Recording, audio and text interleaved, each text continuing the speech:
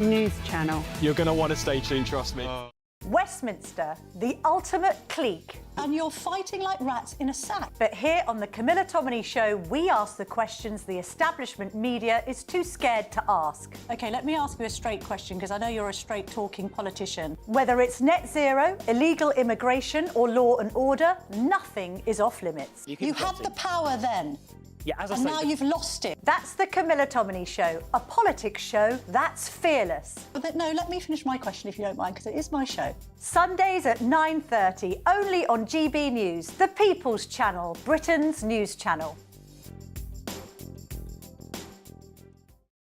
Westminster's full of talk, but out here, it's the real world. Am I allowed to talk now? No, that's it. This is where it matters, real people and real lives. That's what politics is all about. In fact, has Trump made a good start? No. Straight answers, no spin, and just a couple of pints. How many fingers have I ever got up? About 10. So join me for Lee Anderson's Real World every Friday at 7 p.m, only on GB News. The People's Channel, Britain's news channel. From the school run to the home run, watch a new show for all of Britain. So he can say whatever he wants. A straight-talking show where all voices are heard.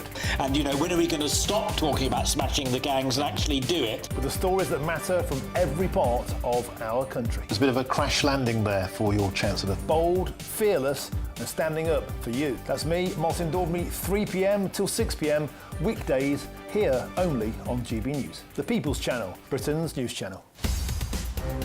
In the GB newsroom, we bring you the news as it happens. With our team of dedicated journalists across the UK, we're ready to keep you up to date with what's happening every half an hour, every single day.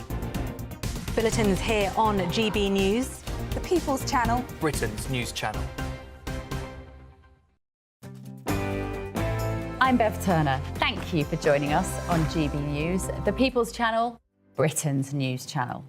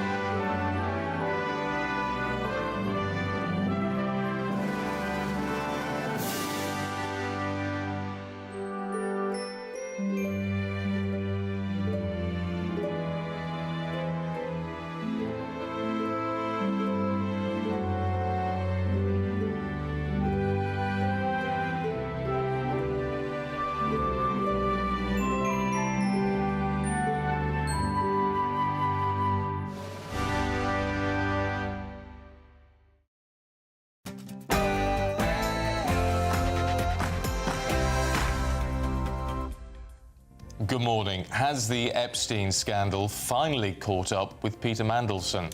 Police raid the home of the former US ambassador after claims that he may have leaked sensitive number 10 documents to Jeffrey Epstein, plunging Keir Starmer's government into potential crisis. Well, mix that up with the fact Angela Rayner claims she warned the Prime Minister not to appoint him. And Angela Rayner is supposedly waiting in the wings to launch her own leadership challenge. But Keir Starmer allies warn of the risk of a general election if she's backed. Meanwhile, has Reform UK peaked? Or is it just getting started? We'll debate that later in the programme. And GB News exclusively spoke to leading figures in education who are saying the Prime Minister shouldn't rush ahead with his social media ban. Are they right? Also today, things can only get wetter. Parts of England and Wales had more than 50% more rainfall than normal in the last month. We'll talk to weather expert Nathan Rao. The Winter Olympics are underway with a glittering opening ceremony in Milan Cortina, and Team GB are charging towards gold in the curling. Emma Raducanu reaches her first final in 4.5 years, and in rugby union, we'll look ahead to England's Six Nations Open with Wales at Twickenham.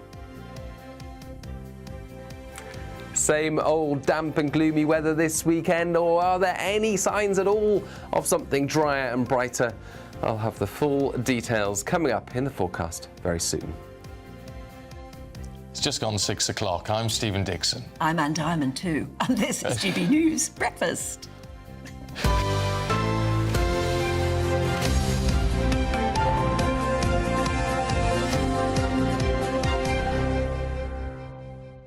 Sometimes you just open your mouth and say things, don't you? Stuff just in comes that case, out. I just did. No, that's fine, though. I quite like that. Nice that. Emma Raducanu. Oh, I got yes. very excited when I read the headline that she's got to the final of some big tournament. And then I had a look and I thought, where is that? Is that the Australian Open? No, is it the whatever? It's sort of Azerbaijan or something, isn't it? Yes, but because she went out so early in Australia, she was able Had to the go there time and to prepare go and there. get over there and Yeah. acclimatise and everything like that. But well done to her. Was it Azerbaijan? Yes, I believe so. Yeah. 2021 was last Who time knew she there got was to... an Azerbaijan Oh, the tennis? ATP gets everywhere now. Yeah. Everywhere that can throw some money at an event.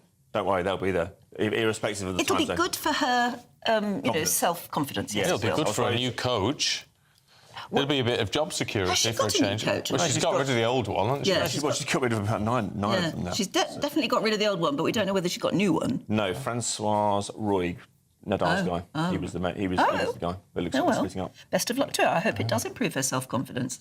Yeah. Well, let's I let's think hope in so. 2021, when she won that US Open, if you'd said there'd be no more finals for 4.5 years, you'd have said we were joking, wouldn't you? Yeah. Yeah. Anyway, as we mentioned in the headlines, in terms of lots of politics today, obviously, but we're also asking if reform has reached its peak. It is actually going down slightly in the polls. From a good lead. It's still miles ahead of everybody else. But anyway, it's an interesting debate, and we're going to talk about it a little bit later on at 8:20, but it's also our question for you today. You can vote if you're a friend of GB News. If you're not, you can join for free. And you go to gbnews.com/you decide to have your say, or you can scan, if we put it up for you, a QR code, which we'll sort out for you later. Just go online, gbnews.com/your say. Meanwhile, yes, the Epstein fallout rumbles on. I don't know whether it's a rumble, it may be a roar at the moment, because it's sort of getting very serious, isn't it? Well, it always was, please don't get me wrong, but... legally serious. Legally serious for certain people who must be quaking in their boots. You just wonder who is at the moment. Yeah. Really worried about what may still come out.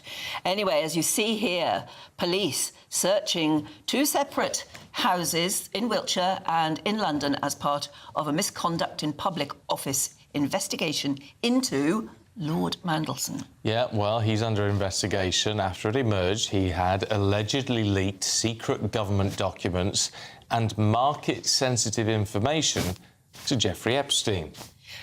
Well, the search coincides with mounting pressure on the Prime Minister, or it's causing the mounting pressure, I suppose, on the Prime Minister to resign over the scandal, with Labour and Sir Keir Starmer now polling at historic lows.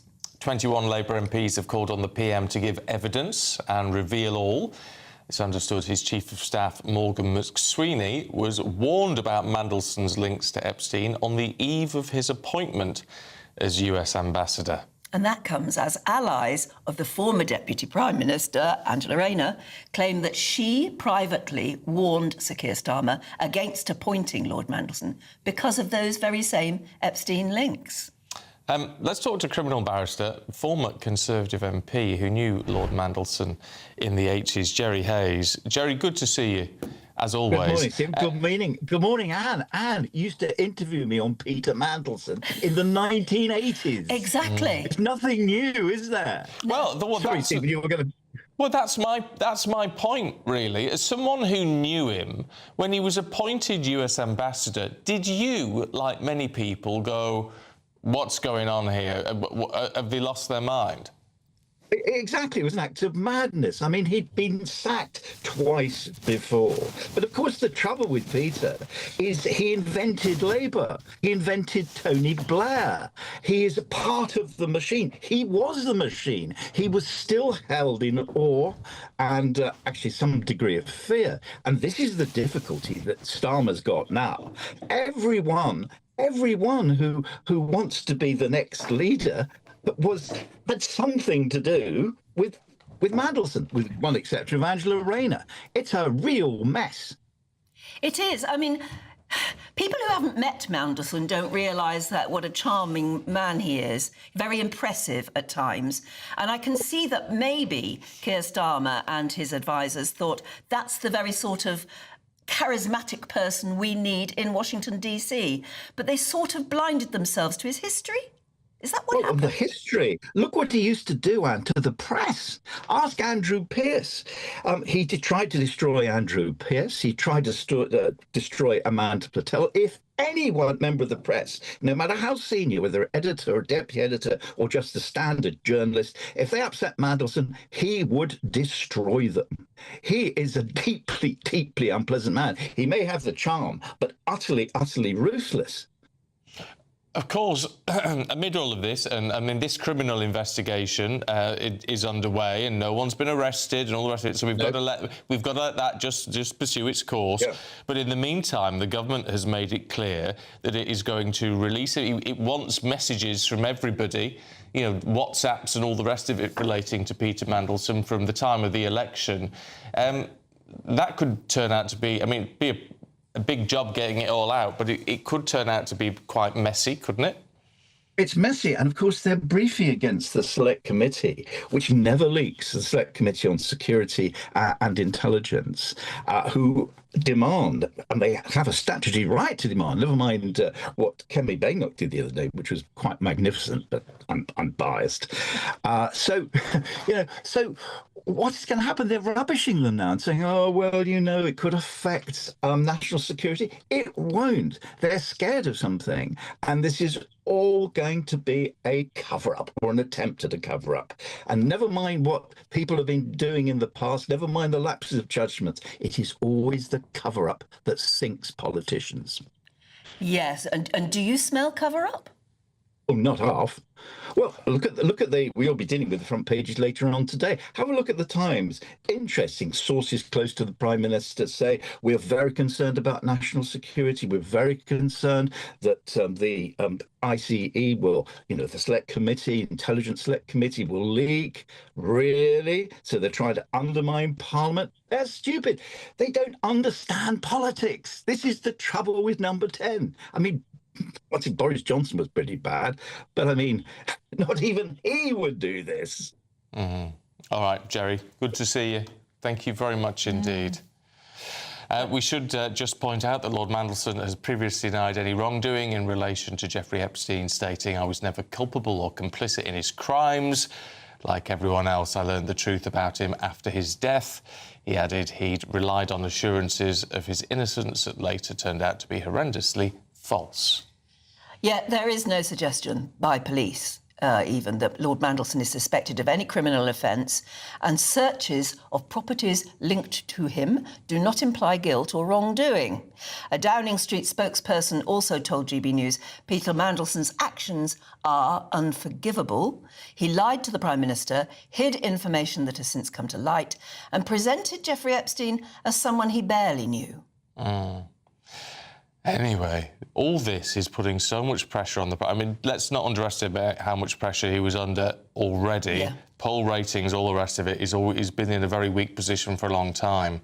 All this kicking off, perhaps it's time for some people to think now's the time to give him a good kicking when he's down. Well, that's what sometimes they do, and politics is a very rough business. Yeah, and lots of fingers being pointed at Angela Rayner for doing that. There's all this talk about whether she's going to start a campaign now. Allies of the Prime Minister are warning that an attempted coup from Angela Rayner could actually trigger a general election. Yeah, that's as she's said to be positioning herself, and you can almost see it in the way that the things that she's saying, trying to sort of take the headlines on another step to her. So she's positioning herself for a leadership challenge. But when would be the right time to do it? Yeah, it's hard to say, isn't it? And it comes just 5 months after she resigned from government over the tax scandal involving unpaid stamp duty. Which you can say still has not been... It's not been resolved. Closed, has it? No.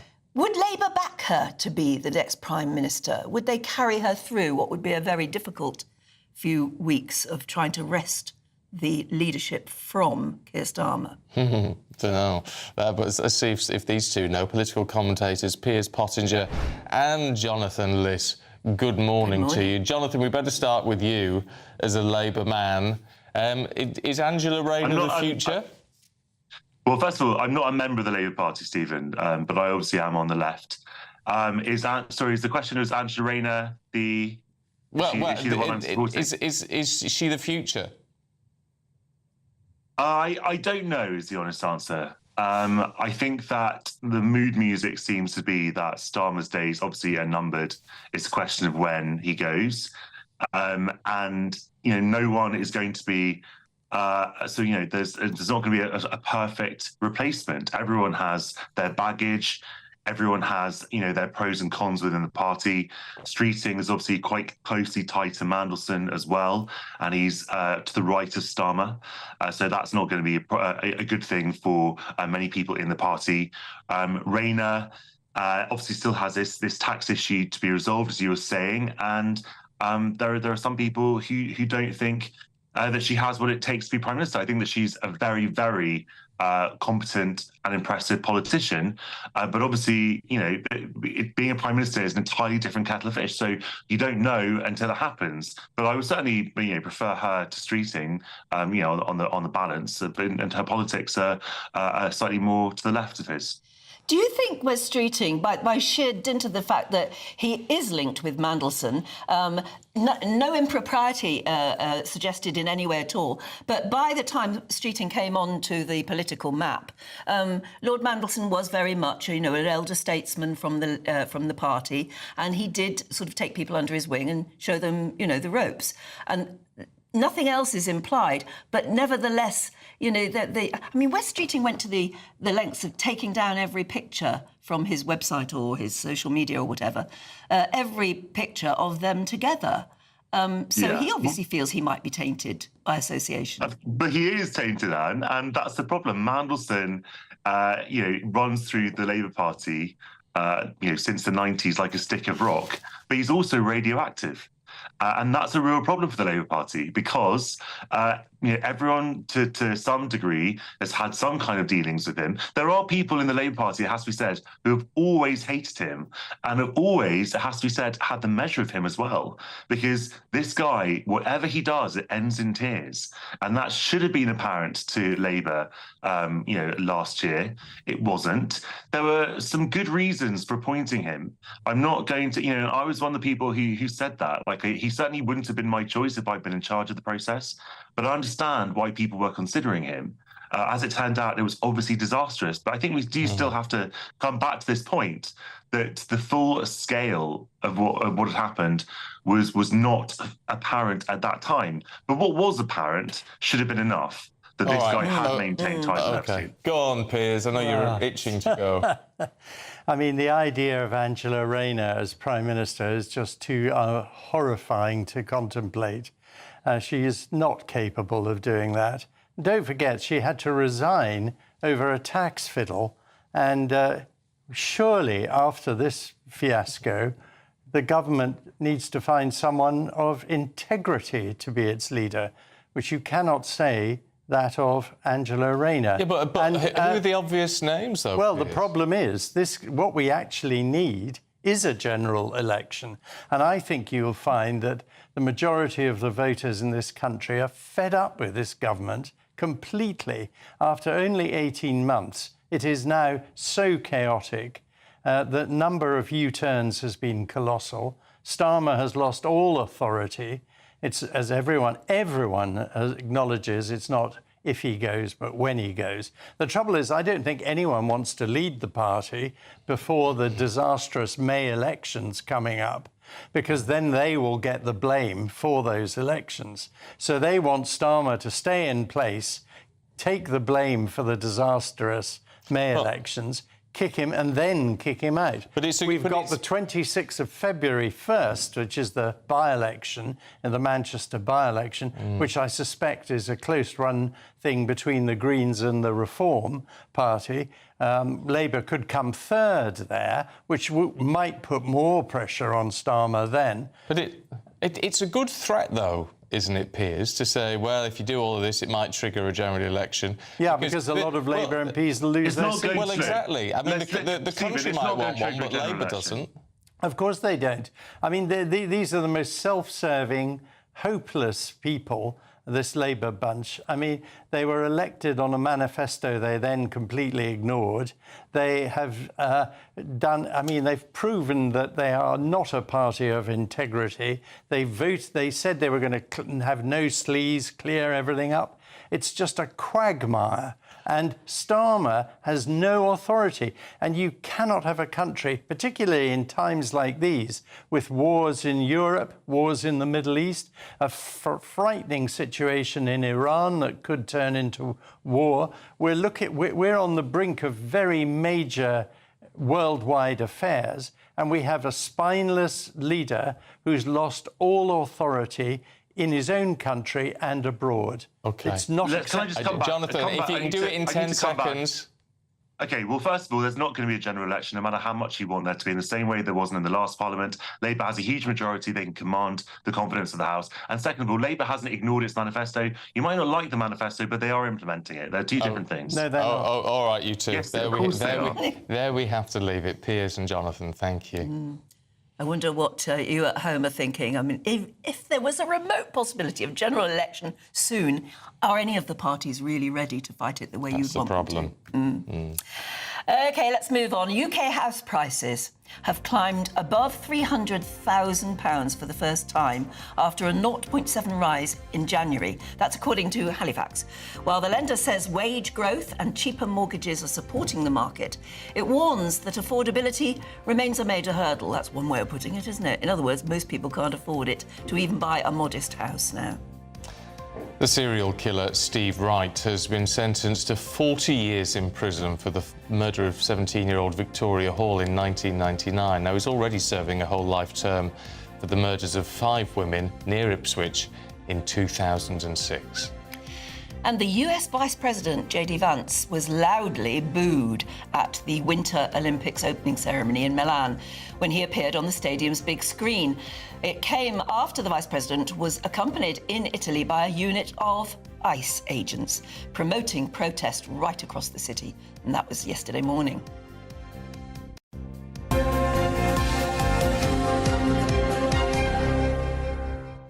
It's an extraordinary thing to do.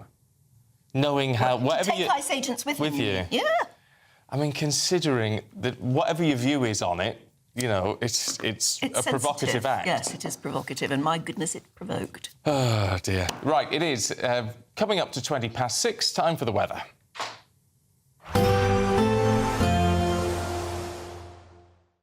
Expect warm spells with the odd rude interruption. Box Boilers sponsors the weather on GB News. Hello, good morning and welcome to the latest update from the Met Office for GB News. Some parts of the UK have experienced rain every day of this year so far, and I'm afraid little change heading into the weekend. Further heavy downpours and longer spells of rain at times. We start the day with persistent wet weather continuing across eastern and northeastern Scotland. Bands of rain moving north elsewhere across the UK. Drier for a time for Northern Ireland and western Scotland, although still largely cloudy here with some spots of rain. By the afternoon, heavy downpours across many parts of western England as well as Wales. All of that accompanied by gusty winds, not feeling as cold in the north compared with recent days, but a nagging wind nevertheless. Ending the day on Saturday, and you can see it's a messy picture with persistent rain through Shetland and Orkney, drier and clearer for northwest Scotland. It's been a similar picture for the last few days here, but eastern Scotland and the south, they're continuing to see persistent damp weather. Nothing particularly heavy, but damp nevertheless. Northern Ireland, reasonably dry, but across England and Wales, we've got further heavy showers moving through, interspersed by clearer and drier intervals, and actually it does turn a bit drier across central and southern parts by the end of the night, and that means that we begin Sunday at least with less rain in the south, but not entirely dry. And for Scotland and northern England, a lot of cloud, outbreaks of persistent rain. Of course, that keeps the frost away. But it's a gloomy start to Sunday, extensive low cloud in the north and the east. Here we've got the drier weather through northern England, parts of the Midlands, the southeast first thing. That edges north through the day on Sunday, so brightening up for Northern Ireland, southern Scotland as well. The driest weather also pushing into the east of England, but elsewhere we've got further heavy showers, perhaps some thundery outbreaks, as well as persistent rain, especially to the northeast. Expect warm spells with the odd rude interruption. Box Boiler sponsors the weather on GB News. Well, wait and find out what's going to happen in the weather, because an unusually stormy January, my goodness, it has been. It means there's been rain every day of the year so far. Oh. Is it ever going to stop? No. No, I don't think so. The weather expert Nathan Rao will be joining us just in a few minutes to explain why there's been so much rain and whether it's going to go on and on and on.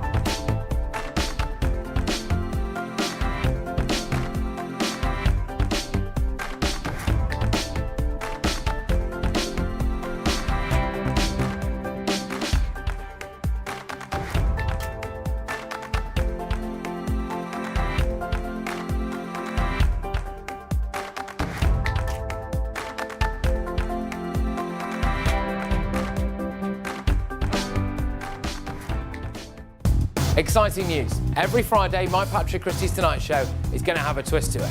We're welcoming some special guests. You. That's right, on Fridays I'm going to be doing my show in front of a live studio audience, because this show is about you and what you have to say. It's going to be the same big debates, same big topics, same big opinions. But every Friday night at 9 p.m, you are invited to come on down to Patrick Christie's Tonight to be a part of the action. Only on GB News, the People's Channel, Britain's news channel. Do you trust what you're being told? Good, because neither do I. Those are just facts. I'm Alex Armstrong, and on my show, we'll expose the spin. Well, I want to answer that, because you didn't let me last time, because you always speak over me. The broken promises. To deny that is denying the truth. And the hypocrisy. Needs to stop. You think we can allow? Politics, policy, parliament. Nothing is off limits. No sugarcoating, no fear of offence, just the truth laid bare. Tune in every Saturday and Sunday at 9 p.m. for Alex Armstrong Tonight, only on GB News, Britain's news channel.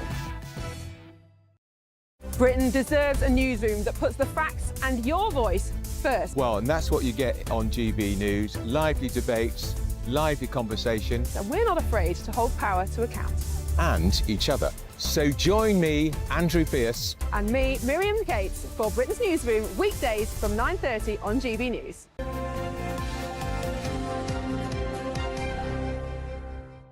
It's 6:25, and if you're waking up this morning, looking out the window and thinking, raining again, what an awfully wet year it's been, well, you're absolutely right, because it has rained every day in the UK so far this year. Yeah. Parts of England and Wales have had 50% more rainfall than usual, with the Met Office warning that homes and businesses could flood. Oh, yeah, I think we thought of that.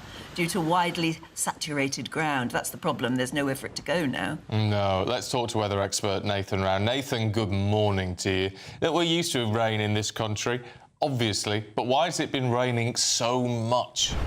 Oh, I know. It's been horrible, hasn't it? You're quite right. It's rained every single day in parts of the country this year. We're at the mercy of the jet stream, Stephen. The jet stream, I know you love the jet stream, but we talk about the jet stream often. It's not being particularly kind to us at the moment, particularly strong coming out of the cold freeze that is over America and across the Atlantic, bringing cyclonic low pressure systems. You're probably going to be hearing a lot about low pressure systems coming across the Atlantic into the UK.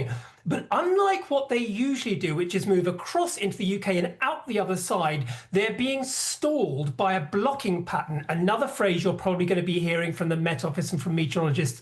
A blocking pattern of high pressure to the east of the UK, and that is acting a bit like a battering ram. So when these lows come in from the Atlantic, rather than zipping through, they're stalling over the UK.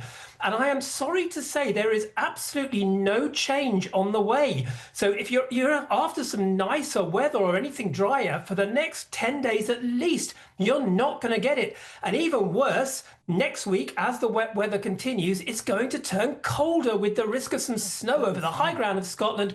So you'll need not only your raincoats, but your woolly coats as well.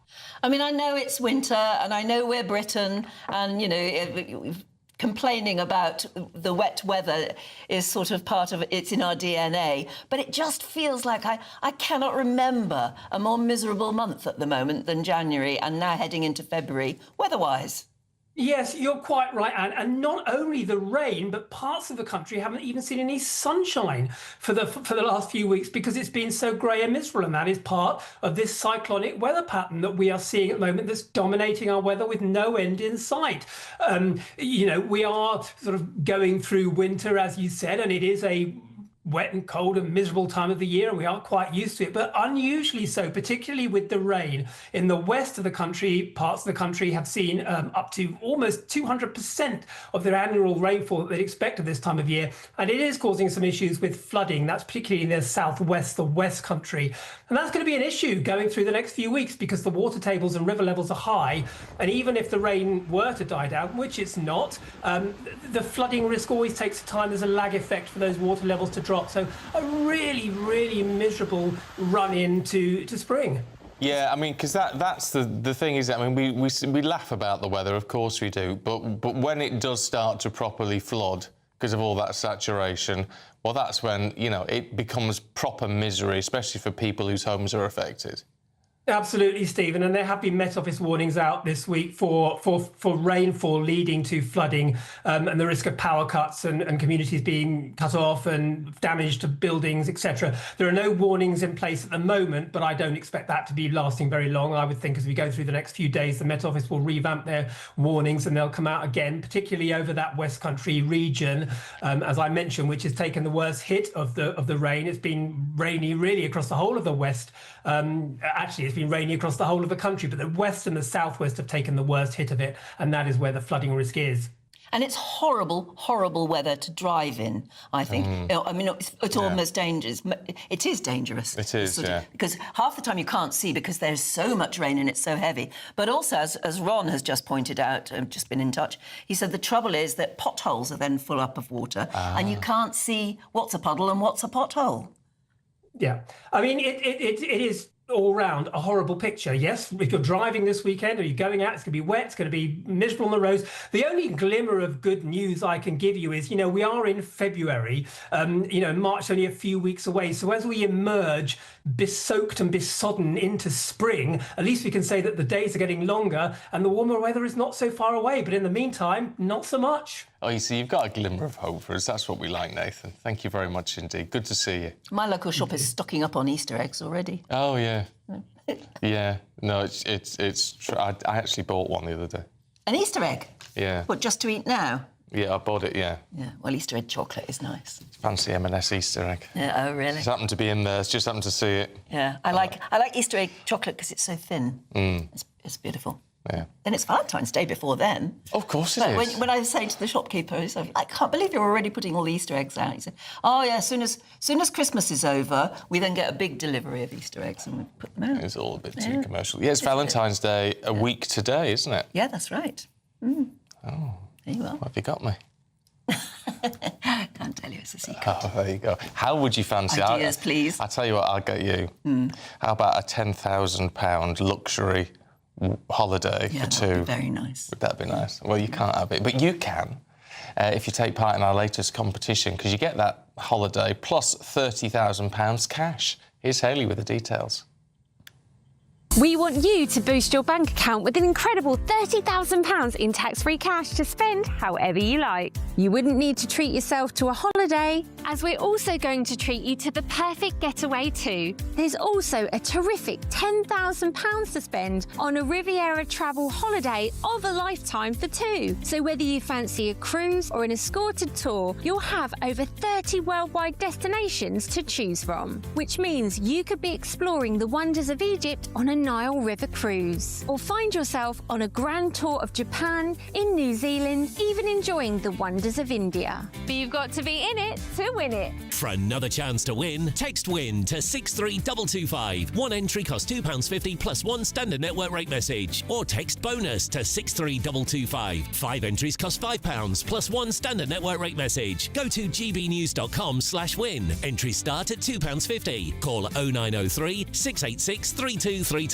Calls cost £2.50 plus your network access charge, or post your name and number to GB19 PO Box 8690 Derby DE1 9TT. UK only. Entrants must be 18 or over. Lines close at 4 p.m. on the 27th of February. The winner may be contacted live after all entry routes have closed. Please check the closing time if listening or watching on demand. Good luck.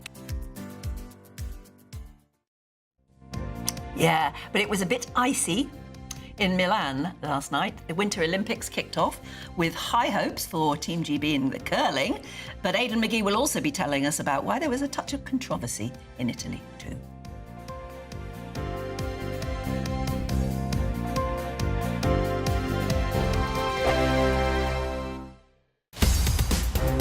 In the GB newsroom, we bring you the news as it happens. With our team of dedicated journalists across the UK. We're ready to keep you up to date with what's happening every half an hour, every single day. Bulletins here on GB News. The People's Channel. Britain's news channel. Good afternoon, Britain. Weekdays from midday. Venice is being invaded by cannibalistic jellyfish with vanishing bottoms, and they're wreaking havoc across the city's fragile lagoon ecosystem. Well, it is indeed Tom's favourite time of the day. Tom Harwood, over to you. Not many people know this, but the B in GB News actually stands for biology. Marine biology, that is. So welcome to Marine Biology Corner. We're going to have a look at what is a remarkable jellyfish. Let me just set the scene with some water here. And this is known as the warty comb jelly. Some people call it the sea walnut, because this particular jellyfish has basically a pretty stationary lifestyle. It looks like it's almost not moving, but there are some remarkable things about this jellyfish. Number one, it is a hermaphrodite.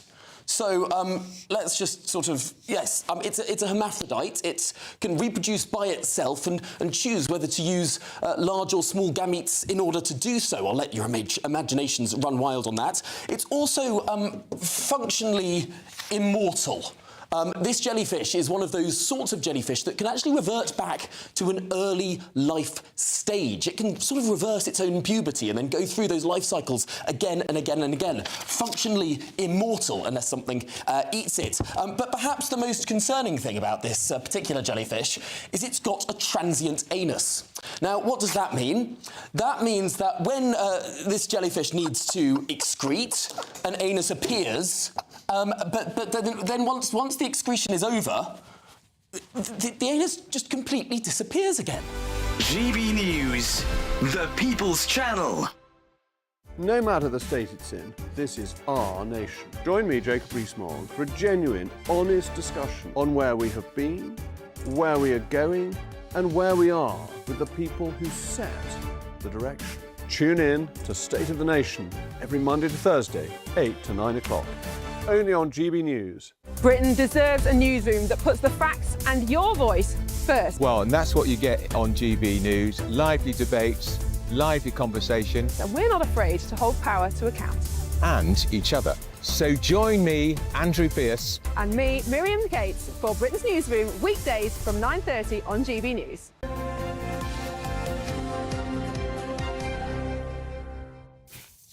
It's 6:36 and Aidan's got the sport. Morning. Morning. What an event yesterday.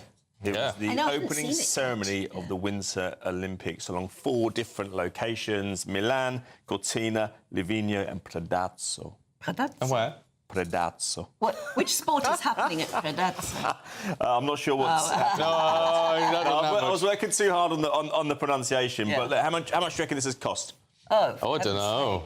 No idea. £100 million, £34 million over budget. But this is what it gets you, because Mariah Carey was drafted in. You had Andrea Bocelli playing Nessun Dorma. Yeah. Concerns over whether it would work at 4 different locations, but I think you have your answer there. It looks absolutely fantastic. It does. But when J.D. Vance arrived, yes, he brought a note of controversy because, and we can't believe that, why he did this, but he brought a load of ICE agents with him. Yes. Well, did you think that was amusing? I don't know. Because it was like ice. But there was a protest, wasn't there? A Team GB athlete, Kenworthy, made a protest, didn't he? He put an expletive followed by the word ice in the ice. Did he? Yes, he did, yeah. Oh. Yeah, but there's going to be no punishment for him there. But Ukraine were cheered. So it's very political. It's turning into the Eurovision song contest in some ways, isn't it? I mean, negative reaction as well for the Israel and the Georgian teams. But I mean, the Olympics have always had a controversy. Yes, they have.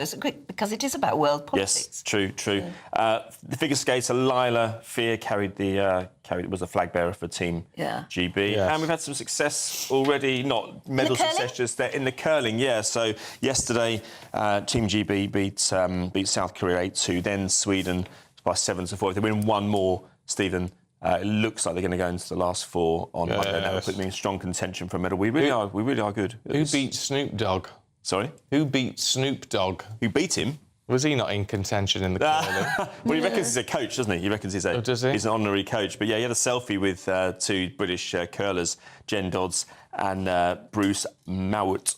They're going to be there. I think they'll win the medals on Monday. Is there any particular sport to look out for today? Not sure about today necessarily. I mean, there's a whole range of events. I think the ski jumping will be interesting to watch, won't it? Given the controversy yesterday that we saw of the circumference of the suits, to see if it actually makes a difference. But no, we'll see. Stephen doesn't like that one. I wondered where you were going with that. I think that's a hyped-up story just to get us talking about the skiing, don't you think? Well, maybe it works, doesn't it? It did work because that's what we've been talking about. Exactly. And Emma Raducanu is doing well. Yes, exactly. She is through to her first final since she reached the US Open final at Flushing Meadow in September 2021. That awesome run all the way to the final. She didn't even lose a set. I think she was a qualifier at the time. 18 years old, she went and scooped that trophy. Has she seriously not been in a final since? No, she's been in 3 semi-finals. 3 semi-finals. Good Lord. And I'll tell you what's interesting. So it's a Transylvanian Open in Romania. And what's interesting is that Katie Bolter, her British rival, is also in a final. It's the first time I think it's happened that 2 British women have been in 2 separate finals on the same day. She's at the Ostrava Open in Czechia.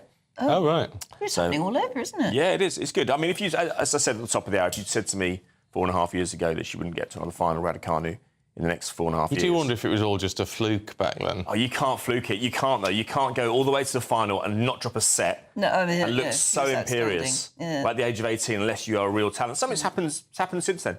I mean, look, I think it was her 9th coach she's dispensed with. Yeah. Francisco Roy, the guy who guided Nadal to success. Well, I hope she wins, but do we know who she's up against? Yes, she is up against, I've got it written down here, Sorana Castella, her home favourite, Romania. Don't forget, Raducanu's father is from Bucharest as well. Yes, so she's got a little bit of home support as well. Half home, Yes, exactly. Good luck. Well, I hope she does well because... let's hope so. Because you should start to build up her self-confidence, and that's clearly what she is sometimes lacking in, I think. Sometimes a bit like you, Aidan. She has moments. She has little moments on court and things like that. Yes, I know. We've got some great rugby later on today as well. We've got the Super Bowl this weekend, lots of football, lots to get through. Smashing. Aidan, thank you.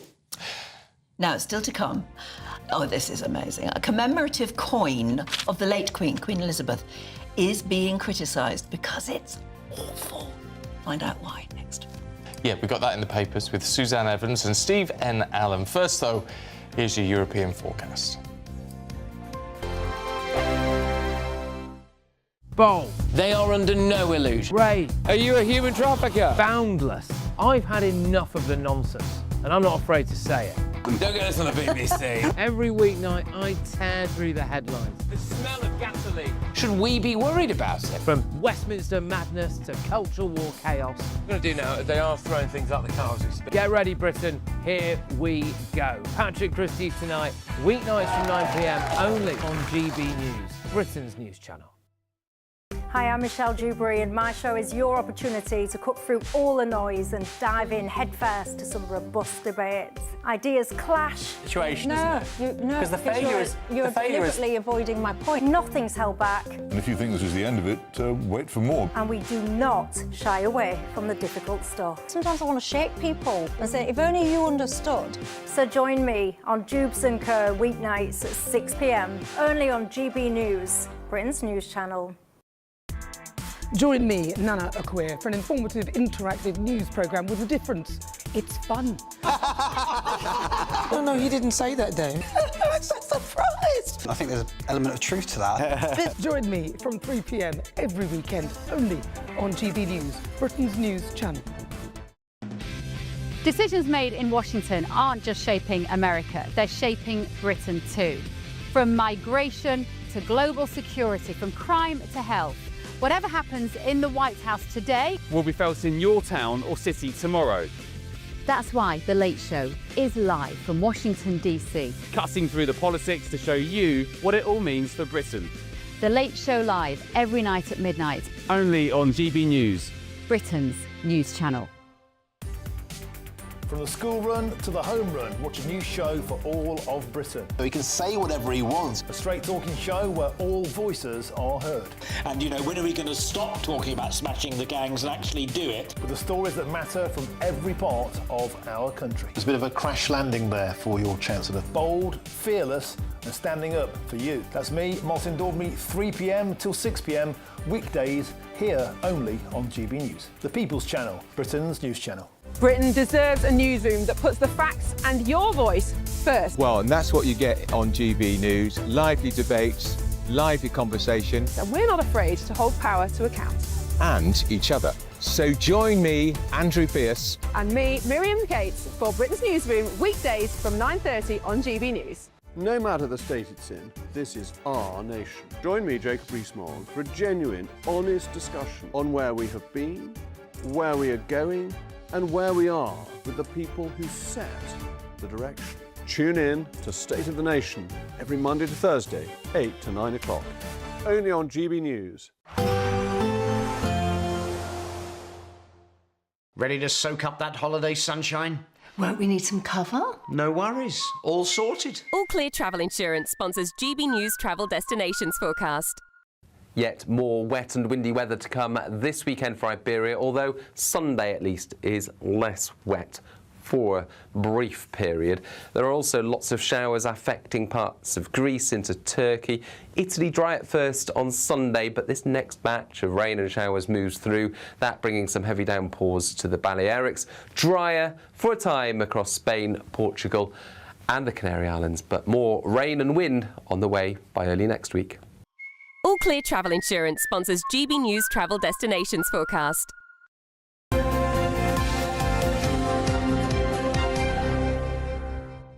.45. Let's have a look at the front pages for you now. The Telegraph leads on the police raid of Lord Mandelson's homes.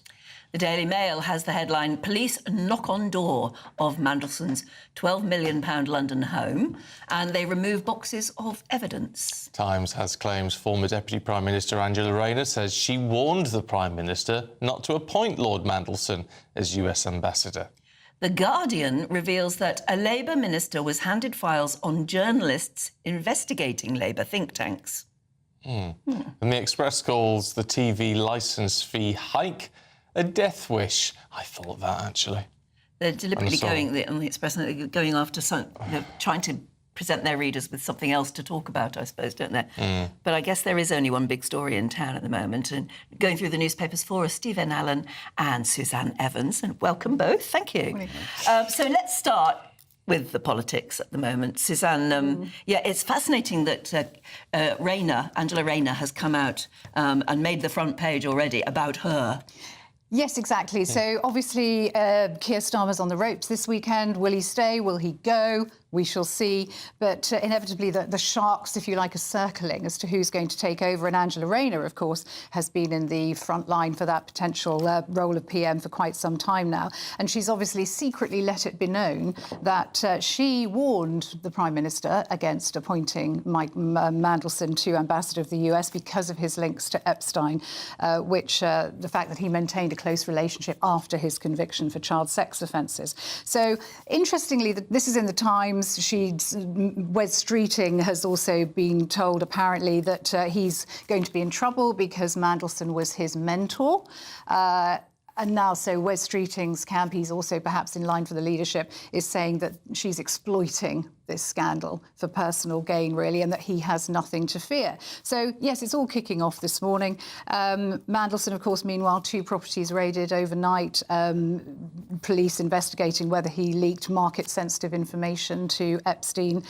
So this is going to run this story. But the other thing, I think, you know, if Starmer does step down or is forced out, would anybody really want to take it over at this stage in the game? I suspect that. Well, you know they would, because that's politicians. But I think he might just limp on until after the May elections. And then you've got an excuse. Well, it was a terrible. We've collapsed in the polls. The elections have been a disaster, and I think they'd rather get him out over that as opposed to the sleaze. The sort of sleaze, yeah. Steve? Yeah, I mean, it's interesting to see the manoeuvres now that are happening to put some distance between Angela Rayner and this Mandelson. Basically, I think she's playing the game of what's going to be more toxic, the Mandelson scandal or the tax stamp duty scandal, because that's still not been sorted yet. HMRC have still yet to do the sums. They're pretty quick at doing the sums for me, but when I owe them some money, but they're dragging their feet on this one. Who would have thought, though, that someone who had to resign twice in shame would have caused some sort of a problem?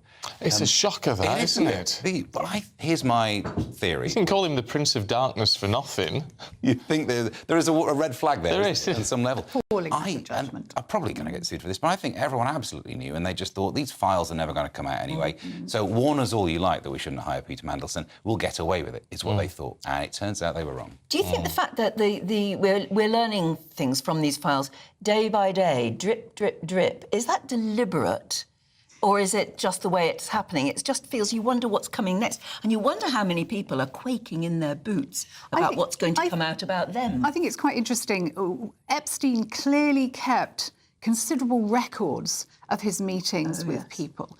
The sheer amount of paperwork that's coming out, I mean, it's endless. And I think it is taking people time to go through it and to find it and to see who's talked about it. So I'm not convinced it's deliberate. There's just such a huge mass of it.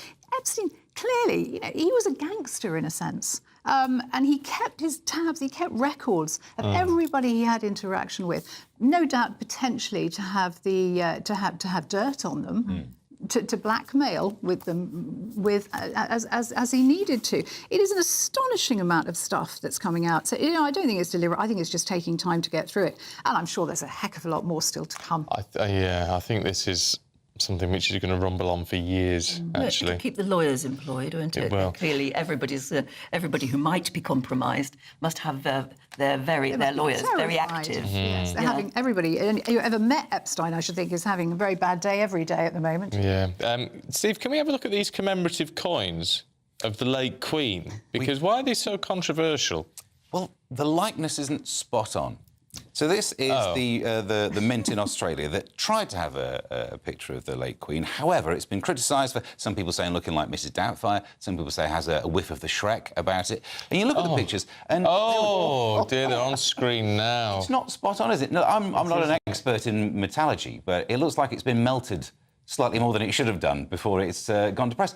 I don't know if they've done this without care or attention, or they realise, you know, you can't get sued by someone who's sadly passed on. But I like the statement that the Australian Mint put out is that, you know, we went for an image that, on reflection, doesn't work well on metal. What's your one job? What else do they do? Isn't that their job? And apparently this is quite a well-known thing that, you know, faces don't look good on coins. Is that why they do profiles? Which is why they always do profiles and always have done. But that one is, if you're listening to the radio, you've just got to see it a bit later on. It'll be on our website. It is a the bit most squash. appalling. It doesn't look like her. It reminded me of, do you remember Jeanette Charles, who was a famous Queen lookalike? Oh, yes. And I thought it looked a bit more like her. Maybe they were going from that sort of picture. Maybe they were. Maybe they got them muddled up. They got the wrong Googled Queen. a picture of the Queen and they got the wrong person, really. Yeah. Didn't we have Jeanette Charles on the show? I think we did, yes. I know, I certainly have done in many other programmes I've done. I'm sure we did. Oh dear, that's a real shame. That's a really bad one. Suzanne, yes. Can we talk about this Obama video thing? I mean, what is going on here? Can you explain what happened? Yeah, so what happened was Donald Trump shared a video depicting Barack and Michelle Obama as apes on social media account Truth Social. You just hear this news and you think, how on earth could this have happened? And originally, it's quite interesting, originally the White House just doubled down and said it was a clip from an internet meme depicting President Trump as the king of the jungle and the Democrats as characters from The Lion King. And it's not just the Obamas who were depicted as apes, it was other people too. So in fact, they had Joe Biden eating a banana, for instance. But just the very fact that this could have got through is really beyond shocking. Trump's blamed one of his staff members for doing it and said that as soon as we realised what happened, we realised it was wrong. So he has admitted it's wrong. It's the closest he's come to an apology. But the fact it happened in the first place, just shocking. What I find awful, really, is that he says he shared it before seeing it to the end. Yes, apparently. And it was towards the end. But, I mean, you shouldn't share a video clip if you're the President of the United States without knowing what you're forwarding on to other people. Yes, we almost took responsibility, not for making a mistake, but for not checking the whole thing. But as you say, this is the closest thing to an apology that we've had. It's definitely not an apology, but it's close to it. But it's because of, I think, if you look at the demographics, he did really well with the black vote in the last election. So this is a bad and foolish move. I mean, part of his defence on this was saying, well, I'm the least racist president there's ever been. Oh, yeah. Well, I suppose he would say it. I don't know. He did well with that vote, but I suppose you'd presume that Obama might be a less racist president. Well, Interesting. It's a way to look That's at a good point. Yeah. Steve, what have we got time? Yeah, fat jabs. Yes, bad news if you're in the business of selling potatoes, because the growers, they've seen a 10% drop and they're blaming the fat jabs, which is, surely they've had a rough time anyway, because before the fat jabs, there was the keto, the Atkins, the Dukan. There's not been a diet that's not hated the potatoes in about 15 years. I know, I do my bit for the potato, though. Do you? I love a crisp. Although my controversial theory is I don't think potatoes are good because the only reason anyone likes them is the thing you put on or in a potato. Oh, no. Chips, you like the fried, the crisps, you like the flavour, the jacket, the filling. The potato is merely the substrate. Oh, no. Oh, I think that's what makes it so wonderful. Oh, I love potatoes. Yeah, I love roast potatoes. You like the bit on the outside. Yes, That's all the fat that you like. It's the crispiness and the... Well, I've got a friend, Anne, who has roast potatoes with every meal, I think, just about. So she's doing her bit for the potatoes, but it's not working. Apparently, the price has halved over the last year. All right, you Very two. sad. Good to see you. See you later. Here's the weather. I think. Warm and cosy, with a chance of zero visibility. Boxed Boilers sponsors the weather on GB News. Hello, good morning and welcome to the latest update from the Met Office for GB News. Some parts of the UK have experienced rain every day of this year so far, and I'm afraid little change heading into the weekend. Further heavy downpours and longer spells of rain at times. We start the day with persistent wet weather continuing across eastern and northeastern Scotland. Bands of rain moving north elsewhere across the UK.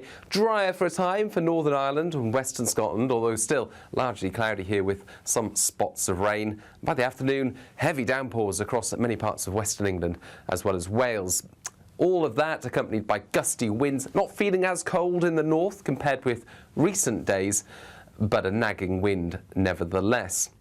Ending the day on Saturday, and you can see it's a messy picture with persistent rain through Shetland and Orkney, drier and clearer for northwest Scotland. It's been a similar picture for the last few days here, but eastern Scotland and the south, they're continuing to see persistent damp weather. Nothing particularly heavy, but damp nevertheless.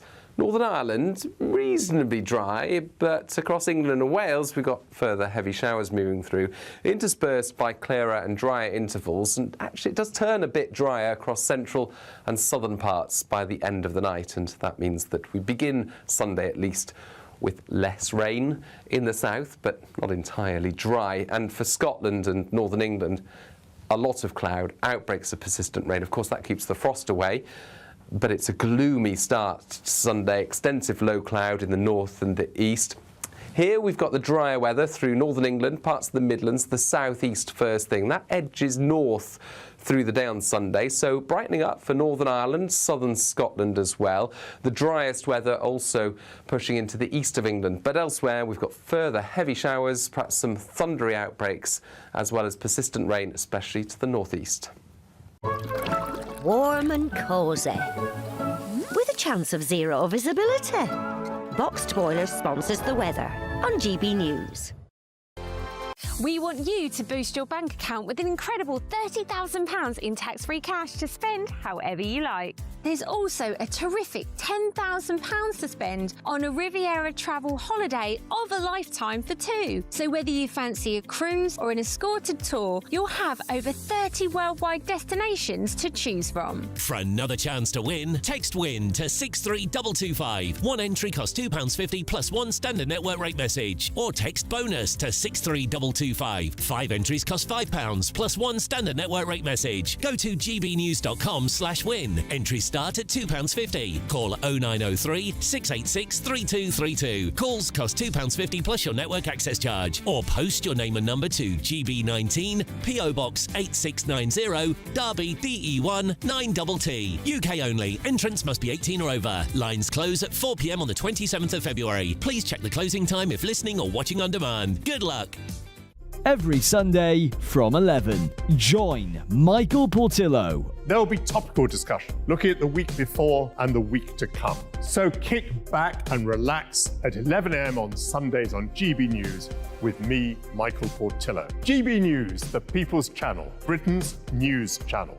Sunday with Michael Portillo from 11, only on GB News. First up, we've got Traitors. So probably now the biggest TV show in the country, and obviously a global hit as well. We've just been announced it's going to be a stage show coming sometime early next year, we think. And it's got huge prestige behind it. So Sam Mendes, who's major Hollywood director, Bond films, 1917, that incredible film, his company is behind it with All3 Media, which is the Dutch production company that originally created the Traitors concept. So a lot of backing behind it. We don't know which way it's going to swing yet, but the people that are, for example, director Robert Hastie, two of my favourite shows we were just talking about, Standing at the Sky's Edge, which is a very serious, dark show, and then Operation Mincemeat, which is an absolute lark silliness. I have to say, my favourite show in the world, I've seen it 10 times. Which one?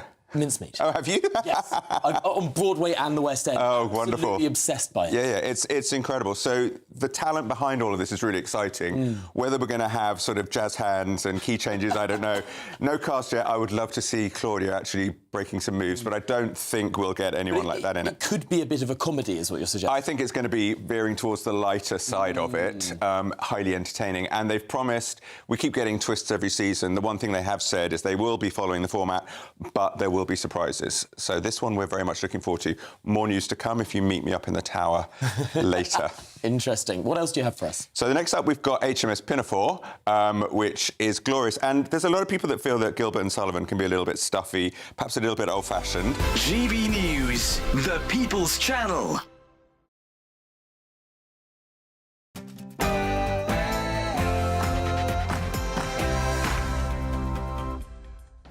Good morning. Has the Epstein scandal finally caught up with Peter Mandelson? Police raid the home of the former US ambassador after claims that he leaked, or could have leaked, sensitive number 10 documents to Jeffrey Epstein, plunging Keir Starmer's government into absolute chaos. Well, that's as Angela Rayner claims she warned the PM not to appoint him. Now, Angela Rayner is apparently waiting in the wings now to launch her own leadership challenge. But Starmer allies warn of the risk of a general election if she's backed. Meanwhile, has Reform UK peaked, or perhaps it's just getting started? We'll debate that later in the programme. GB News exclusively spoke to leading figures in education. They say the Prime Minister should not rush ahead with his social media ban. Are they right? Also for you today, it looks like things can only get wetter. Parts of England and Wales have had 50% more rainfall than normal. It's a pretty grim situation. And let's dance, if you can, like broadcasting legend Angela Rippon. She'll be joining us a bit later on in the studio to discuss her nationwide campaign to use dance to improve your health, connect with others and have fun. And why not? Now, the Winter Olympics are underway with a glittering opening ceremony in Milan Cortina, and Team GB are charging towards gold in the curling already. In Rugby Union, we'll look ahead to England's Six Nations opener with Wales at Twickenham, and in tennis, Emma Raducanu reaches her first final in 4.5 years. Same old damp and gloomy weather this weekend, or are there any signs at all of something drier and brighter? I'll have the full details coming up in the forecast very soon. It's just gone 7 o'clock. I'm Stephen Dixon. And I'm Anne Diamond, and this is GB News Breakfast.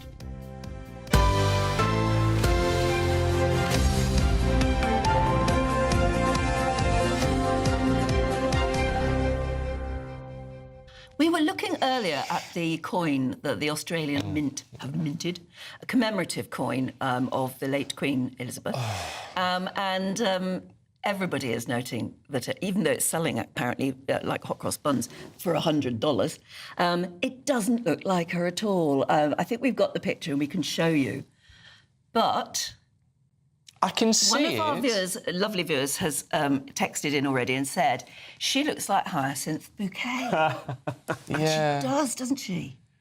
She does a little bit. She doesn't look like the Queen. I mean, I can see how it is the Queen, but it's because it's face on, and it's you don't get the sort of depth of it in a way. So she just looks rounder, flatter. Yes, I'd say that. Whereas I'd say so. It's not a coin that's going to be used as money. What do you call it? It's not legal tender. Legal tender. Oh, is it not legal tender? No, it's just a commemorative coin. So I suppose instead of doing it the traditional way of just a profile pic, they've gone for something a bit, more personality, a bit warmer. They've given her a funny grin as well. Very odd mouth. Didn't coins used to like that used to be legal tender though? They can be. It depends where you get them. Right. Depends. I mean, because sometimes they do ones that are minted in Jersey and things that you get over here, which you can't spend. But some of them you can. I mean, if you get the commemorative coins over here from the Royal Mint, then you can technically spend them, but people aren't obliged to take them. I've been to a branch of Royal Mint. Have you? Did you nick anything? No, of course I didn't. I would have done. Well, Piers Pottinger is with us actually here in the studio as well, and he's just sort of said, actually, it looks a bit more like Les Dawson. Yep. Which is sort of, It's just not particularly good. It's not flattering. So good luck, Australian Mint, with selling too many of those. Well, they released them as sort of like an auction thing, as a limited edition. Yeah. So they were thinking they were going to, have a real success with these, but it's not right. I've seen better. Yeah, mate. It must be funny. It must have been weird being the Queen and having your face on literally the legal tender of the land all over the world too. I suppose you get used to it, though. I suppose you do. It just goes with the job, doesn't it? That's all you know. So. Yeah, well, yeah. Yeah, it's Robert Williams. Morning, Robert, who said the Queen looks like Hyacinth Bouquet. I think that's brilliant. Yeah, well said. Right. Let's crack on with this is just an extraordinary situation, actually, that's going on, especially if you follow politics, because police have now searched 2 addresses, one in Wiltshire, one in London, as part of a misconduct in public office investigation into Lord Mandelson. The disgraced peer is under investigation now after it emerged he had allegedly leaked secret government documents and market-sensitive information to the paedophile Jeffrey Epstein. Well, the search coincides with mounting pressure on the Prime Minister to resign over the scandal, with Labour and Sir Keir Starmer now polling at historic lows. Yes, and interestingly now 21 Labour MPs have also called on the Prime Minister to give evidence and reveal all. As it's understood, his Chief of Staff, Morgan McSweeney, was warned as well about Lord Mandelson's links to Epstein on the eve of his appointment as US ambassador? Well, sort of adding a bit of trouble to all this, stirring the pot, if you like. Former Deputy Prime Minister Angela Rayner, who apparently is saying she privately warned the Prime Minister against appointing Lord Mandelson because of Epstein. Earlier on, we spoke to criminal barrister and former Conservative MP Jerry Hayes, who knew Lord Mandelson back in the 80s. As someone who knew him, when he was appointed US ambassador, did you, like many people, go, what's going on here? Have they lost their mind? Exactly, it was an act of madness. I mean, he'd been sacked twice before.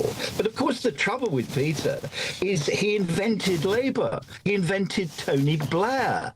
He is a part of the machine. He was the machine. He was still held in awe and actually some degree of fear. And this is the difficulty that Starmer's got now.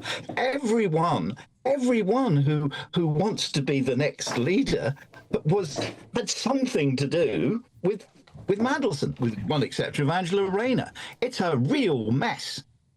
It is. I mean, people who haven't met Mandelson don't realise that what a charming man he is, very impressive at times. And I can see that maybe Keir Starmer and his advisers thought that's the very sort of charismatic person we need in Washington, D.C. But they sort of blinded themselves to his history. Is that what happened? The history. Look what he used to do, Anne, to the press. Ask Andrew Pierce. He tried to destroy Andrew Pierce. He tried to destroy Amanda Patel. If anyone, member of the press, no matter how senior, whether editor or deputy editor or just a standard journalist, if they upset Mandelson, he would destroy them. He is a deeply, deeply unpleasant man. He may have the charm, but utterly, utterly ruthless. Well, let's talk to political commentators Piers Pottinger and Jonathan Liss, so we're getting both sides of the argument. Piers, we'll start with you on all of this. I mean, what beggars belief, frankly? I mean, the criminal investigation's underway, and we have to let that just rumble on now. Yeah. But what beggars belief is this idea that nobody had any idea. It was all... Well, it's nonsense, of course. He wasn't called the Prince of Darkness for nothing. No, and also there were pictures of him at Epstein's birthday party circulating with the birthday card signed by Mandelson saying, "My best pal." Well, that's not a passing acquaintance. I mean, come off it. Everyone was talking about it. And... the Prime Minister chose Mandelson to be ambassador. And so, despite nothing to do with vetting, he chose him. And it's his fault. And this Prime Minister is finished. We all know that.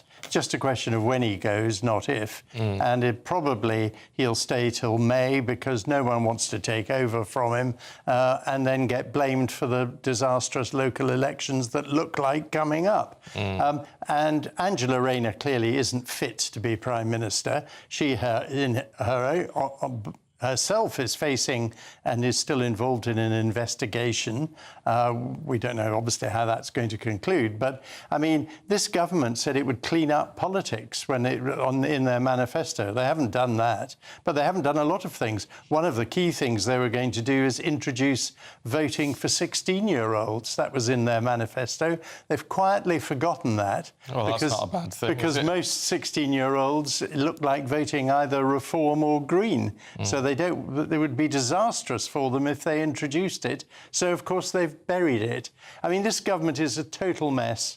And what's happening with this whole Mandelson affair is it's distracting them from running, they're doing a terrible job, but they've got to do the job. Now they can't because they're all focused on their own futures and this whole disastrous scandal. And if people who think Epstein was a Russian spy, well, the Russians would be rubbing their hands with glee, looking at the way it's hit the monarchy, it's hit the government. They're having a great success. So even in death, Epstein is causing havoc. Yeah, well, absolutely. From the grave, he's absolutely... I mean, he could be bringing governments down. Jonathan, how do you explain the appointment of Peter Mandelson after the history that we already knew? Well, Anne, Look, Mandelson is obviously a terrible person. I subscribe to, I've never met him personally, but, I've been following him obviously for many years. And clearly, he shouldn't have been appointed. Many people were saying that at the time. I was also, saying at the time to, think about it in broadly speaking, that he's a very canny operator. You have someone who is totally volatile and unpredictable in the White House, and you need someone who has a kind of acumen to deal with him. And, I could see why Mandelson would have fitted the bill. And let's also remember that they had quite a close mutual friend, Donald Trump and Peter Mandelson, in Jeffrey Epstein. And as, Lewis Goodall was pointing out, that might have also been part of the reason why he was appointed. Although obviously no one in the Labour Party is going to say that now. But Donald Trump is, he's all over the Epstein files, more than Mandelson is. So there were reasons why he was appointed. Clearly, it was a terrible appointment. Everyone accepts that. And there should have been wiser counsel. The problem with Keir Starmer, one of the problems he has, is that he delegates things far too much to advisors and to other people, and doesn't necessarily have a grip on what's going on. And he should have known better, absolutely. But now, meanwhile, Jonathan, as frankly, it seems like the government is unravelling at the moment. The vultures are circling, particularly Angela Rayner.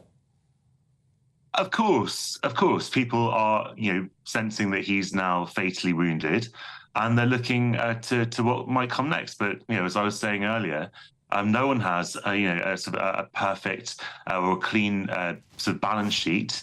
Streeting is very, very implicated by his relationship with Mandelson as well. Rayner still has this tax issue hanging over her, which hasn't been resolved by HMRC. People are talking about, quite low-profile ministers like Al Khan's, a former Marine, I believe, or John Healey, the Defence Secretary. The most popular with the membership is Ed Miliband, the lunatic net zero zealot. You can disagree with people. You can disagree with political opponents without resorting to personal abuse. Yeah. Ed Miliband is a very, very competent politician. He has some huge political talents. He's been at the very top of the Labour. He's been at the top of the Labour Party. You may disagree with him on net zero, but it doesn't make him a lunatic. Well, he's driving this country into bankruptcy by pursuing crazy policies that every expert around the world says are not going to work. That's lunacy. I guess, Jonathan, that's clearly not true. I guess the key point with this is it looks like the cleanest candidate and the candidate who may be most popular with the membership is someone who was leader and failed. Yeah, absolutely. Now, that's a depressing picture for the Labour movement, isn't it? You have had, Stephen, you have had political comebacks in the past. I mean, you had William Hague, who came back into but not as a leader. Not as leader. But people can change. I'm not saying that Ed Miliband should be leader. I'm saying that if he wanted to stand as a candidate, he'd be one of the candidates to stand. One interesting thing that you have in the Labour Party now is that because so many of the left-leaning people in the Labour membership have now left the party, so they feel like Labour has gone too much to the right, that actually that favours more centrist candidates because the people on the left won't necessarily win favour with the soft left have been driving all the U-turns. They forced Starmer and Reeves to abandon their welfare reform. They keep forcing changes. The Labour Party is completely split. It's not a single unified party. It's absolute shambles. All parties are coalitions. Come on, I'm talking about sort of the people who got Corbyn into power are no longer in the Labour membership. They split from the Labour Party. I mean, it shows you yet again that the Labour Party is destroying itself because it's a bunch of incompetent people only out for their own self-aggrandisement, like Peter Mandelson. Jonathan, the problem is if the party is becoming fragmented and destroying itself, as Piers says, it's not very good for the country, is it? We need a government that can govern, and at the moment, this government doesn't look as though it can. Yeah, that's where I take issue with it. I think that the key difference between, say, now and what was happening in the last days of Liz Truss or Boris Johnson is that you do have a functioning government. You may disagree with the government's policies, but you do have people who are keeping things running over. It's not as though I don't believe that the country is paralysed or in disarray. So the markets are not in free fall or anything like that. Things not are yet, ticking but they're along. showing Obviously, signs of getting there. You have a political crisis right now, no doubt about it. But I don't believe that the cabinet ministers around the table are somehow sort of failing in their duties because they're being distracted by Peter Mandelson. That is simply not the truth.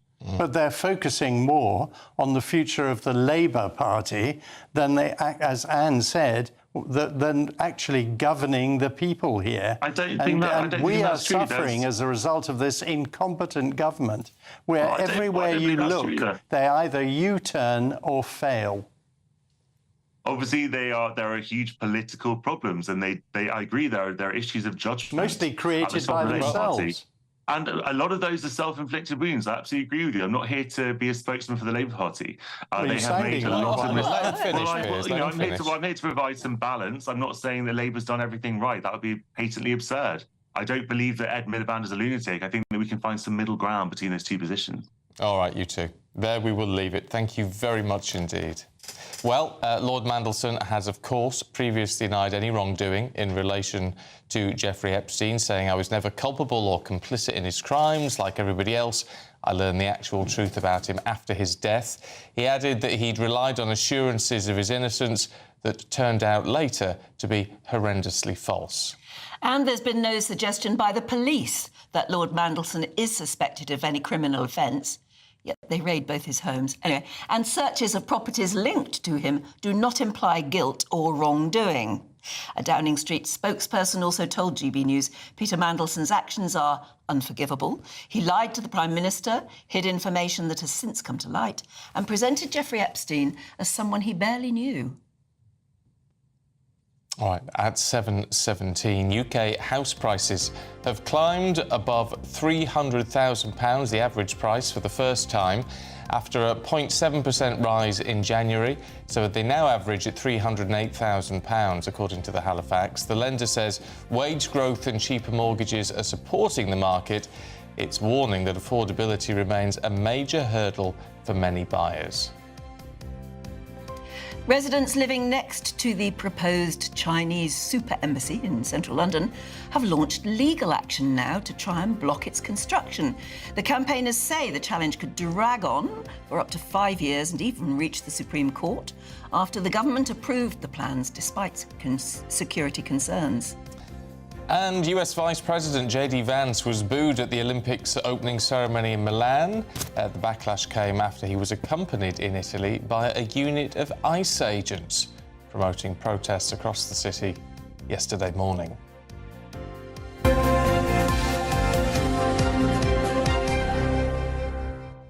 That is an extraordinary thing to do, isn't it? I can't get my head around Given that clearly the White House has problems with ICE agents at the moment. They've withdrawn, 700 from Minneapolis. Yeah. Oh, is it Minneapolis or Minnesota?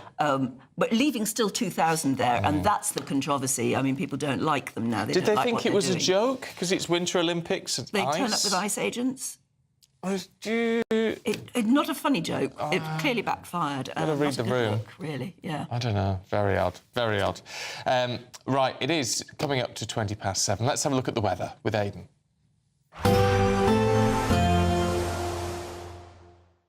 Expect warm spells with the odd rude interruption. Boxed Boilers sponsors the weather on GB News. Hello, good morning and welcome to the latest update from the Met Office for GB News.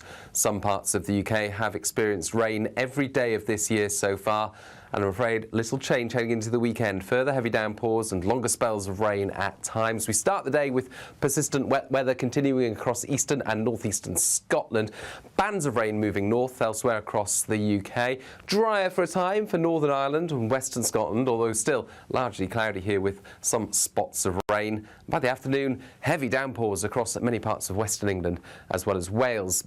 All of that accompanied by gusty winds, not feeling as cold in the north compared with recent days, but a nagging wind nevertheless.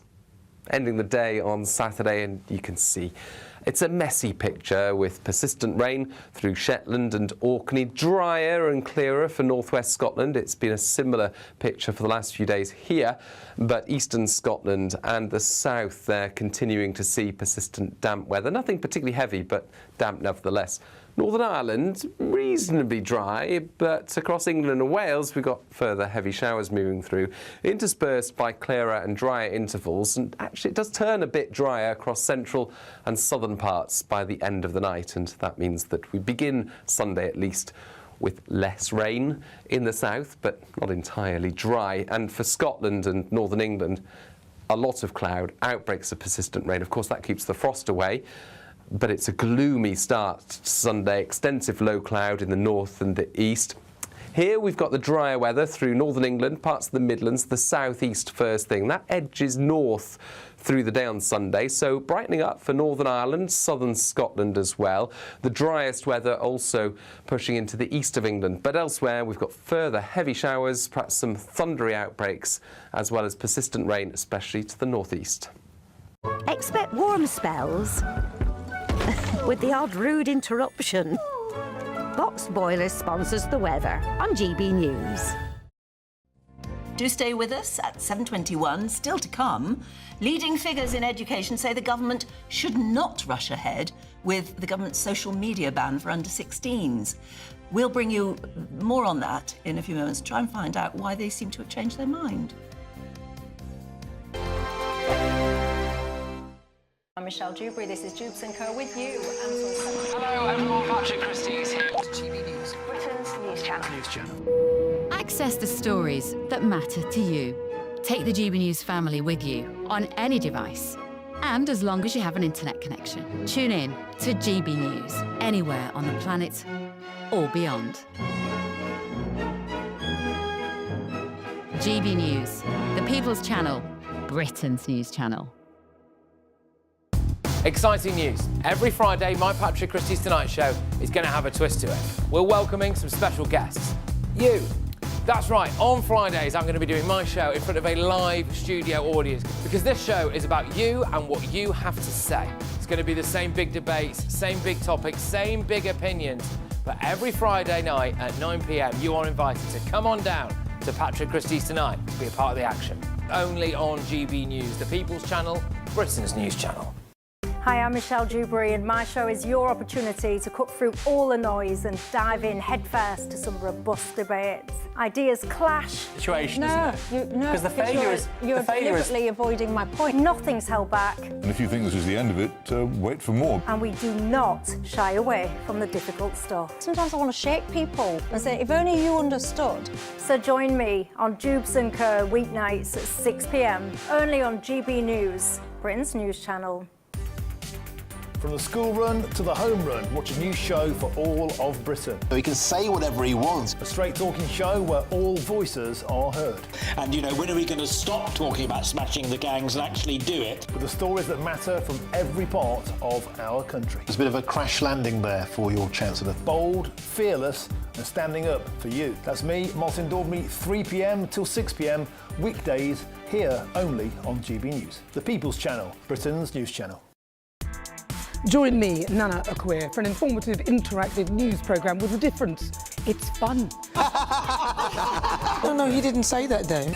I'm so surprised. I think there's an element of truth to that. Join me from 3 p.m. every weekend, only on GB News, Britain's news channel. No matter the state it's in, this is our nation. Join me, Jacob Rees-Mogg, for a genuine, honest discussion on where we have been, where we are going, and where we are with the people who set the direction. Tune in to State of the Nation every Monday to Thursday, 8 to 9 o'clock, only on GB News.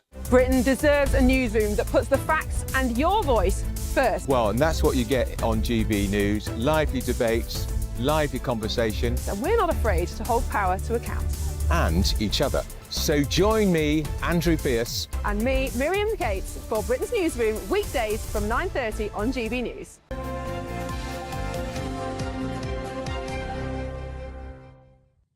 Time for the Great British Giveaway now. Your chance to win a luxury £10,000 holiday for two and 30 grand in tax-free cash. Hayley will tell you more. You could win cash and the ultimate holiday in our two-part Great British giveaway. Thanks to Riviera Travel, you could be jetting off on a £10,000 dream holiday for 2 people. With flights, transfers and luxury accommodation included, you'll get to choose the kind of holiday you want. So whether you're looking for hotel comfort or on a relaxing river cruise, you'll be able to find the perfect match from over 30 global destinations on offer. And because the holiday is handpicked with you in mind, you know it's going to be perfect. Plus, we're going to give you £30,000 in tax-free cash to spend however you like. Your summer can start here, so make sure you don't miss out. For another chance to win, text WIN to 63225. One entry costs £2.50 plus one standard network rate message. Or text BONUS to 63225. 5 entries cost £5 plus one standard network rate message. Go to gbnews.com/win. Entries start at £2.50. Call 0903 686 3232. Calls cost £2.50 plus your network access charge. Or post your name and number to GB19 PO Box 8690 Derby DE1 9TT. UK only. Entrance must be 18 or over. Lines close at 4 p.m. on the 27th of February. The winner may be contacted live after all entry routes have closed. Please check the closing time if listening or watching on demand. Good luck. Best of luck to you on that one. It's a great prize. Now, GB News has spoken exclusively to some leading figures in education who say the Prime Minister should not rush ahead with a social media ban for under-16s. Senior children's charity figures have also called for an extensive policy consultation to explain how the blanket ban would work. A former Ofsted inspector and advisor at the Department for Education says there's more likely to be backlash if it's done too quickly, while smartphone-free childhood co-founder this person says we need to make technology companies responsible for keeping underage children off their platforms rather than leaving parents to police it alone. Which makes you wonder, why don't we just get on with it? Or is there a serious problem that we could get it wrong and not do it right? Joining us now, the director of the Unplugged Coalition, Jennifer Powers. Morning, Jennifer. Lovely to see you. Why does it appear, because everybody seemed to be for some sort of control or ban, why does it appear that they are now changing their mind or warning us? Well, listen, there's an unholy alliance between big tech and some think tanks and charities who are looking to delay or indeed quash any attempts to restrict children from social media in the UK. So I'm disappointed to hear this morning's story. I am not at all surprised. I think we're going to be hearing a lot more about this, a lot more backlash over the next few weeks and months as these organizations seek to continue what they've been doing, which is, steal the attention of our children, cause them to become addicted to harmful and repetitive content, which does nothing for their mental health or well-being. But what I can't get my head around, Jennifer, is the leading education figures in all of this, because we've heard from schools for a long time that that phones in the classroom are a problem. A lot of schools are already banning phones from going into school because of the problem they're causing, the lack of concentration and all the rest of it. So why then would leading education figures come out and say, oh, we need to think about this very carefully? Well, where I would agree with the figure quoted is that we do need to think about it carefully. The Australian model is one example, and it's actually it's not a full-out ban. It's in Australia, what it is it's preventing children under 16 from opening or using their own accounts. It doesn't mean children can't access these platforms via a browser. So it's really quite a modest reform. It's only one part of a huge number of things that needs to happen to protect children from all the horrors of the internet. As you mentioned, getting smartphones out of schools is another really important step. So in terms of why they're doing this and saying this, well, I suppose we'd need to ask them. Given past contact I've had with them, I suspect they would say that it's important not to restrict children from, living their best lives and that the internet is full of great things. However, I would counter and say, look, I represent millions of parents across the country who say enough of these platforms hijacking childhood. There is absolutely nothing wrong with children using the internet to research volcanoes for their geography program, okay? There's nothing that stops parents finding a funny or a cute video that they want to watch and share with their child. Nobody is talking about that.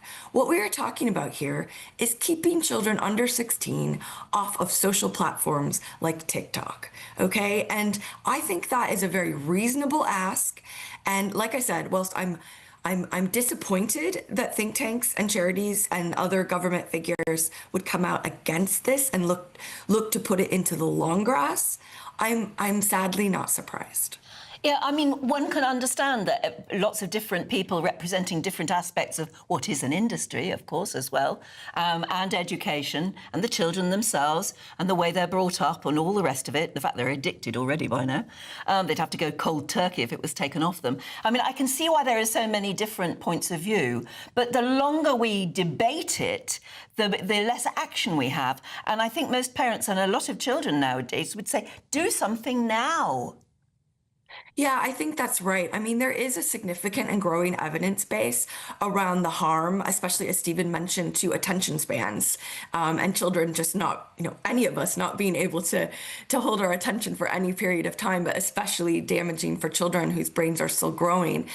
So I think the frustration of me and parents all across the country is, yes, there is this evidence base, but we also have our own eyes and we can see the impact it has on our children. And, people see what happens. You can see children at the bus stop, everywhere in life, you see children glued to their screens as opposed to chatting to each other and having a laugh. And so we don't really need a consultation. We don't really need, more time to pull together an evidence base. We can all see that it's not for their benefit. And this is just one modest proposal amongst many that is needed to protect children. And so I'm just, I'm fed up. And I think parents across the country are fed up with this long grassing of this issue. I think we should, get on with it. All right, Jennifer, as always, it's good to talk to you. Thank you. Great.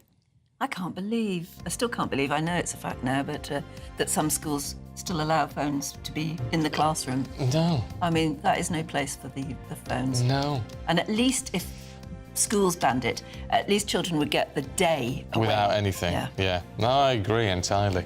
Right, still to come, we're going to be talking about Wetherspoon's new policy that has some people up in arms. That's in the papers. Yeah, more on that with Suzanne Evans and Stephen Allen, who've been looking through the papers for us. Bold. They are under no illusion. Ray, are you a human trafficker? Boundless. I've had enough of the nonsense, and I'm not afraid to say it. Don't get this on the BBC. Every weeknight, I tear through the headlines. The smell of gasoline. Should we be worried about it? From Westminster madness to cultural war chaos. I'm going to do now, they are throwing things out the car as we speak. Get ready, Britain. Here we go. Patrick Christie's tonight, weeknights from 9 p.m, only on GB News, Britain's news channel. Hi, I'm Michelle Dewberry, and my show is your opportunity to cut through all the noise and dive in headfirst to some robust debates. Ideas clash. Situation, isn't it? No, because the failure is you're deliberately avoiding my point. Nothing's held back. And if you think this is the end of it, wait for more. And we do not shy away from the difficult stuff. Sometimes I want to shake people and say, if only you understood. So join me on Jubes and Co weeknights at 6 p.m, only on GB News, Britain's news channel. Westminster, the ultimate clique. And you're fighting like rats in a sack. But here on the Camilla Tominey Show, we ask the questions the establishment media is too scared to ask. OK, let me ask you a straight question, because I know you're a straight-talking politician. Whether it's net zero, illegal immigration or law and order, nothing is off limits. You had the power then. Yeah, as I and say, now you've lost it. That's the Camilla Tominey Show, a politics show that's fearless. But no, let me finish my question if you don't mind, because it is my show. Sundays at 9:30, only on GB News, the People's Channel, Britain's news channel.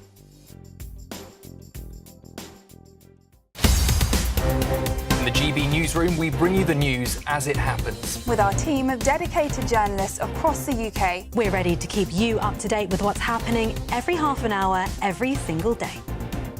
Bulletins here on GB News. the People's Channel, Britain's news channel. Westminster's full of talk, but out here, it's the real world. Am I allowed to talk now? No, that's it. This is where it matters, real people and real lives. That's what politics is all about. In fact, has Trump made a good start? No. Straight answers, no spin, and just a couple of pints. How many fingers have I got up? About 10. So join me for Lee Anderson's Real World every Friday at 7 p.m, only on GB News. The People's Channel, Britain's news channel. You want to know what's really going on in the corridors of power? Labour don't know what to do with you half the time, and that makes you quite lethal in the chamber. Get behind the headlines with Chopper's political podcast. Join me, Christopher Hope, as I sit down with the great and the good of British politics. We'll see where this ruling takes us. These are the stories shaping our nation. Chopper's political podcast, available now on all platforms. Listen in and stay ahead.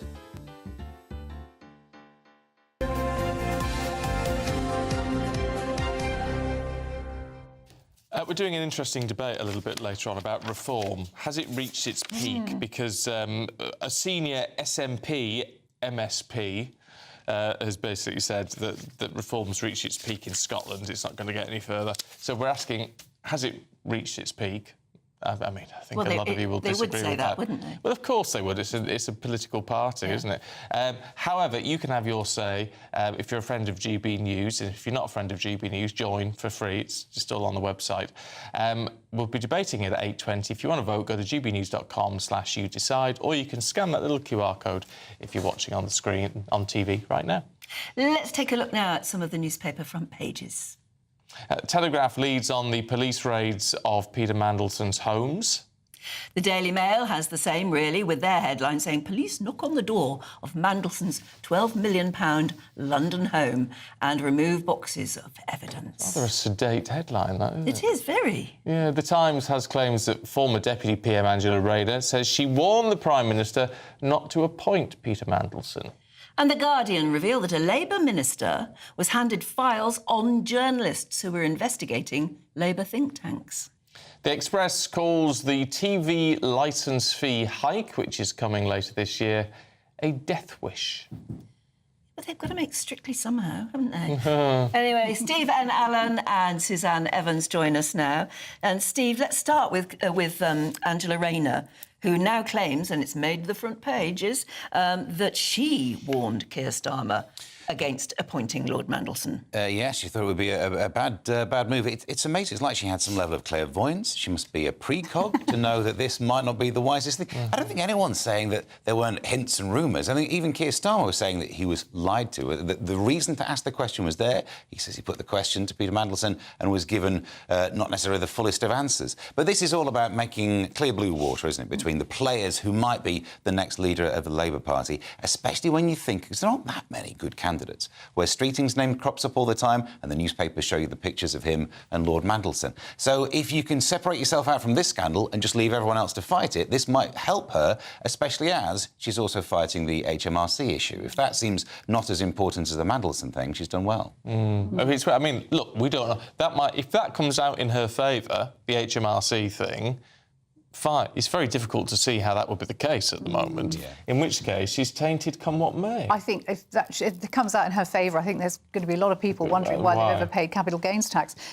So this is clearly, she's obviously whispering on the sly. This is how it works, isn't it, politics? You want to get something out there, but you don't want it coming from your own mouth, so you tell a mate who tells it to the newspaper. I mean, but everybody knows. Everybody knows that, yeah. So she's lining herself up for this. And, of course, at the same time, I think trying to taint Wes Streeting, who she probably sees as one of her main rivals, because it's also been put about that because Mandelson was Wes Streeting's mentor, that means he's not fit to be the next leader of the Labour Party as well. So it's all smoke and mirrors, it's all dastardly dealings and backstabbing. A typical day in politics, really, in a sense, behind the scenes. This scandal is being exploited, if you like, for their own political gain. Yeah, Steve, what's not typical is seeing a picture of the police raiding the home of a lord and a former US ambassador. It's quite shocking to see, It is. And also the way they phrase it in the story, saying that the police turned up to his 2 homes, you get slightly less sympathy at that place. Oh, your diamond shoes must be too tight. But I think that the headline on the Daily Mail is interesting, isn't it? So the knock on his £12 million London home. It kind of hints at, oh, yeah, how did you afford this £12 million London home as well as the Wiltshire place? Yes, every word is weighted. Yeah, it's got a lot in there. However, I think this is the interesting part of the story, because so far, with the Epstein files, a lot of it has been no crimes even hinted at, but isn't it scandalous? There's a picture of someone in their pants. Let's cover that for 3 weeks in the news. Whereas this is getting I think that should be a crime in itself, actually, seeing Mandelson in his underpants in the front pages. That was not a nice way to wake up in the morning. But the police are also issuing the statement I read out earlier saying there's absolutely no, imagining of any crime here. Nobody's done anything. Yet they're raiding his home and... so they are investigating the possibility of wrongdoing. Yeah. Well, it's the allegation is an investigation into misconduct in public office. That's the line. I was just shocked Peter Mandelson was 72, actually. He doesn't look it. No, he doesn't. Not that that's relevant. No. Well, it's no. Interesting. No, but it's interesting. Everyone's playing it very cautiously. Yeah. Which is not necessarily a bad thing, but it's all about, whether should there be any charges, then obviously you want there to be a fair trial and all the rest of it. Absolutely. So. Anyway, look, we're back with you two in just a moment. We're going to talk, hopefully, in the next few minutes to the Labour MP for Hyndburn, getting her view on the Prime Minister's position after this very odd week in politics. But first, here's the European forecast. Ready to soak up that holiday sunshine? Won't we need some cover? No worries. All sorted. All Clear Travel Insurance sponsors GB News Travel Destinations forecast. Yet more wet and windy weather to come this weekend for Iberia, although Sunday at least is less wet for a brief period. There are also lots of showers affecting parts of Greece into Turkey. Italy dry at first on Sunday, but this next batch of rain and showers moves through, that bringing some heavy downpours to the Balearics. Drier for a time across Spain, Portugal and the Canary Islands, but more rain and wind on the way by early next week. All Clear Travel Insurance sponsors GB News Travel Destinations forecast. Decisions made in Washington aren't just shaping America, they're shaping Britain too. From migration to global security, from crime to health. Whatever happens in the White House today will be felt in your town or city tomorrow. That's why The Late Show is live from Washington, D.C. Cutting through the politics to show you what it all means for Britain. The Late Show live every night at midnight. Only on GB News, Britain's news channel. Exciting news. Every Friday, my Patrick Christie's Tonight Show is going to have a twist to it. We're welcoming some special guests. You. That's right, on Fridays I'm going to be doing my show in front of a live studio audience because this show is about you and what you have to say. It's going to be the same big debates, same big topics, same big opinions. But every Friday night at 9 p.m, you are invited to come on down to Patrick Christie's Tonight to be a part of the action.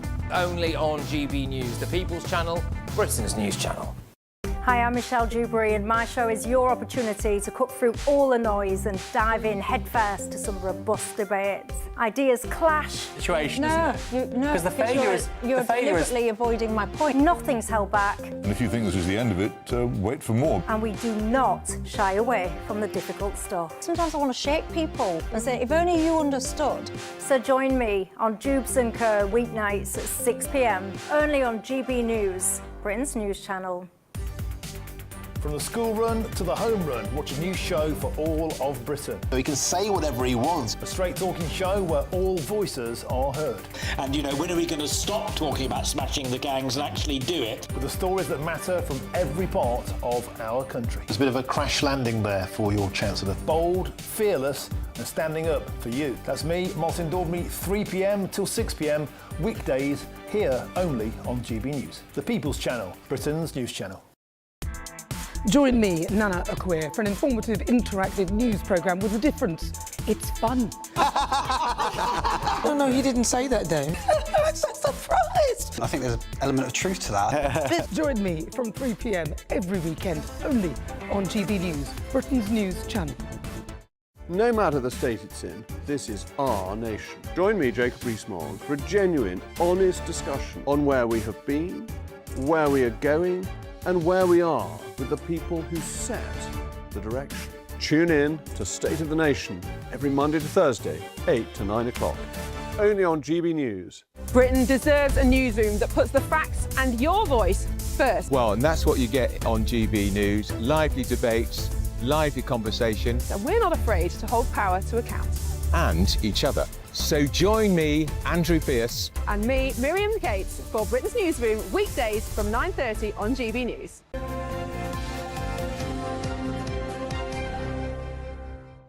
"7:45 now. Police have searched two separate addresses, one in Wiltshire, one in London, as part of a misconduct in public office investigation launched into Peter Mandelson. Yes, the search coincides with mounting pressure now on the Prime Minister to resign over the scandal, with Labour and Sir Keir Starmer now polling at historic lows. Joining us to discuss this in more detail, Labour MP for Hyndburn, Sarah Smith. Good morning, Sarah. I'm just wondering, point blank, are you one of the Labour MPs now calling for or suggesting that your leader should resign? No, absolutely not. Sorry to potentially disappoint you in terms of the news story you might have to break there. No, I'm here really to say the opposite. I do not believe that we need a new Prime Minister or a new leader at this time. And I think other stories that are circulating are incredibly unhelpful.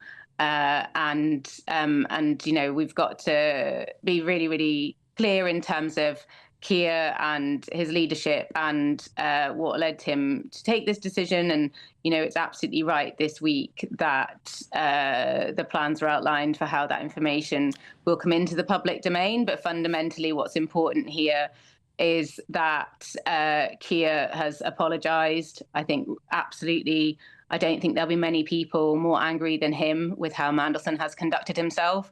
But for me personally, you know, when people have asked how do I feel, I mean, like, there aren't the words to describe the level of anger that I feel towards Mandelson and how he has betrayed our party and betrayed the country fundamentally. And it's not just, although it is important and abhorrent beyond words, his dealings and his relationship with Epstein, but that alongside what came out back during the financial crash, when everyone else was working with everything that they had to rescue our global financial system, and he was busy trying to profit out of it. Well, allegedly.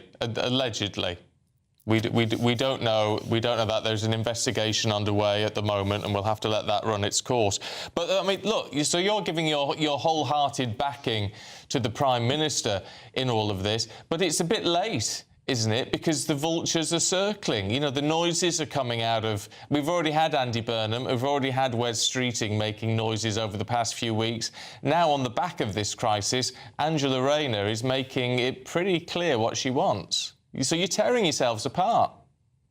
Look, and this is where I think it's important to say that people are desperate, journalists are desperate to sort of find huge swathes of backbenchers who are trying to ask the Prime Minister to step down, and that's just not what I've heard, what I've experienced, the conversations that I have had. But you know, don't get me. What makes me really, really angry and what makes me so disappointed is that I want to be here speaking to you about some of the positive stories this week. I want to be here talking about the cancer plan and the commitment to making sure 3/4 of patients have a good life after 5 years of their cancer diagnosis.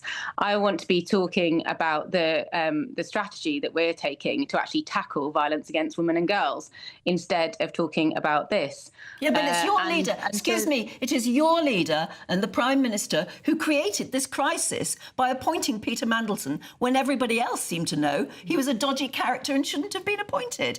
You can't blame journalists, you can't blame the press, you can't blame people wanting to talk about this now, because we want to know why Lord Mandelson was appointed.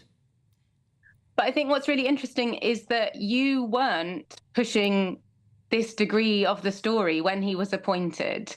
the information that was available was far more limited at that time. And the Conservatives, the opposition, are exactly the same in their sort of propositions now. Where were they shouting so loudly about the clarity of this case when the appointment was made? The truth is, everybody makes, errors of judgment. And what is, I think, and that's why I will be looking incredibly carefully at what does come out in the coming weeks around that appointment. I will look at every line of that and follow it very closely. But from what I know at this point, and what I know of Keir Starmer, the Prime Minister, is that he took on this job of turning our country around when everything we looked at was in, dire straits, whether it was the NHS, the state of our roads, the state of our rail. It's got worse, hasn't it? It has not got worse, and that he is not created what this I hear. crisis. That is not what I hear time and time again when I'm speaking to people in my constituency. I've had people write to me in support of Keir in recent days who also feel that what the country really needs is stability. We got into this habit of new Prime Minister after new Prime Minister because we had the utter chaos and, the situation with both Boris Johnson and Liz Truss. And unfortunately, and this is also what really breaks my heart about this week, is that most people like myself who get into politics and come in to be a member of Parliament, and you know what, this is across the different parties. We come in because we care for our communities, we want to make a difference to our country, and we believe that we can make things better.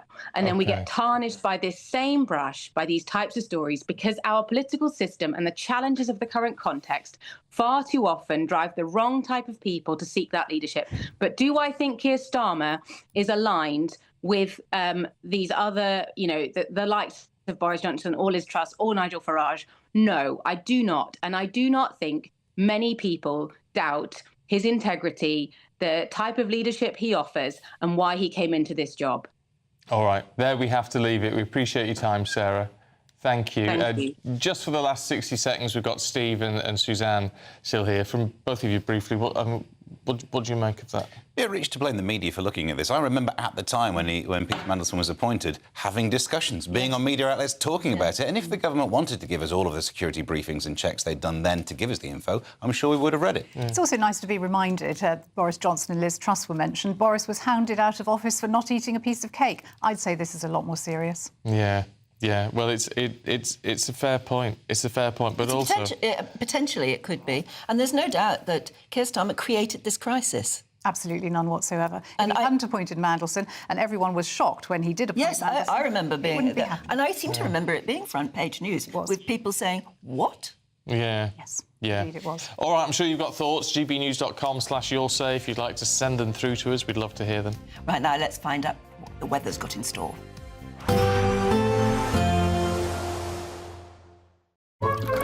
Warm and cosy, with a chance of zero visibility. Boxed Boilers sponsors the weather on GB News. Hello, good morning and welcome to the latest update from the Met Office for GB News. Some parts of the UK have experienced rain every day of this year so far, and I'm afraid little change heading into the weekend. Further heavy downpours and longer spells of rain at times. We start the day with persistent wet weather continuing across eastern and northeastern Scotland. Bands of rain moving north elsewhere across the UK. Drier for a time for Northern Ireland and western Scotland, although still largely cloudy here with some spots of rain. By the afternoon, heavy downpours across many parts of western England as well as Wales. All of that accompanied by gusty winds, not feeling as cold in the north compared with recent days, but a nagging wind nevertheless. Ending the day on Saturday, and you can see it's a messy picture with persistent rain through Shetland and Orkney, drier and clearer for northwest Scotland. It's been a similar picture for the last few days here, but eastern Scotland and the south, they're continuing to see persistent damp weather. Nothing particularly heavy, but damp nevertheless. Northern Ireland, reasonably dry, but across England and Wales, we've got further heavy showers moving through, interspersed by clearer and drier intervals. And actually, it does turn a bit drier across central and southern parts by the end of the night. And that means that we begin Sunday, at least, with less rain in the south, but not entirely dry. And for Scotland and northern England, a lot of cloud, outbreaks of persistent rain. Of course, that keeps the frost away, but it's a gloomy start to Sunday. Extensive low cloud in the north and the east. Here we've got the drier weather through northern England, parts of the Midlands, the southeast first thing. That edges north through the day on Sunday, so brightening up for Northern Ireland, southern Scotland as well. The driest weather also pushing into the east of England, but elsewhere we've got further heavy showers, perhaps some thundery outbreaks, as well as persistent rain, especially to the northeast. Warm and cosy, with a chance of zero visibility. Boxed Boilers sponsors the weather on GB News. You could win cash and the ultimate holiday in our two-part Great British giveaway. Thanks to Riviera Travel, you could be jetting off on a £10,000 dream holiday for 2 people. With flights, transfers and luxury accommodation included, you'll get to choose the kind of holiday you want. Plus, we're going to give you £30,000 in tax-free cash. For another chance to win, text WIN to 63225. One entry costs £2.50 plus one standard network rate message. Or text BONUS to 63225. 5 entries cost £5 plus one standard network rate message. Go to gbnews.com/win. Entries start at £2.50. Call 0903 686 3232. Calls cost £2.50 plus your network access charge. Or post your name and number to GB19, PO Box 8690, Derby, DE1 9TT. UK only. Entrance must be 18 or over. Lines close at 4 p.m. on the 27th of February. Please check the closing time if listening or watching on demand. Good luck. This is GB News, Britain's news channel. It does feel like a bit of a bonus Olympics, you know. I didn't necessarily believe I'd be still competing at 39, but obviously still able to do it. So looking forward to going into my last games, my 5th one, and give it my all once more for our nation. What is it feels it more than anything else? I mean, imagine when I watch slalom, I'm thinking of the knees. Is that the thing? Because especially being the age or as young as you are, is that the thing that usually goes? Because everything looks pretty good at the moment, Dave. No, I think it's more my hairline than anything. You know, the stress is it the worry? Is that what it is? On the old scalp. No, I'm very fortunate that my body's really good. Sit here with no pain, so that's why I can still do it. That's why I can still train hard. And yeah, the mental side of it's tough, being away from the family, but otherwise, all good. It's a real, I would imagine, this is as someone who's dabbled in ski. I love watching ski. Me and Eamon have spoken about it, from watching Ski Sunday with David Vine back in the day, and I remember Ingemar Stenmark, etc., doing the slalom. It's a very technical event, I would imagine. It's not like the downhill where you just fly down. It's both. You've got to cover both. So the adrenaline, I guess, can help, but being technical, you've got to be thinking the whole time. Yeah, absolutely. And what people sometimes don't understand is we don't get to practice the course before. We have half an hour to inspect. No, we have half an hour to inspect 75 gates. We have to memorize all the terrain, all the different obstacles along the way. And then we have to race it full gas from the first time we push out the gate. So it's very mentally demanding. And I call it the intensity of focus. That has to be absolutely on point. GB News, the People's Channel.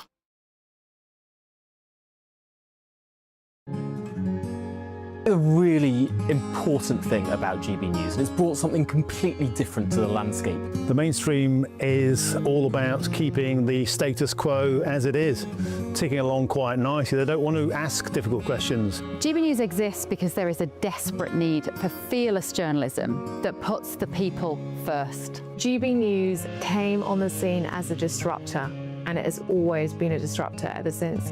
Journalism in this country has been a cosy world full of groupthink until now. Well, the reality is that most British journalists are afraid. That's not GB News. Journalism is journalism at the end of the day, and we're not here to serve any masters.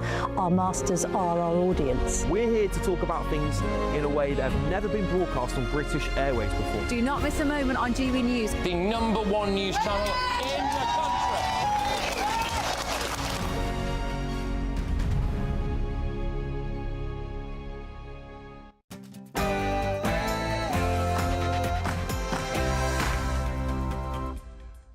Good morning. Has the Epstein scandal finally caught up with Peter Mandelson?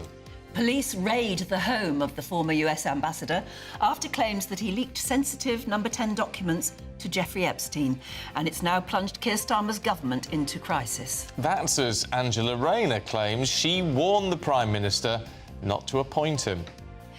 Now, Angela Rayner is supposedly, they say, waiting in the wings to launch her own leadership challenge. But Starmer allies warn of the risk of a general election if she does that. Meanwhile, has Reform UK peaked? That's a claim being made by some members of the SNP. Or perhaps, actually, it's just getting started. We'll debate that shortly. And Let's Dance. Broadcasting legend Angela Rippon will be joining us to discuss her nationwide campaign to get us all dancing, to improve our health, connect with others, and of course have fun. And it looks like things can only get wetter. Parts of England and Wales have had more than 50% more rainfall than normal. Same old damp and gloomy weather this weekend, or are there any signs at all of something drier and brighter? I'll have the full details coming up in the forecast very soon. The Winter Olympics are underway with a glittering opening ceremony in Milan Cortina, and Team GB are charging towards gold in the curling. In Rugby Union, we'll look ahead to the Six Nations opener for England against Wales at Twickenham, with two special guests. Join us for that later this hour.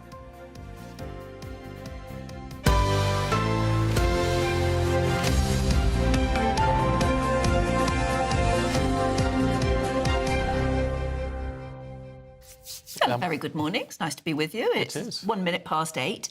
Aidan, you've got a nice little story to tell us about. Lovely story, lovely story. I went to Charlton last night, the Valley, South East London, to watch a championship match between my beloved Queen's Park Rangers and Charlton Athletic. It was a 0-0 draw, but what was peculiar and odd and heartwarming at the same time was the fact that QPR's goalkeeper, Joe Walsh, very talented young man, who got man of the match, actually, during the match. At the end of the match, he kept a clean sheet. Beforehand, his younger brother, Harry, who's 8 years old, and we can see on the picture now, was the mascot for the opponents, Charlton Athletic. A mascot for the opponents? Yes, well, the home side, Charlton, yes. That's Joe playing for QPR and Harry representing And Charlton. they're brothers? They're brothers, yeah. They are indeed. There must be quite a few years between them. That's because, and this is how old I am, I went to school with their dad. Back in the 80s and 90s. But, yeah, their father, Wes, is a season ticket holder at Charlton. Their grandparents, Maureen and Tony, were in the away end following Joe with QPR. Lovely. Well, as I say, I think that's really nice, actually. Yes. Isn't it? Because it's like... I've never known it happen before. No, but it's like loyalties can be split in that way. It doesn't mean you don't all get on. Yes, exactly. But it was 0-0, and as I say, Joe got man of the match, and as I say, he's got How old is Joe then? Joe's 22. 22. There's a big age gap. And big age gap between them. But I made sure they got a photo beforehand. Oh, yeah, because that's a lovely family photo. I promised them all that I'd get them on GB. Yeah. Oh, there you go. Very good morning Hold to the on, family. though. Isn't this the match where you were getting all dressed up? Because you're in the director's box. All right. I didn't get lounge access. Which means you didn't get the slap-up dinner. No, I didn't, but we went to a cafe around the corner. It was fun. But didn't you promise your nephew that you took that you were going to get a slap-up dinner? I went to the reception, and I thought I was getting director's box access with a lounge. It's not enough to go to the director's box. You have to have lounge access as well. I said to my nephew, James, I said, you're going to love the grub in here. You are going to love it. Yeah. And you've deserved it as well. You've earned the right to be in here with me. And they said, you've got a ticket, but you've only got a ticket in the director's box. You can't go in the lounge. I said, look, don't worry, there's a nice cafe around the corner. Don't they serve food in the director's box? Yeah, of course. Yeah. But it's invite only. I was in a tie and everything. Yeah, so he didn't get the food. He only goes for the food. He doesn't like football. Well, it's all he ever talks about the next morning, that's for sure. It's the food. All right, Aidan, thank you. It's all we get pictures of usually as well. The menu. Terrible. Right. Police have been searching two separate addresses, one in Wiltshire, one in London, as part of that misconduct in public office investigation, which has been launched into Lord Mandelson. Yeah, it's quite shocking to see the pictures, really, of the police entering his house and coming out with boxes of what? Who knows? Anyway, Lord Mandelson, we now know, is under investigation after it has emerged that he allegedly leaked secret government documents and market-sensitive information to the paedophile Jeffrey Epstein. Well, the search coincides with mounting pressure on the Prime Minister to resign over the scandal because he appointed him as ambassador, of course. And, of course, at the moment, Labour and Sir Keir Starmer are polling at historic lows. Yes, it's meant to be something like 21 Labour MPs who are calling on the Prime Minister to give evidence and reveal all. As it's understood, his Chief of Staff, Morgan McSweeney, was warned about Lord Mandelson's links to Epstein on the eve of his appointment as US ambassador.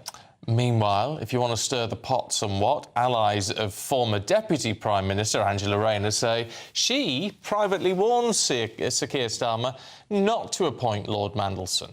Because of those very Epstein links. Joining us now, crime and policing commentator Danny Shaw.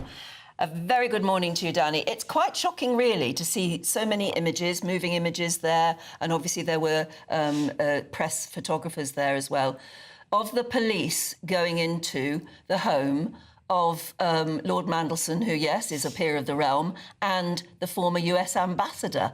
There's something quite shocking about seeing that. They must suspect, mustn't they, something intriguing? Those images really bring it home, don't they, that this is a really serious police investigation into Lord Mandelson and alleged offences of misconduct in public office. It's when you see those images, you can see a statement issued by the Metropolitan Police in black and white, but when you see those images, people turning up at his private addresses in northwest London and in Wiltshire, that it really strikes you just the enormity of this and the gravity of what's going on. I mean, you would expect, wouldn't you, police to carry out searches like that if they're conducting an investigation into a high-profile figure about the alleged release of information when he was business secretary under the previous Labour government back, before 2010. You would expect police not just to rely on information that's provided by the US authorities in terms of the Epstein emails, but you would expect them to look for documents, perhaps to look for computer hard drives from Lord Mandelson's addresses themselves. So I think this is entirely in keeping with a proper, rigorous, thorough police investigation.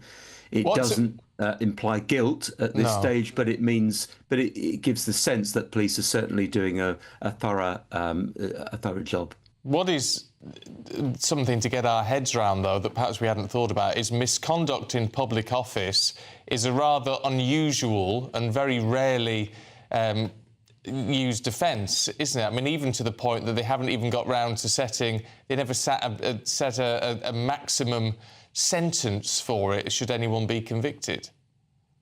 It is an unusual offence in the sense that it was sort of been set by judges over the years.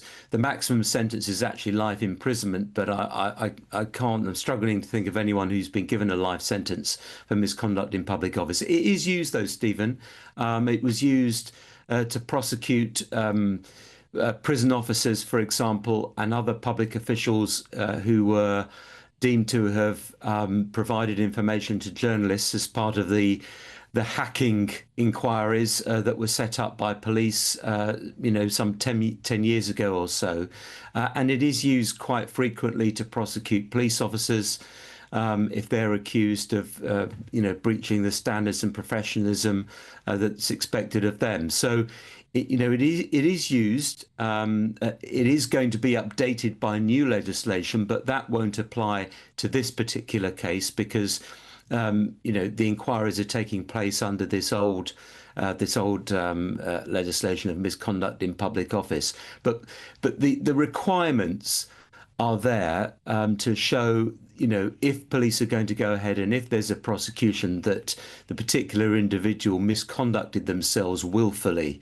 So this is not something that can be used if someone's inadvertently made a mistake, but there has to be an element of this is a deliberate act that would undermine public confidence and undermine sort of what they are there to be doing in terms of upholding standards of the state and so on.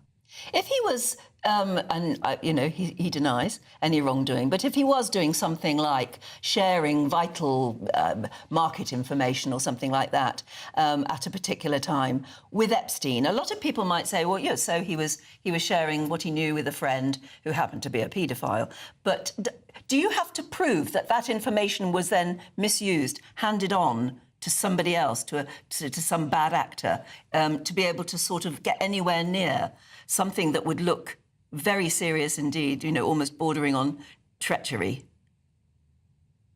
I don't think you would have to show that.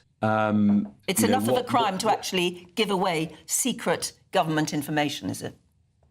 I would look, I'm not a legal expert, Anne, but I would expect that it's not about what happened after you've passed on the information. It's about the intention behind what you were doing, the sort of information that's passed on, and so on. You have to remember that, when you're in government, you do have conversations with other people. You are privy to some information. There's a lot of leaking that goes on in government, as we know. I mean, life would be, very dull if there weren't, some leaks and some sources talking to journalists and so on. So that's sort of part of the trade of politics. But, confidential information that can actually help or influence, a company to make money, for example, passing on that sort of information, that's of a different order. So, I don't think it's necessarily to do with what happened to it afterwards, but it's to do with the intention behind it. And that, may be something that could be hard to prove. All right, Danny, thank you very much indeed. And as we say, we've got to just let that investigation rumble on in its own sweet time, don't we? Lord Mandelson has previously denied any wrongdoing in relation to Jeffrey Epstein, saying, "I was never culpable or complicit in his crimes. Like everyone else, I learned the actual truth about him after his death." He added he had relied on assurances of his innocence that turned out later to be horrendously false. There's been no suggestion by police that Lord Mandelson is suspected of any criminal offence, and searches of properties linked to him do not imply guilt or wrongdoing. A Downing Street spokesperson also told GB News Peter Mandelson's actions are unforgivable. He lied to the Prime Minister. He hid information that has since come to light and presented Jeffrey Epstein as someone he barely knew. Right, well, meanwhile, in all of this, do you think there'd be enough pressure on government, wouldn't you, because of all this kicking off? What if someone decided to start stirring the pot, just to make it even worse for Number 10? Or to see an opportunity for themselves. Well, this is it, you see. Andy Williams, the political commentator, joins us in the studio. Angela Rayner, Andy, she's coming in they already talk about manoeuvring on the sidelines for the top job. Yep. She's now come in and said, well, I told the Prime Minister not to appoint Peter Mandelson. I mean, this is proper political manoeuvring she's doing now, isn't it? Of course it is. And actually, to anyone who says and who undermines Angela Rayner, she's been consistently underestimated throughout her political career. Anyone who says she's not smart, she's a bit stupid, she's a very smart woman. She knows what she's doing. She knows she has the whip hand on the Prime Minister. And also, she sort of wants revenge on him. Because she feels like, rightly or wrongly, he didn't support her in her time of need. Now, actually, she messed up on her tax bill, and it was right that she went at the time. But now, she is seizing that opportunity to... But can she? Is it right that she seizes it when the HMRC, the tax investigation, is still underway? I mean, we haven't got any conclusions. I think an under-discussed and underrated aspect of this is people saying, "Oh, she should be Prime Minister." I don't know if she can afford to be Prime Minister financially. I mean, because she's obviously come from. We all know her story. Came from genuine poverty, incredibly poor background. Amazing story to get to where she got to, just of sheer hard work and, on the back of her own talent.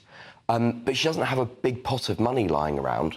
And actually, I don't think she can afford to be PM. Are we heading to She's got a big tax bill to pay. Well, this is true. But are we heading to a situation then in this country then, a bit like in the States, where you can actually only be president if you've got pots of cash to spend it, that you can only be Prime Minister if you've got pots of money? I think we're getting to that stage. And I think, actually, if you look at the last few prime ministers, you know, Rishi Sunak was a very wealthy man, Boris Johnson, Keir Starmer, not wealthy maybe, but obviously had a very successful career. So it sort of is getting to that stage. And there's a different conversation to be had about, well, actually, do we need to pay politicians more? But I do think it's a problem and a concern if we're at a stage where people are going, I can't do that because I can't afford it.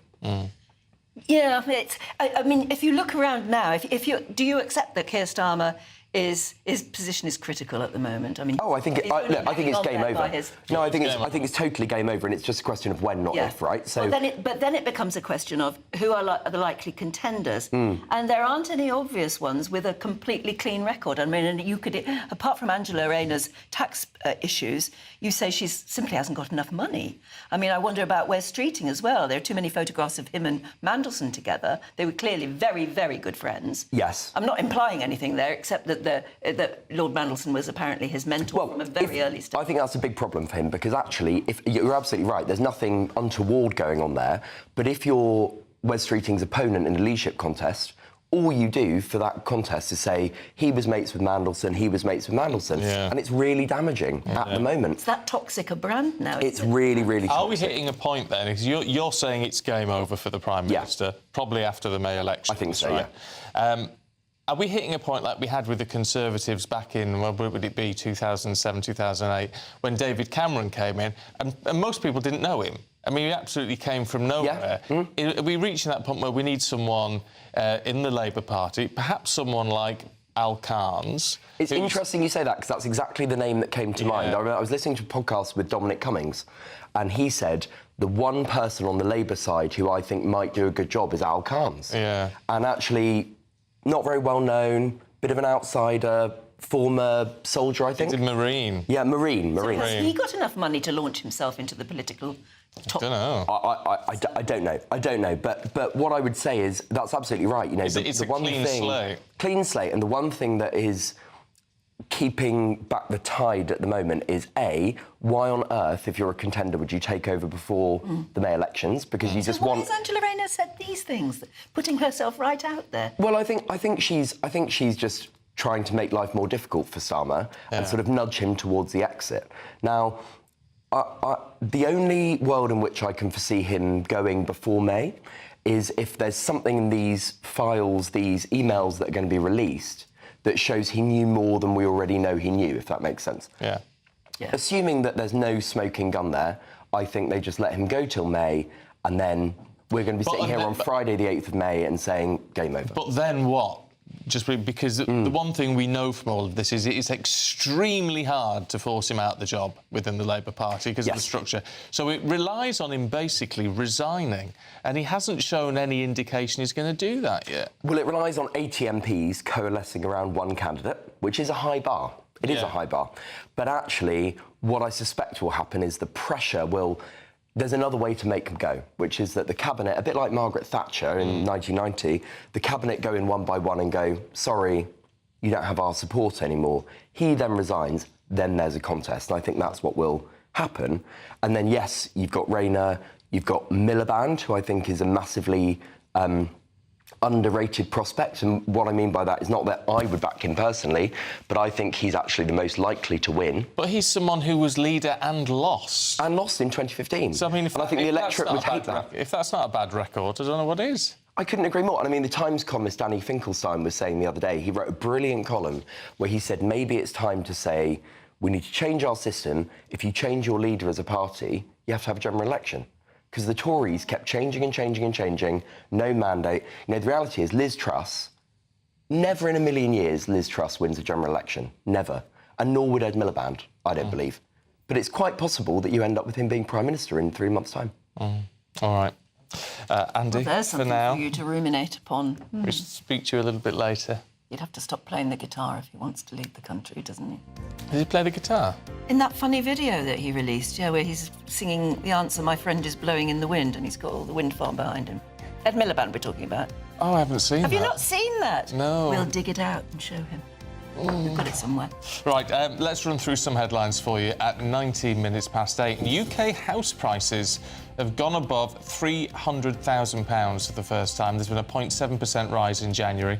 So the average is now 308 grand, according to the Halifax. The lender says wage growth and cheaper mortgages are supporting the market, but it's warning that affordability remains a major hurdle for many buyers.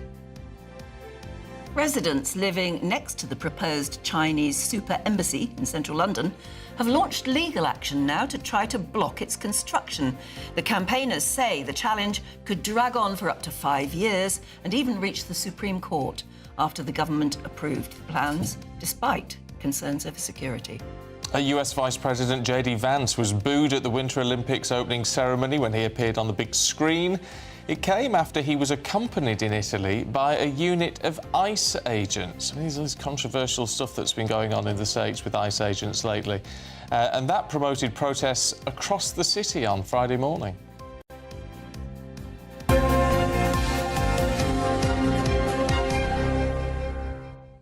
Let's find out what the weather's got for us. Here's Aidan McGivern.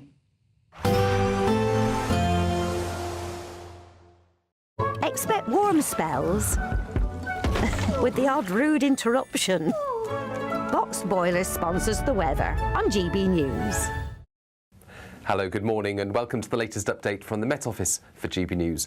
Some parts of the UK have experienced rain every day of this year so far, and I'm afraid little change heading into the weekend. Further heavy downpours and longer spells of rain at times. We start the day with persistent wet weather continuing across eastern and northeastern Scotland. Bands of rain moving north elsewhere across the UK. Drier for a time for Northern Ireland and western Scotland, although still largely cloudy here with some spots of rain. By the afternoon, heavy downpours across many parts of western England as well as Wales. All of that accompanied by gusty winds, not feeling as cold in the north compared with recent days, but a nagging wind nevertheless. Ending the day on Saturday, and you can see it's a messy picture with persistent rain through Shetland and Orkney, drier and clearer for northwest Scotland. It's been a similar picture for the last few days here, but eastern Scotland and the south, they're continuing to see persistent damp weather. Nothing particularly heavy, but damp nevertheless. Northern Ireland, reasonably dry, but across England and Wales, we've got further heavy showers moving through, interspersed by clearer and drier intervals. And actually, it does turn a bit drier across central and southern parts by the end of the night. And that means that we begin Sunday, at least, with less rain in the south, but not entirely dry. And for Scotland and northern England, a lot of cloud, outbreaks of persistent rain. Of course, that keeps the frost away. But it's a gloomy start to Sunday, extensive low cloud in the north and the east. Here we've got the drier weather through northern England, parts of the Midlands, the southeast first thing. That edges north through the day on Sunday, so brightening up for Northern Ireland, southern Scotland as well. The driest weather also pushing into the east of England, but elsewhere we've got further heavy showers, perhaps some thundery outbreaks, as well as persistent rain, especially to the northeast. Expect warm spells with the odd rude interruption. Boxed Boilers sponsors the weather on GB News. That's still to come for you. A member of the SNP has said Reform UK has reached its peak. Well, they sort of would say that in a way because they're a rival party. Yeah. But we're asking, have they? Maybe they have. Poll ratings are slipping ever slightly. Ever so slightly. And anyway. we will be debating that in just a couple of moments. Don't miss it.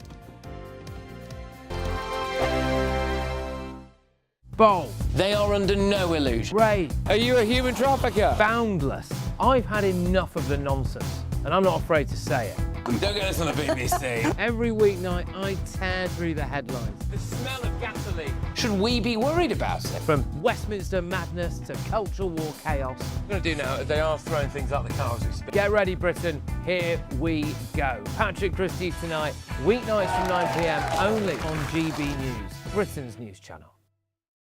Hi, I'm Michelle Dewberry, and my show is your opportunity to cut through all the noise and dive in headfirst to some robust debates. Ideas clash. Situation, No, isn't it? no, Because the failure is you're deliberately avoiding my point. Nothing's held back, And if you think this is the end of it, wait for more. and we do not shy away from the difficult stuff. Sometimes I want to shake people and say, if only you understood. So join me on Jubes and Co weeknights at 6 p.m. only on GB News, Britain's news channel. Decisions made in Washington aren't just shaping America, they're shaping Britain too. From migration to global security, from crime to health. Whatever happens in the White House today will be felt in your town or city tomorrow. That's why The Late Show is live from Washington, D.C. Cutting through the politics to show you what it all means for Britain. The Late Show live every night at midnight. Only on GB News, Britain's news channel. From the school run to the home run, watch a new show for all of Britain. He can say whatever he wants. A straight talking show where all voices are heard. And, you know, when are we going to stop talking about smashing the gangs and actually do it? With the stories that matter from every part of our country. There's a bit of a crash landing there for your Chancellor. Bold, fearless and standing up for you. That's me, Martin Daubney, 3 p.m. till 6 p.m.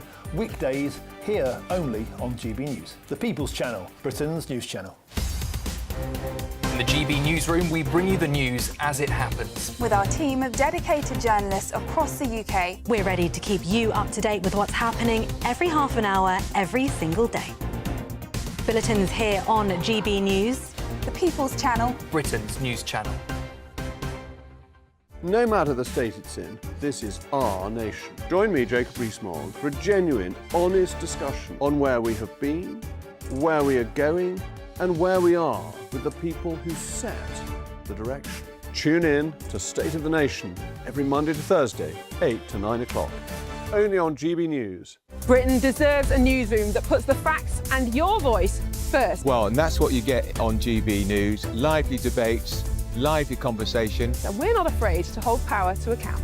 And each other. So join me, Andrew Pearce. And me, Miriam Gates, for Britain's Newsroom, weekdays from 9:30 on GB News.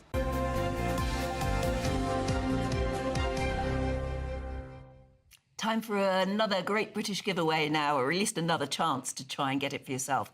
It's a luxury holiday for worth £10,000 for two and 30 grand in tax-free money. Here's how to take part.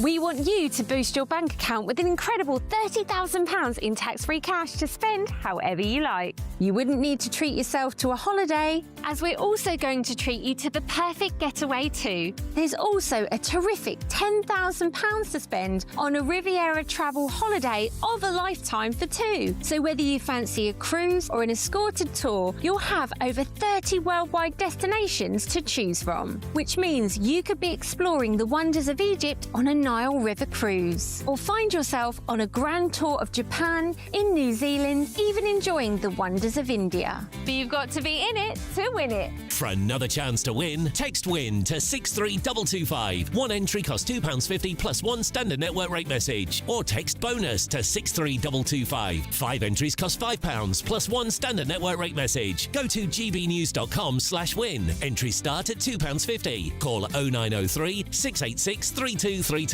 Calls cost £2.50 plus your network access charge, or post your name and number to GB19 PO Box 8690 Derby DE1 9TT. UK only. Entrants must be 18 or over. Lines close at 4 p.m. on the 27th of February. The winner may be contacted live after all entry routes have closed. Please check the closing time if listening or watching on demand. Good luck. As ever, we've been talking about the Mandelson issue, which sort of begs the question, if there really were a general election soon, would any of the parties be ready to fight it realistically? Well, a senior SNP MSP has claimed that Reform UK has reached its peak in Scotland, and the party's performance in the May's elections could be disappointing. But of course, they're going to say that, aren't they? I mean, so it's a bit of a tainted point. Reform UK, as we know, has been surging in the polls in the last year. A recent survey put Nigel Farage's party 8 points ahead of Labour. But Could there be truth in the theory that reform has peaked? Well, let's talk to former Home Office Minister Norman Baker. And we're going to talk in a moment to young Reform member Nicholas Lissack as well. But Norman, let's start with you in all of this. I mean, it's just too early, isn't it, to come out with this sort of comment that they've peaked. We have no idea, do we? Well, a week's a long time in politics, that's certainly true, and a lot can happen between here and next week, never mind the general election. But there are straws in the wind, and I think what is clear from recent developments is that the reform tide isn't going far enough up the beach, as far enough as they expected, and certainly not enough to win a majority at the next election. Let me give you 4 very quick reasons for that. First of all, Nigel Farage is on the record as saying, never trust a Tory. But the parliamentary party now has got more people elected as Tories, now defected, than it had Reform MPs elected. And some of those are responsible for the damage over recent years, including, for example, Robert Jenrick, responsible for opening all these hotels for asylum seekers. Secondly, Nigel's big card he played early on was he had unrivaled access as a British politician to Donald Trump. That looked like a strong card. It's now looking like a stone round his neck. Thirdly, we're seeing a recovery from Kemi Badenoch in a way people didn't expect. She played a blinder at the Prime Minister's question this week against Starmer, and also, I think, dealt with Robert Jenrick very well. So she's got more credibility. The Tories were stabilised in a way people thought wasn't going to happen. And lastly, there are alternatives out there to Labour. Labour's finished, in a way, but there are alternatives out there which are picking up votes. We saw a very, very strong vote for Plaid Cymru in Wales. The SNP are recovering, rightly or wrongly, in Scotland, and the Lib Dems are doing very well in the south of England. So there are alternatives to Labour, and I think put those 4 facts together, and you've got a ceiling for reform that is lower than they wanted and lower than they need for a general election victory. It just depends when the general election is and whether they can build on the lead that they've got at the moment, or whether they truly have peaked. But I tell you what, young Reform member Nicholas Lissack has joined us now. Nicholas, has Reform peaked? No, I don't think it's peaked whatsoever. Look, of course, in Scotland and Wales, with the influence of nationalism, as you point out, with Plaid Cymru and the SNP, of course, Reform's polling will be lower. But in a recent poll, in Scotland in particular, it was shown that Reform is up 6 points. So I think what we're seeing is Reform first hollowed out the Tory vote in Scotland, then it hollowed out the Labour vote, and now it's coming for the SNP. But ultimately, no, I don't think Reform's polling peak has been reached whatsoever. In fact, I actually think that we're only going to go up in the polls as the general election gets closer and closer and closer due to the incompetence of Labour. People are going to be seeking alternatives, and I think at the moment they are primarily going towards Reform, because these are fundamentally socially conservative red wall voters that we're talking about here, those who've voted Labour their entire life. They're not suddenly going to switch over to the Greens because Zach Polanski wears a Barber jacket. I highly doubt that. So, in my humble opinion, Reform has certainly not reached its polling peak, and I think we're going to go up and up and up and up and up and towards an electoral majority at the next general election. But that depends, Nicholas, on what happens in the next few years, doesn't it? On the basis that Reform has got very strong polling when it comes to specific issues. But what you haven't been able to do as a party, I mean, you haven't got a shadow cabinet in place. It's about all the other big issues that society ticks on every single day of the week, and education, the NHS and all the rest of it, work and pensions. And that's where we need to see a lot of movement in the next few years to say, yes, we're ready for government. Well, I think there undoubtedly is going to be lots of movements. Of course, Reform is a relatively new political party, but I think that's where its appeal lies. I think it's not tarnished by the same establishment brush as all of the other current political parties, and I think ultimately, as more and more of Reform's agenda comes out, more people are going to realise that we are the only alternative, and they're going to trust us. Because let's face it, Britain is broken, and the only way we're going to fix this country is by voting for an outsider, and Farage is that outsider. Norman?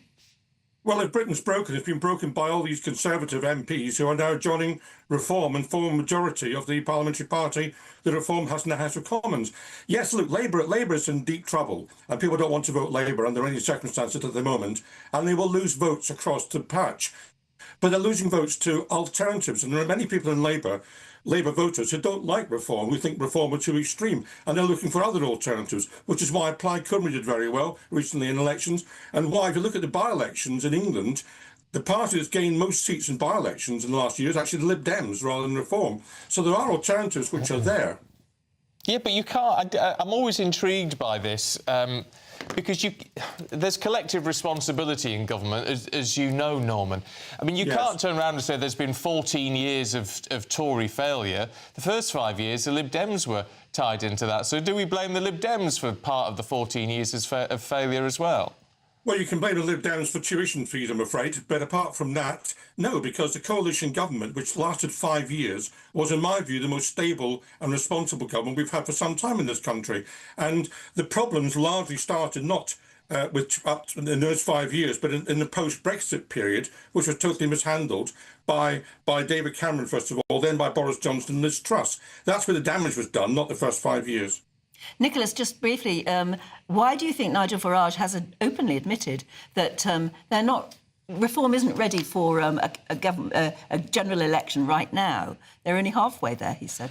Well, I think it's because Reform is a new party, as I said previously, and HQ is working incredibly hard on formulating policy that appeals to the widest range of the British electorate possible. I think the party is professionalising, and yes, I think it would be unfair to say that Reform would be ready for a general election. I think that would be a lie. So I think Farage is being incredibly honest, but by the time it happens, Reform will romp to victory, in my humble opinion, and we'll see things massively take off in this country, because above all, Reform is a pragmatic political party. It's a new political party, and we're willing to do things that I think the other establishment parties have hitherto resisted. And going back to what Norman said about Labour voters, I think the voters who are switching over to Plaid and the Greens are, dare I say, a little bit more left-wing, and they would have never voted for Reform anyways. But a lot of blue-collar, red-wall Labour voters who hold socially conservative values are switching over to us because they acknowledge that we are the only alternative, and they're never going to vote Conservative again after what Boris Johnson did in 2019. And so I think to say that Reform's polling peak has been reached and all of this, we're not ready for a general election, therefore polling will only decrease and we're not going to go higher. I think, we've smashed all the polling records thus far and nobody could have predicted this. And frankly, I think that to analyse this by the typical rules of politics that have clearly been shattered by Reform would be very, very, very wrong. I think we're entering a new era of politics, a new system between Reform and the Greens, and, God knows where this is all going to end up, but I'm incredibly confident. Oh, well, yes, we shall see. Never say never. All right, Nicholas, Norman, thank you both very much indeed. Yeah, don't forget to let us know what your thoughts are. Thanks very much. Lots of opinions coming in. Do stay with us. Still to come, it's the Six Nations, and we'll be joined by former England rugby captain Phil Vickery and former rugby referee Nigel Owens. They'll be joining Aidan in just a couple of moments.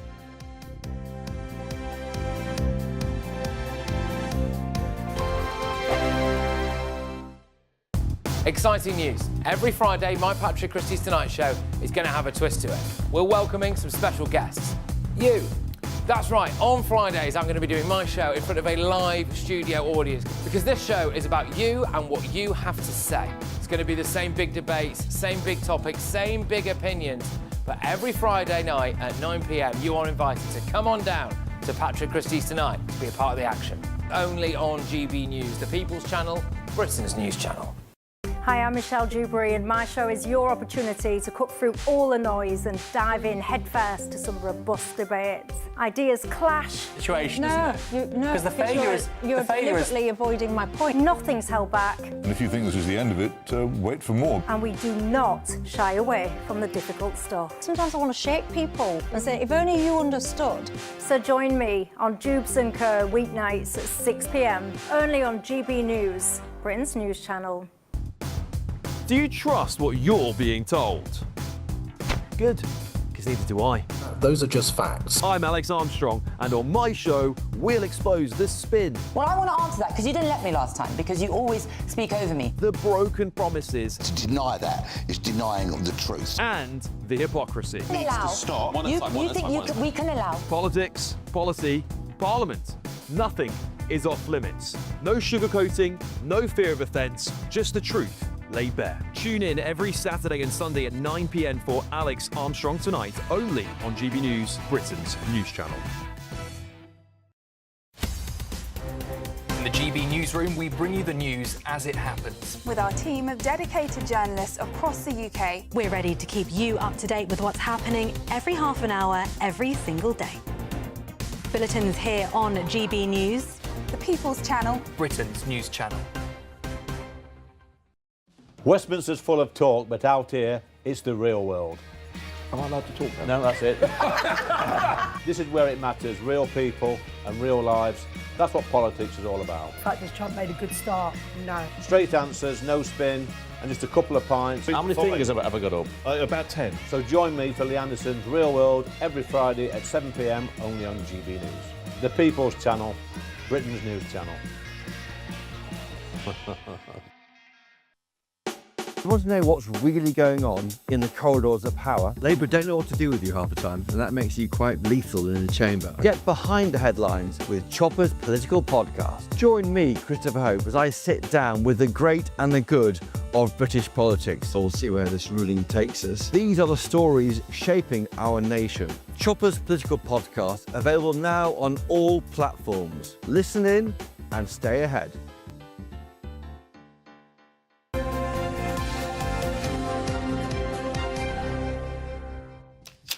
Right, let's have a look at the sport. Aidan?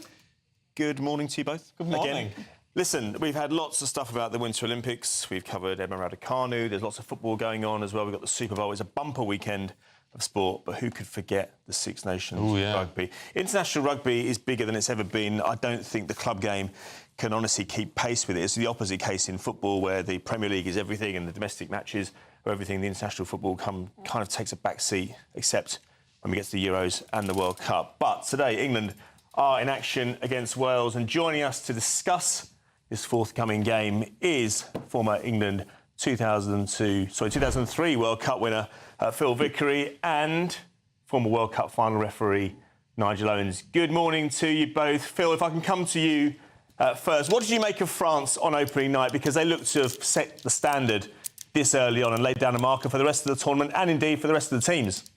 Yeah, well, I don't think there were any surprises from the French performance and the way that they go about playing the game. I think probably a disappointment, and maybe from my perspective, I didn't really see the Irish performance in the sense of the physicality. They lost a lot of the battles, and they allowed France to sort of dominate the game from almost the first minute, and it's very, very difficult to get back into it. But take nothing away from France, but Ireland will be disappointed because it's something I talk about an awful lot. We can talk about systems and players and games and strategies. Rugby is a pretty simple game. You've got to turn up physically, mentally, win battles, keep things simple. And sadly, Ireland, they just don't seem to have got back. But I don't envy the team that's going to be playing against Ireland in the next game, that's for sure. It never seems that simple to me, guys. Nigel, if I can bring you in. Now, Wales won the Six Nations back in 2021. It seems unfeasible, impossible even, to think that since then they've just dropped off a cliff. Do they have a chance today? And just sum up briefly what the problem's been in those intervening years. Yeah, well, there's always a chance and there's always hope. That's what we'll cling on to today. I think it's going to be a tough afternoon. Look, I think you're starting to see with Ireland now as well. Now, whether they'll go to the same extent as Wales find themselves, and the same with the great side that Phil was involved in 2003 with England. There comes a time when nobody has a divine right to be the greatest forever, and cycles turn, and then other teams catch up and pass you, and then you're rebuilding. And we're sitting in that rebuilding mode, that's for sure, because we lost a huge amount of some really talented world-class players who were the bulk of that success for that 10, 12 years. The worry I think we have at the moment is our sort of schools and pathway system is not working right, and we're not getting that conveyor belt to getting the talent through. And whereas other teams will rebuild, yes, we're rebuilding, yes, we've got some world-class players, but it's going to take us quite a long time, I think, to get back to where we've been, where we're able to compete and win Six Nations and win Grand Slams. And it's going to be a while away. And obviously for the success that we've had over that last sort of Gatland era and just Mike Ruddock just before that, that's going to be a while before it's back, I think. But it happened before. It happened with us in the 70s. Then we had a lot of the boys went to rugby league. We were rebuilding and Wales were struggling in that era. So look, we just got to get the foundations right. Because you can't build a skyscraper with a foundation of bungalow. So until they get the foundations right, we're going to And Phil, Nigel talks there about... Sorry, go on, Phil, go ahead. No, I was just going to say, coming from an outside looking into, from an Englishman talking about Wales, I think the most important thing from Welsh rugby's perspective is just purely my view, not to upset my Welsh friends, because I don't get any joy out of seeing Wales struggle. It's not good for our game. It's not good for the country. It's not good for anybody. that process of rebuilding truly now has started. Whereas I think we have to move on quickly. Can I just ask you in a couple of words, Nigel, what was Phil like to referee?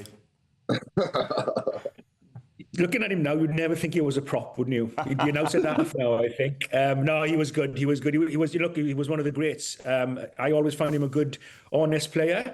I think he probably pulled the wool over my eyes a couple of times in the scrum's mind, and penalised him harshly or even incorrectly sometimes. But no, he was a good player, good rugby man, and that's what most rugby people are, you know. On Fantastic. And off the field. Two fantastic men on the show this morning. Thanks very much indeed for joining us. Thanks for your insight ahead of a big game today. Six Nations underway on Thursday, as we know. England in action this afternoon.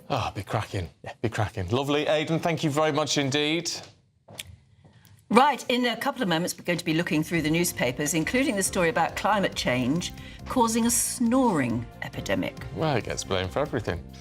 More on that with Suzanne and Steve in a moment. First, though, here's your European forecast.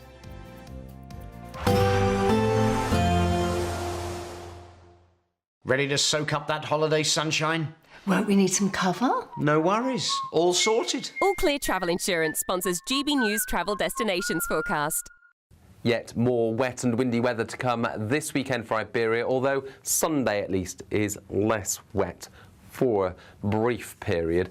There are also lots of showers affecting parts of Greece into Turkey. Italy dry at first on Sunday, but this next batch of rain and showers moves through, that bringing some heavy downpours to the Balearics. Drier for a time across Spain, Portugal and the Canary Islands, but more rain and wind on the way by early next week. All Clear Travel Insurance sponsors GB News Travel Destinations forecast. Decisions made in Washington aren't just shaping America, they're shaping Britain too. From migration to global security, from crime to health. Whatever happens in the White House today will be felt in your town or city tomorrow. That's why The Late Show is live from Washington, D.C. Cutting through the politics to show you what it all means for Britain. The Late Show live every night at midnight. Only on GB News, Britain's news channel. Bold. They are under no illusion. Ray. Are you a human trafficker? Boundless. I've had enough of the nonsense, and I'm not afraid to say it. Don't get us on the BBC. Every weeknight, I tear through the headlines. The smell of gasoline. Should we be worried about it? From Westminster madness to cultural war chaos. What I'm going to do now, they are throwing things up the car as we speak. Get ready, Britain. Here we go. Patrick Christie tonight, weeknights from 9 p.m, only on GB News, Britain's news channel. Hi, I'm Michelle Dewberry, and my show is your opportunity to cut through all the noise and dive in headfirst to some robust debates. Ideas clash. Situation, No, isn't it? no, Because the failure is you're deliberately avoiding my point. Nothing's held back, And if you think this is the end of it, wait for more. and we do not shy away from the difficult stuff. Sometimes I want to shake people and say, if only you understood. So join me on Dubes & Co. weeknights at 6 p.m, only on GB News, Britain's news channel.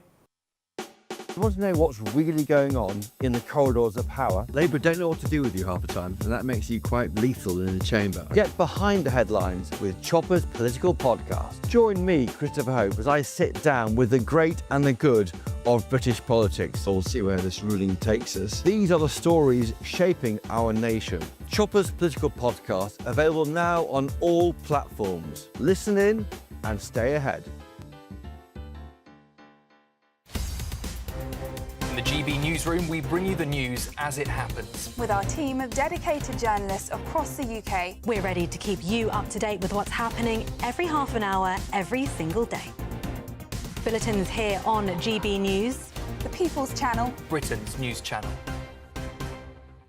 No matter the state it's in, this is our nation. Join me, Jacob Rees-Mogg, for a genuine, honest discussion on where we have been, where we are going, and where we are with the people who set the direction. Tune in to State of the Nation every Monday to Thursday, 8 to 9 o'clock. Only on GB News. Britain deserves a newsroom that puts the facts and your voice first. Well, and that's what you get on GB News. Lively debates, lively conversation. And we're not afraid to hold power to account. And each other. So join me, Andrew Pierce. And me, Miriam Gates, for Britain's Newsroom, weekdays from 9:30 on GB News.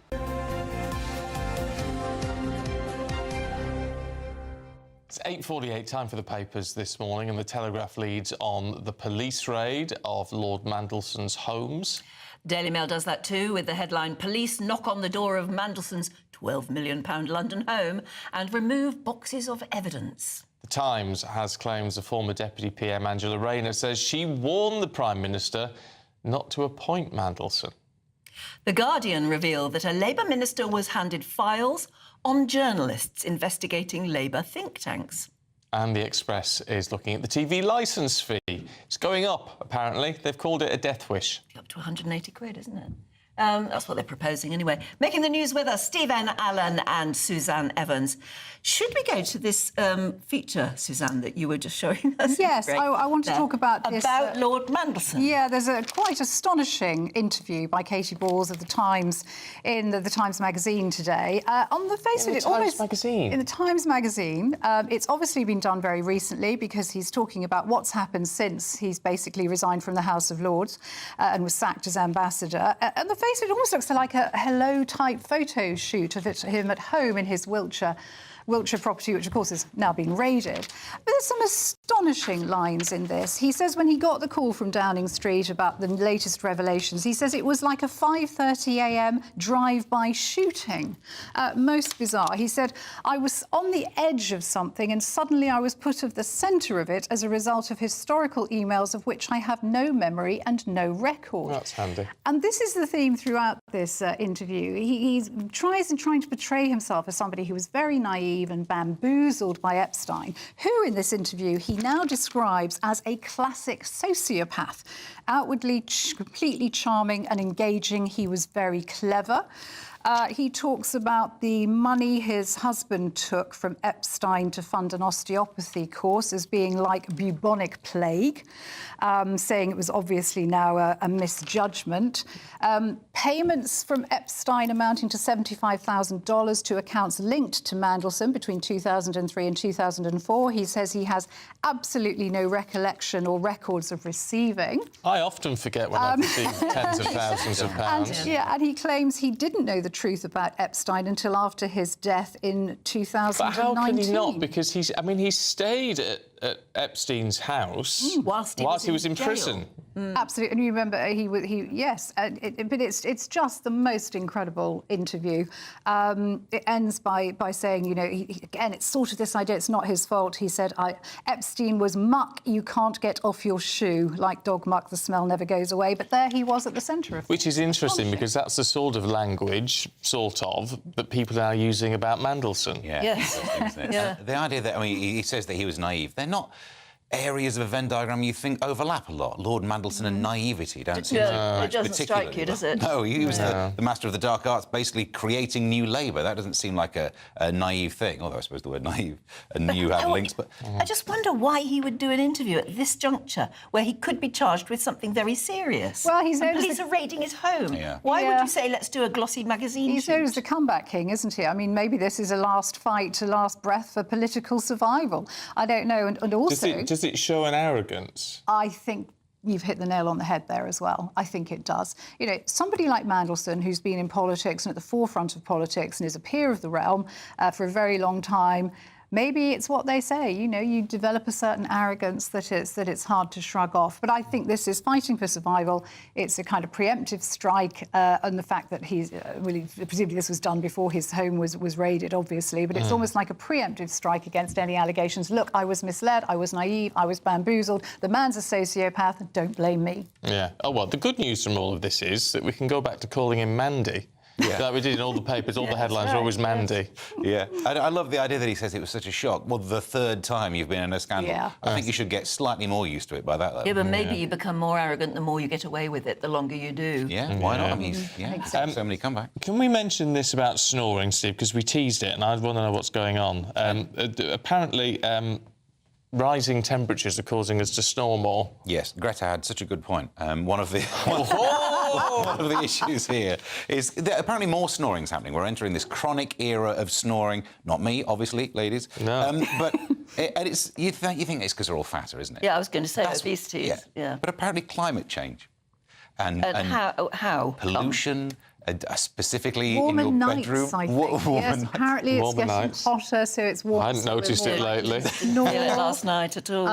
This is bizarre. I mean, climate change has been blamed for a lot of things, I think quite erroneously, but snoring is a new one on me. But pollution as well, they're saying, which again doesn't quite ring true. I was saying to Well, see... pollution was worse in the 1800s. Exactly. Yeah. I remember coming into London in the 90s and getting covered in dirt from the tube. That doesn't happen anymore. The air's a lot cleaner than it used to be. It's the fatness, isn't it? Let's be honest. That's why people are snoring more, just more neck weight. Yeah. Never had more fat jabs, never had more diets, but we're still all getting fatter. Yeah. Funny that, isn't it? Yeah, well, I don't snore. I just sniffle like a pig hunting for truffle. Oh, charming. Anyway, thank you both. Thank you very much.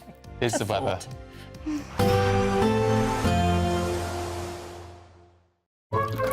Warm and cosy, with a chance of zero visibility. Boxed Boilers sponsors the weather on GB News. Hello, good morning and welcome to the latest update from the Met Office for GB News. Some parts of the UK have experienced rain every day of this year so far, and I'm afraid little change heading into the weekend. Further heavy downpours and longer spells of rain at times. We start the day with persistent wet weather continuing across eastern and northeastern Scotland. Bands of rain moving north elsewhere across the UK. Drier for a time for Northern Ireland and western Scotland, although still largely cloudy here with some spots of rain. By the afternoon, heavy downpours across many parts of western England as well as Wales. All of that accompanied by gusty winds, not feeling as cold in the north compared with recent days, but a nagging wind nevertheless. Ending the day on Saturday, and you can see it's a messy picture with persistent rain through Shetland and Orkney, drier and clearer for northwest Scotland. It's been a similar picture for the last few days here, but eastern Scotland and the south, they're continuing to see persistent damp weather. Nothing particularly heavy, but damp nevertheless. Northern Ireland, reasonably dry, but across England and Wales, we've got further heavy showers moving through, interspersed by clearer and drier intervals. And actually, it does turn a bit drier across central and southern parts by the end of the night. And that means that we begin Sunday, at least, with less rain in the south, but not entirely dry. And for Scotland and northern England, a lot of cloud, outbreaks of persistent rain. Of course, that keeps the frost away. But it's a gloomy start to Sunday, extensive low cloud in the north and the east. Here we've got the drier weather through northern England, parts of the Midlands, the southeast first thing. That edges north through the day on Sunday, so brightening up for Northern Ireland, southern Scotland as well. The driest weather also pushing into the east of England, but elsewhere we've got further heavy showers, perhaps some thundery outbreaks, as well as persistent rain, especially to the northeast. Warm and cosy, with a chance of zero visibility. Boxed Boilers sponsors the weather on GB News.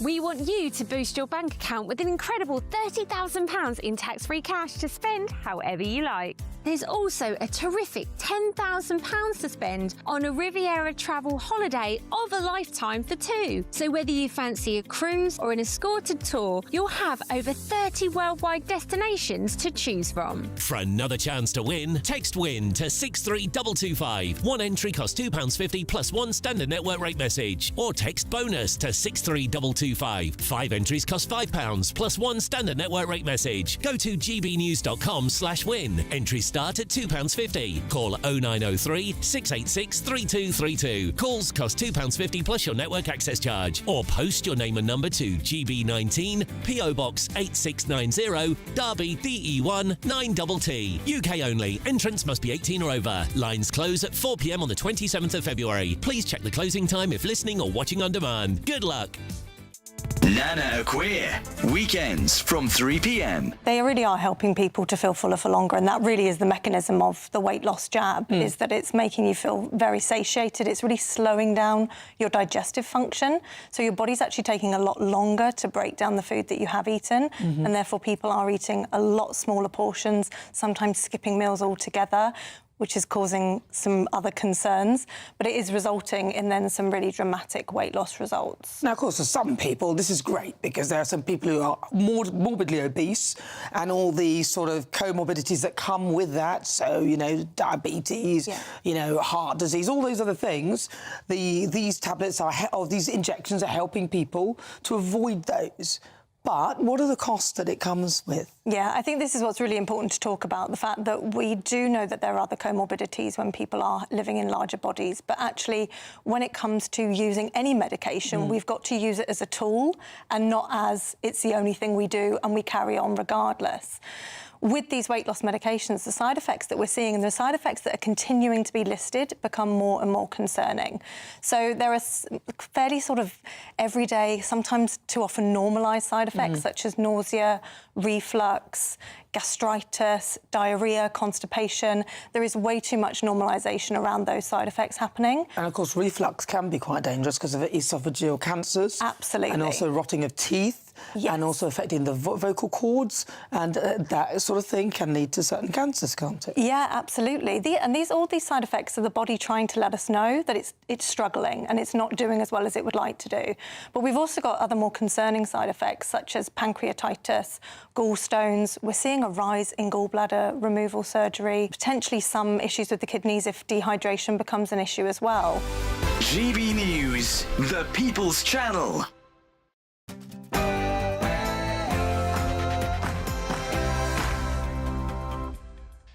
Good morning. Has the Epstein scandal finally caught up with Peter Mandelson? Police raid the home of former US ambassador after claims that he leaked sensitive number 10 documents to Jeffrey Epstein, plunging the government into crisis. Well, Angela Rayner claims she warned the Prime Minister not to appoint him. And now Angela Rayner is apparently waiting in the wings to launch her own leadership challenge. But allies of Keir Starmer are saying that could risk a general election if she's backed. Yes, Angela Rayner is on a desperate mission to prove that she was on the right side of history. But with her tax affairs still not in order, is she really a credible candidate for the Labour leadership? Find out more with me very soon.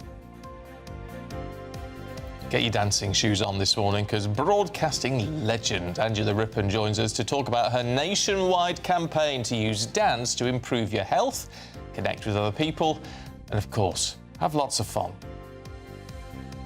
Now here's a good one. Scientists are urging space researchers to think about the future of human reproduction in a world where humans live beyond Earth. We're getting an expert take on that later. And parts of England and Wales have had more than 50% more rainfall than normal. In fact, it's rained every single day this year.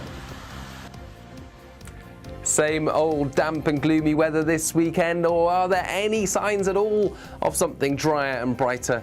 I'll have the full details coming up in the forecast very soon. The Winter Olympics are underway with a glittering ceremony in Milan Cortina already upon us, and Team GB are charging towards gold in the curling already. We'll cross live to our very own Paul Coit, who's en route to Cortina. It's just gone 9 o'clock. I'm Stephen Dixon. And I'm Anne Diamond, and this is GB News Breakfast.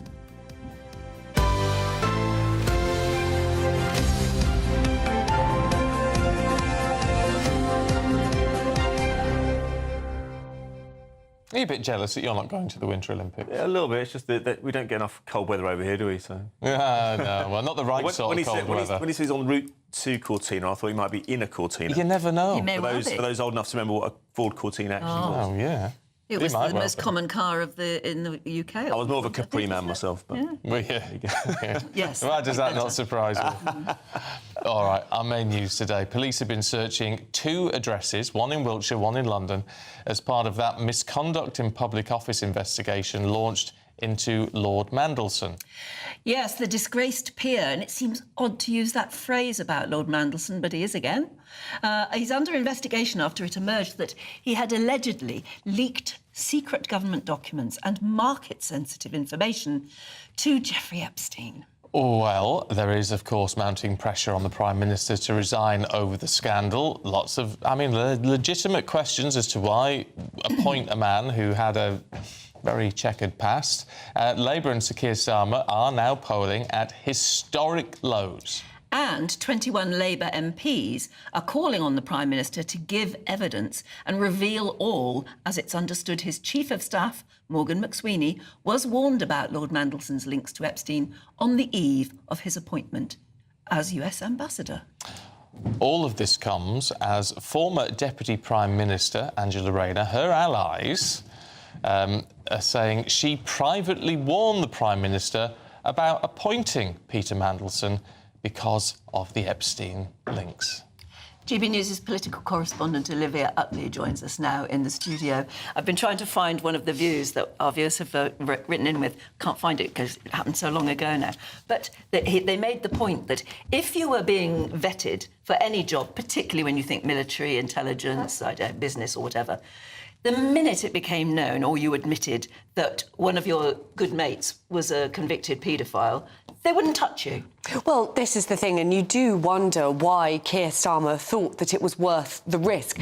The really strange thing about this story is Keir Starmer himself was never particularly close to Peter Mandelson. It was his advisor, Morgan McSweeney, his sort of right-hand man ever since he was leader of the opposition, who was the one who was close to Mandelson. And it sounds very much as though McSweeney persuaded Starmer, perhaps even against his better judgment, and apparently against the better judgment of Angela Rayner, the Deputy Prime Minister, to appoint Mandelson. Now, Keir Starmer, from all the Labour MPs I've spoken to, is genuinely furious with Mandelson, with McSweeney, but really with himself, because deep down, I think he knew that it was a bad idea, but he doesn't like getting his hands dirty with politics, and he liked the idea of outsourcing the political hot potato of a relationship with Donald Trump to Peter Mandelson, who obviously has a very, very long history in Labour and is known as a sort of master politician, whatever else you think of him.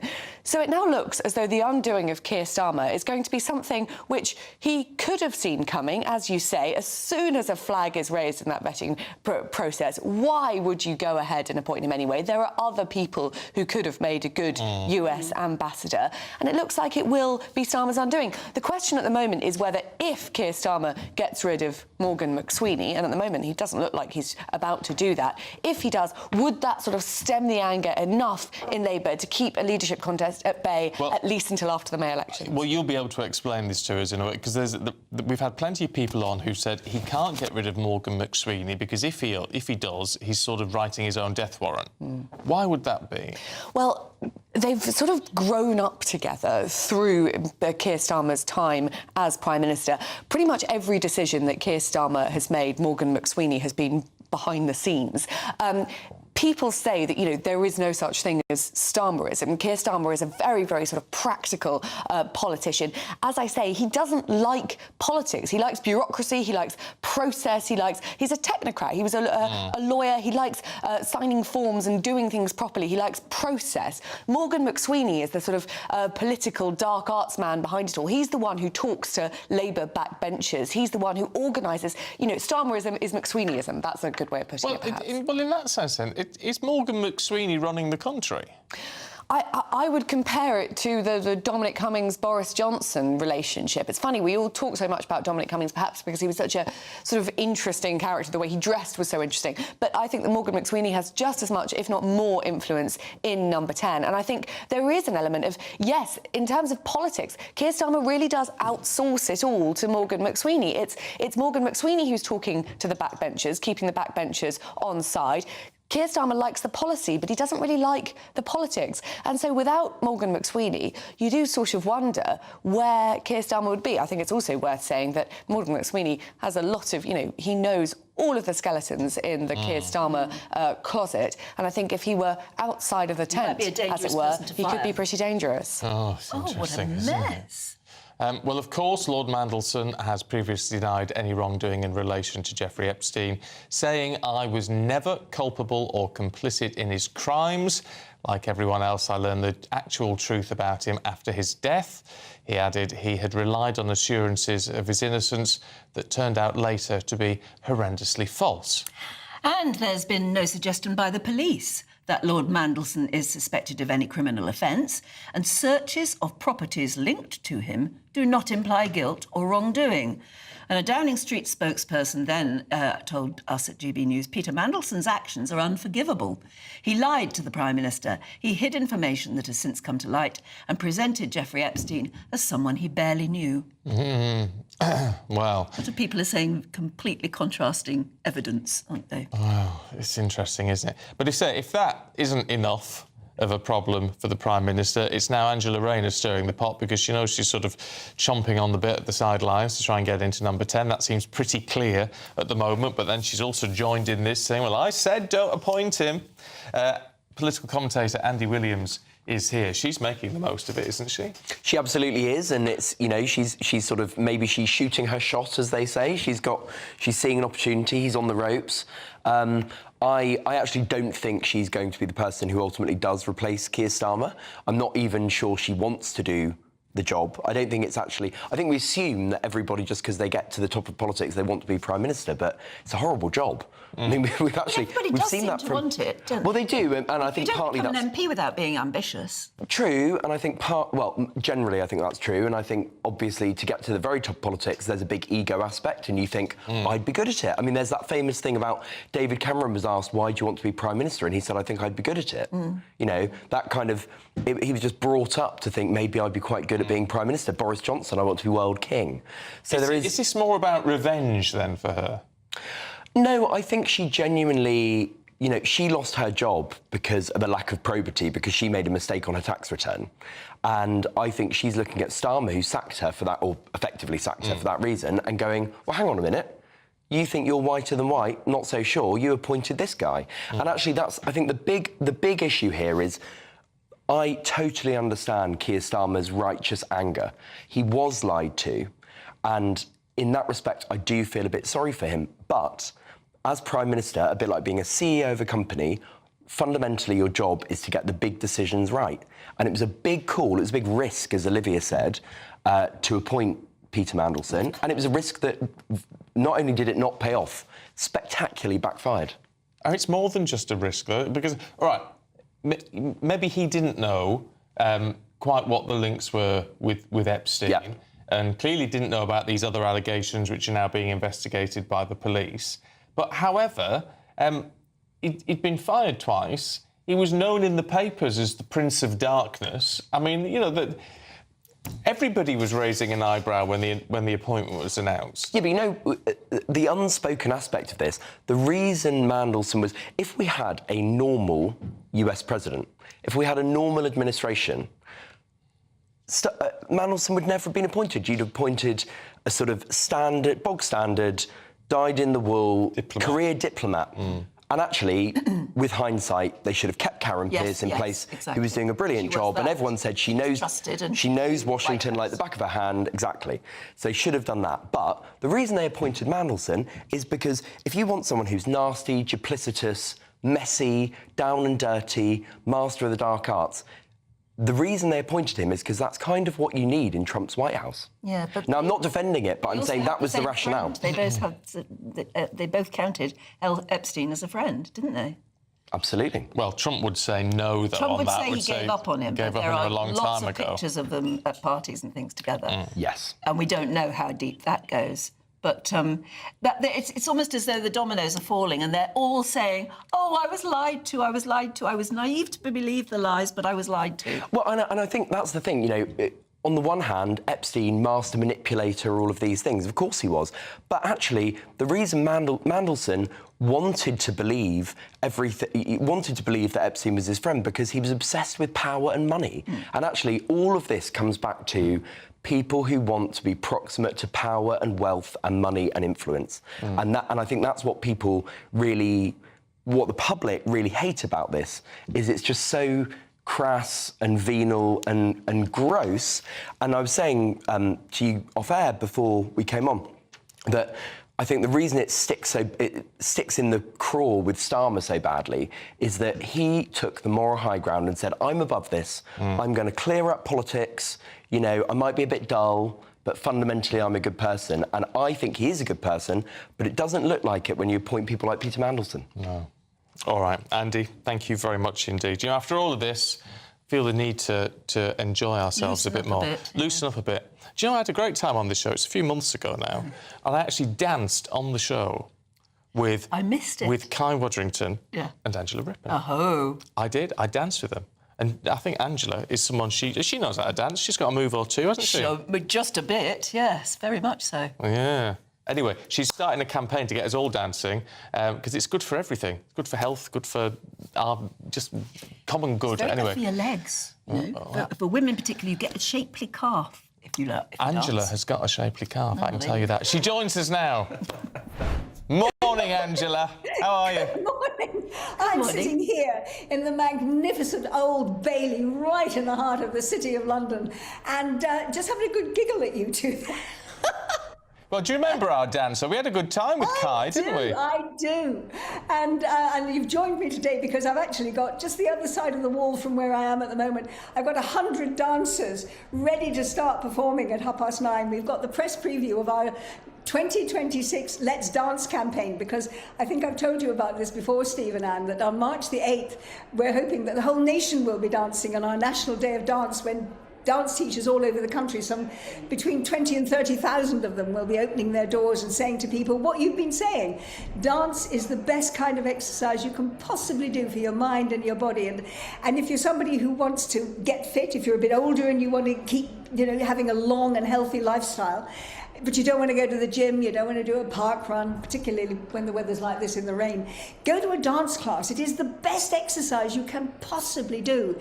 And that's what we're trying to get everyone to understand or to experience on March the 8th. But leading up to that, today we've got our preview, and I've got, as I say, 100 dancers here, 10 dance groups, who are all going to show us different forms of dance that demonstrate that dance really is brilliant for any age group and for any kind of dance that you want to do. Are they all ladies? Because I think a lot of people worry about taking up dancing that they haven't got a natural partner.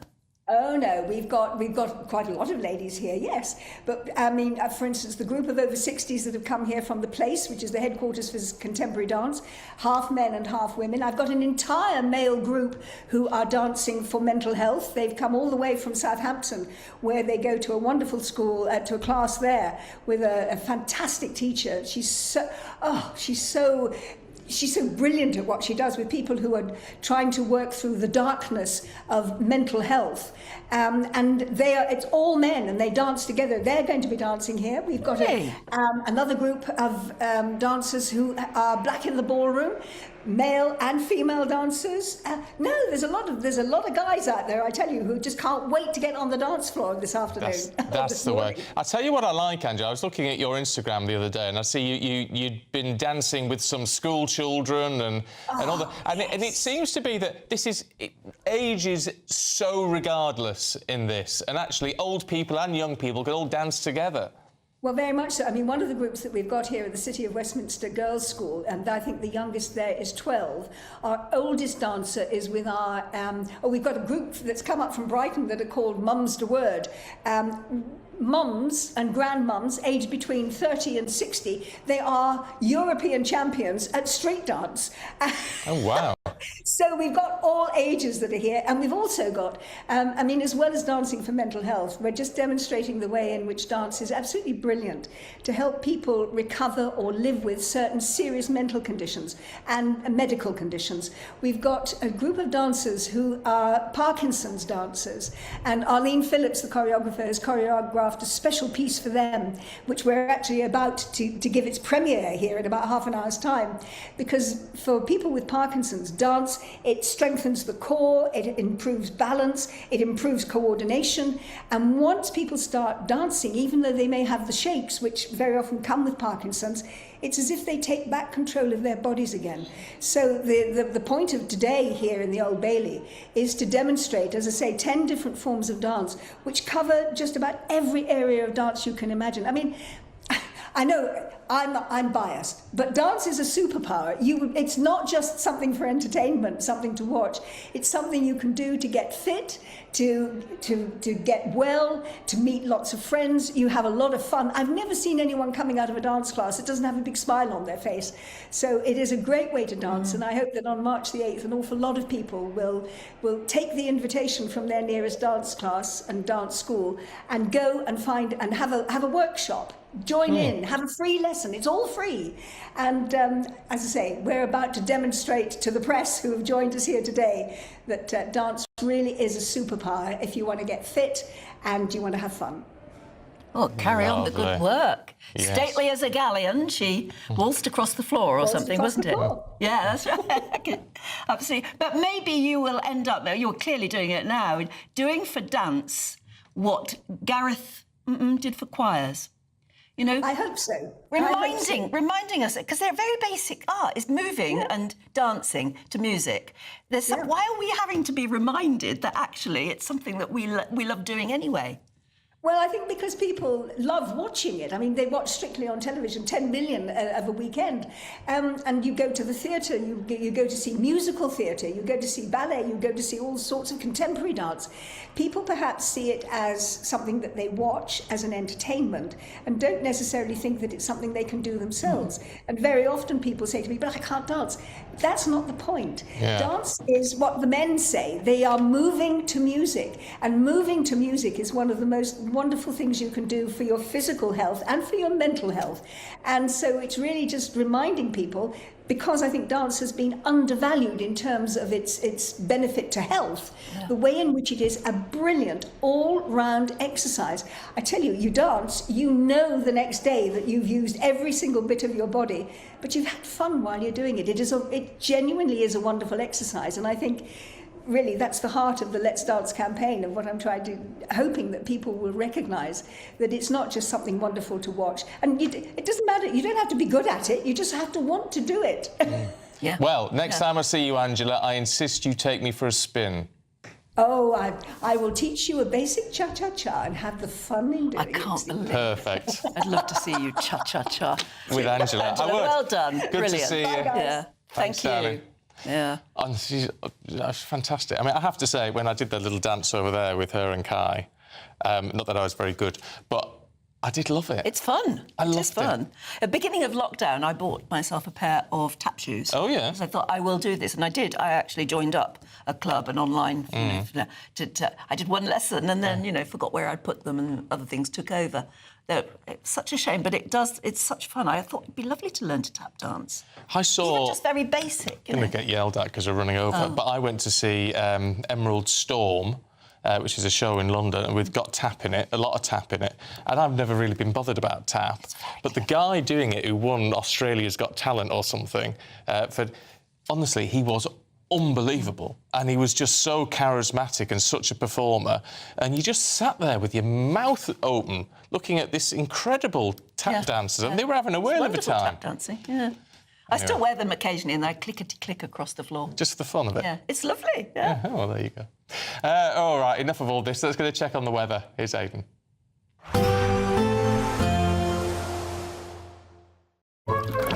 Warm and cosy, with a chance of zero visibility. Boxed Boilers sponsors the weather on GB News. Hello, good morning and welcome to the latest update from the Met Office for GB News. Some parts of the UK have experienced rain every day of this year so far, and I'm afraid little change heading into the weekend. Further heavy downpours and longer spells of rain at times. We start the day with persistent wet weather continuing across eastern and northeastern Scotland. Bands of rain moving north elsewhere across the UK. Drier for a time for Northern Ireland and western Scotland, although still largely cloudy here with some spots of rain. By the afternoon, heavy downpours across many parts of western England as well as Wales. All of that accompanied by gusty winds, not feeling as cold in the north compared with recent days, but a nagging wind nevertheless. Ending the day on Saturday, and you can see it's a messy picture with persistent rain through Shetland and Orkney, drier and clearer for northwest Scotland. It's been a similar picture for the last few days here, but eastern Scotland and the south, they're continuing to see persistent damp weather. Nothing particularly heavy, but damp nevertheless. Northern Ireland, reasonably dry, but across England and Wales, we've got further heavy showers moving through, interspersed by clearer and drier intervals. And actually, it does turn a bit drier across central and southern parts by the end of the night. And that means that we begin Sunday, at least, with less rain in the south, but not entirely dry. And for Scotland and northern England, a lot of cloud, outbreaks of persistent rain. Of course, that keeps the frost away. but it's a gloomy start to Sunday. Extensive low cloud in the north and the east. Here we've got the drier weather through northern England, parts of the Midlands, the southeast first thing. That edges north through the day on Sunday, so brightening up for Northern Ireland, southern Scotland as well. The driest weather also pushing into the east of England, but elsewhere we've got further heavy showers, perhaps some thundery outbreaks, as well as persistent rain, especially to the northeast. Warm and cosy, with a chance of zero visibility. Boxed Boilers sponsors the weather on GB News. John's been in touch. He says, Anne, I tap danced and then fell off into the bath. Ah, very good. Hey, that's an Aidan McGee style joke. It is, isn't it? Terrible. Dad joke. Terrible. All right, still to come. Barbers on the brink. We investigate how hairdressers and salons, or salons if you're American, have been impacted by the decision to exclude them from business rate support. We'll tell you more in a moment.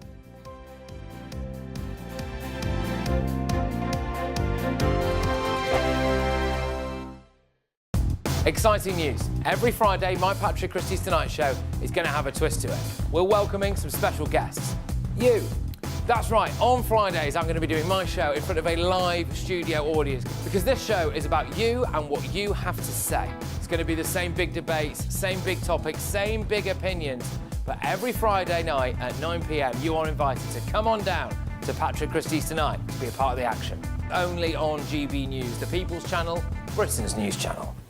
Hi, I'm Michelle Dewberry and my show is your opportunity to cut through all the noise and dive in headfirst to some robust debates. Ideas clash. Situation, isn't it? No, because the failure is... You're deliberately avoiding my point. Nothing's held back. And if you think this is the end of it, wait for more. And we do not shy away from the difficult stuff. Sometimes I want to shake people and say, if only you understood. So join me on Jubes & Co weeknights at 6 p.m, only on GB News, Britain's news channel.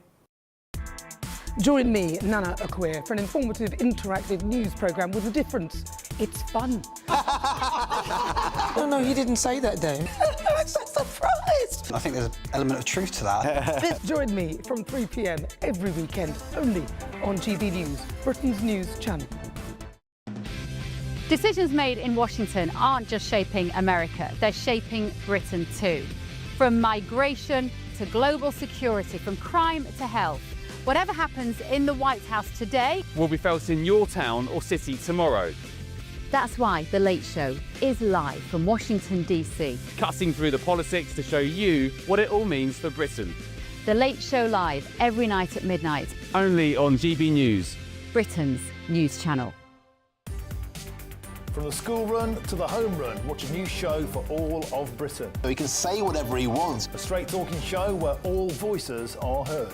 And, you know, when are we going to stop talking about smashing the gangs and actually do it? With the stories that matter from every part of our country. There's a bit of a crash landing there for your Chancellor. Bold, fearless and standing up for you. That's me, Martin Daubney, 3 p.m. till 6 p.m, weekdays, here only on GB News. The People's Channel, Britain's news channel. Britain deserves a newsroom that puts the facts and your voice first. Well, and that's what you get on GB News. Lively debates, lively conversation. And we're not afraid to hold power to account. And each other. So join me, Andrew Pierce. And me, Miriam Gates, for Britain's Newsroom, weekdays from 9:30 on GB News. No matter the state it's in, this is our nation. Join me, Jacob Rees-Mogg, for a genuine, honest discussion on where we have been, where we are going, and where we are with the people who set the direction. Tune in to State of the Nation every Monday to Thursday, 8 to 9 o'clock. Only on GB News.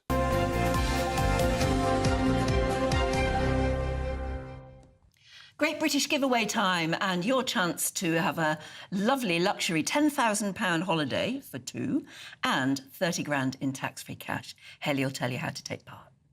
You could win cash and the ultimate holiday in our two-part Great British giveaway. Thanks to Riviera Travel, you could be jetting off on a £10,000 dream holiday for two people. With flights, transfers and luxury accommodation included, you'll get to choose the kind of holiday you want. So whether you're looking for hotel comfort or on a relaxing river cruise, you'll be able to find the perfect match from over 30 global destinations on offer. And because the holiday is handpicked with you in mind, you know it's it's going to be perfect. Plus, we're going to give you £30,000 in tax-free cash to spend however you like.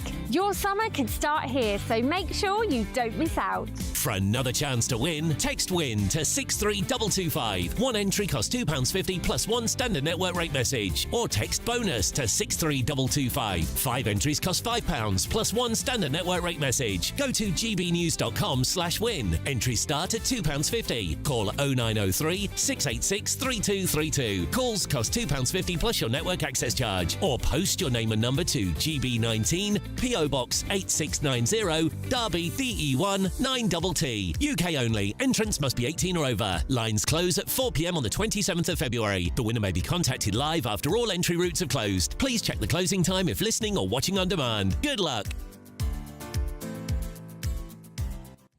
Yeah, best of luck. Happy holidays if you win. Now, hairdressers and barbers have been excluded from the latest business rate support announced by the Treasury, and many in the industry say they're on the brink. Last week, the government confirmed a 15% reduction in business rates for pubs and music venues from April, but not for high street salons. Well, our reporter Isabel Feculat went to Broadstone to meet one barber taking his campaign for change all the way to Westminster.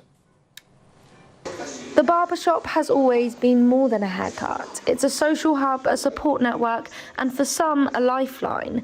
Mike Taylor owns several barbershops and training academies, but he's also been campaigning for more support for an industry he says is under pressure. We need help. We need help with apprentices. There's kids leaving school now, no one's taking on apprentices because we simply cannot afford them. We thought when what was happened with the pub trade that we was going to get that as well. Why go in and do it for one sector and not for us all? We're all struggling. He's calling for lower business rates and VAT and licensing for barbers, arguing legitimate shops are being undercut by unregistered operators. We're just all going to work, the people doing it correctly, and not getting anything out of it, where the illegitimate ones seem to be winning all the time. This has been going on for decades, and we really need a fair playing field. At the moment, anyone could open a barbershop tomorrow. His latest venture is a private wellness suite, a quiet place to talk while getting a cut. He calls it Britain's cheapest therapy. For many, the barbershop is one of the few places people still feel connected. You do open up to your barber, and a barber, for me, has been a constant over many years. I mean, I wouldn't dream of going to a Turkish barber's or anything. I like to come to a proper, licensed British barber. I know my wife, when she was, she's in hospital, well, she's in care at the moment. We used to have a hairdresser come round, and it was all the chap came round with them, you know, so they're a place for a conversation. A close shave for the industry and a campaign Mike hopes won't be brushed aside. Isabel Feculat, GB News, Dorset. Do stay with us, because still to come as the Winter Olympics kick off, Team GB are chasing gold in the curling. But not chasing very fast. I think you do it slow, don't you? Anyway, we're going to be joined by Aidan McGee and Paul Coit, because Paul is in Italy for, well, watching her and it and all of that wonderful spectacle. He looks a lot like Mariah Carey in that picture, doesn't he? He does, yes. Yeah, that's who it was. Do stick with us anyway, that's coming up next.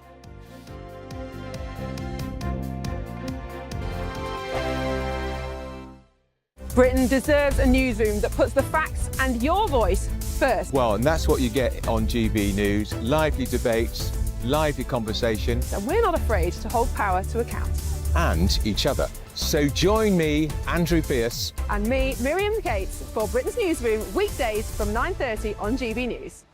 This is GB News, Britain's news channel. I do think it's always good to think of balance, you know, like lots of water, always a glass of water after you've had some wine, but equally don't just go straight back into the habits that you had previously. If you were drinking, you know, a bottle of wine a night, let's hope not, but you know, if you were drinking a bottle of wine a night in December, maybe just start with a glass, have a pause, have something to eat, have some water. I hope that this is the reflection, you know, that people can now sort of take a bit more focused with their drinking. I mean, how good is it for you? I mean, we hear so many conflicting stories, Isabel, about what is good for you drink-wise. I mean, you know, a glass of red wine a day is good for you, and then it isn't the next week. It's very confusing. I mean, I think it is always quite good for you. There's lots of antioxidants in all wines, red, white. It's also, to be honest, great for socialization. You know, we're in an era where people aren't socializing as much. It's a nice way of getting people talking, communicating. That is so good for you. And when you look at all of these amazing regions in the world, these blue zones, they all have wine as a massive part of their culture. And so it is important when you look at these people living until they're, you know, 100 years old. And that's the common amongst, you know, places like Sardinia. And they are incorporating their wine, but they are also doing it with purpose. They're, you know, being a bit more meditative with drinking it, and they're socializing while drinking. So maybe don't do it while you're just by yourself in your house because you're feeling a bit sad because it's ridiculously grey and dark and horrible. And so maybe that's not when you should be having some wine. You should be going out there and treating it as a beautiful piece of art, which is what wine is. Yeah, indeed. But just quickly, Isabel, how do you become a drinks professional? Oh, I mean, you drink a lot of wine, but you basically go and do lots of study. There's lots of education courses. You can take the winemaker route, so you can go and do that, or you can take more of a scholarly route. GB News, the People's Channel. At GB News, we love to hear from you, our loyal community. So drop us a line at gbnews.com/yoursay. There you can talk to each other and also to the presenters live on air. gbnews.com/yoursay, because GB News is your channel, Britain's news channel. Join me, Nana Okoye, for an informative, interactive news programme with a difference. It's fun. No, he didn't say that, Dave. I'm so surprised. I think there's an element of truth to that. Join me from 3 p.m. every weekend, only on GB News, Britain's news channel.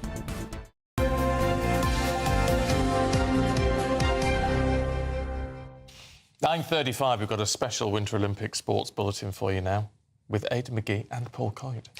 This guy's been seen on this channel before, apparently. I think he's been on once or twice, yeah. Can you verify Once or twice. Because I'm not in the same room as him at the same time. Where is he now? Where is he now? Let's cross live to Italy. And Mr. Paul Coyte joins us now in his ski jacket. Paul, very good morning to you. Do I look professional? Yes, you No. think Yeah, Matt no. Weston on the skeleton, is that what you're thinking? So I'm just laughing at your jacket still, sorry. Can you set the scene for us and can you confirm, we've heard you're on the way to Cortina. Are you Yes. Is that true, or are you just in a Ford Cortina? No, it's not. It's Ford Capri that I'm actually in, and we're heading to Bormio. And that's where the downhill is. So the thing is, as you probably know, that the Olympics are all over the place. So you can't actually go to one place and think, right, I'm going to see everything. It's just impossible. So Bormio, and it's the Stevellio Ski Centre. That's where the downhill is. Then you've got Cortina, where they've got other events. Then you've got Milan, where they had the opening ceremony, which was yesterday. And that is where they have the ice skating. And so it's all over the place. So I'm going off to try and see the downhill. And the way time is going, I'm probably going to get there and then realise it's finished, which should be typical of my luck. So anyway, so it gets underway in about 45 minutes' time. Oh, ouch! That is a bit close. I know. And I will be coming to you to pay for the tickets if I get there and I've missed the whole thing. But the thing is, we're looking, though, and you know how much I love the Winter Olympics. And by the way, Aidan, I don't know whether you've tried the Winter Olympics 1980 jacket, which I've left in the office for you to wear should you want to, which was worn by Comrade Bartelski. It might be a bit snug for you, to be honest with you. But It's not my usual style, no.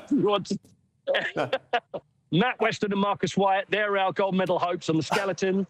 We've got Mia Brooks and Kirsty Muir and Zoe Aitken and Charlotte Banks, who could win our first ever medals on snow. So they're saying that this could be our best Olympics ever, although last time it was supposed to be our best Winter Olympics ever, and it turned out to be one of our worst. So who knows how it's going to go? We're not exactly a snow nation, are we? So whatever we can get, I think we should be happy with. I don't want to be controversial, Paul, but those two medals, based on the expenditure from the National Lottery, didn't they cost us about £11 million apiece? Yes, they did cost us about £11 million apiece, which I think is really good value, don't you, Aidan? I think that's excellent value. Yeah, I think that is quite expensive. But you know what? I love the Winter Olympics. I mean, if you're going back to being a kid in Lake Placid in 1980, and even when I was very small, and probably before you were born, Innsbruck 1976 and Franz Klammer So it's always something I've always wanted to do, is see the downhill. So hopefully, if this doesn't go on too long, I may actually be able to see it. All right. Well, Paul, can I ask you, how was the opening ceremony received locally? What did you think of it? I thought it was okay. I mean, there's always... I mean, let's be honest. I mean, if we're going to have an Italian opening ceremony, there were, for me, there was a few sort of Eurovision Song Contest vibes for me, when you get a little bit of comedy and a bit of confusion. But and a bit of politics. I always loved them, the marching in. I thought, you know what really annoyed me? I'll tell you what I didn't like. And I think the USA were the worst ones for this, is the mobile phones as they walk out. Did you see that? Yes. And everybody's walking around doing this. And it's like, enjoy the moment. So everybody, it just seems to be a pandemic now. People with mobile phones, instead of enjoying what you're seeing, they film it and then watch it when they get home. So it's like, you know, there were some teams that didn't do it, which I thought was lovely. But I do love it. I think the whole walking through and everything. And also we have Brad Hall and Lila Fear, who's our skater, and our bobsleigh guy, who we've had on GB News plenty of times before. Held our flag. I thought it was great, but I always enjoy it. I always get taken in. All right. Look, Paul, you better get your skates on. Yeah. We don't want to keep Do you you. think so? Well, is that supposed to be a joke? No, it wasn't. No, it wasn't actually. But... And certainly no mobile phones when you were watching 1976, eh? No. There wasn't even colour television then, to be honest with you. But all right, have a great time, won't you? Good to see you, Paul. Hopefully. Oh, by the way, and if you go onto GB News Originals, me with Eddie the Eagle Edwards, we're very proud of that. We've got a half an hour special with Eddie. So if you go on YouTube, GB News Originals, and Eddie the Eagle is really worth the watch to get you in the Winter Olympics. Fabulous. Yeah. Look forward to that. Cheers, Paul. Thanks, Paul. Speak to you soon. Thank you. Lovely to see you. Bye-bye. It's lovely because he's wanted to go for ages. Sorry? He's really wanted to go for ages, yeah. He's just like Eddie the Eagle, isn't he? Oh, well, yeah, you've got to keep warm. Yeah, I know. Cold. Can you see him flying like that?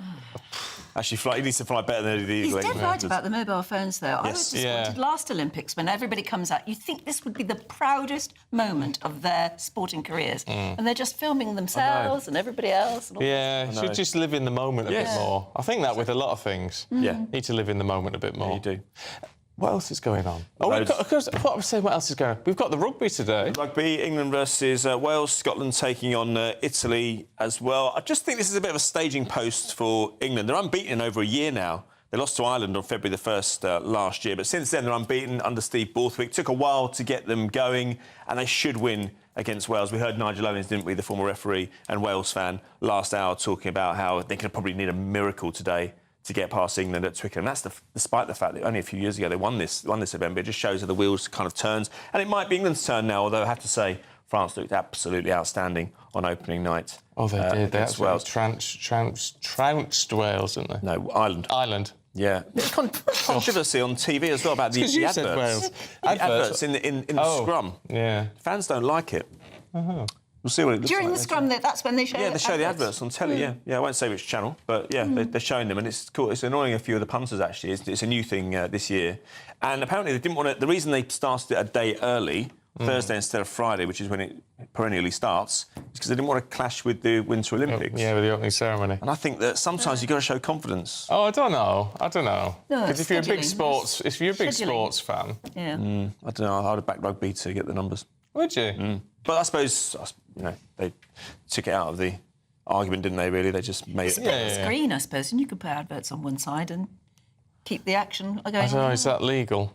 I don't know. You know what the rules are like for adverts. Yeah, you probably wouldn't be able to charge as much. I don't know. For only how you half a screen's worth of adverts. There's very odd rules with adverts. Yeah. You used to have like half a second of black in between each one, but that's gone now. But I don't know. Do you remember they were on the World Series or something like that in America?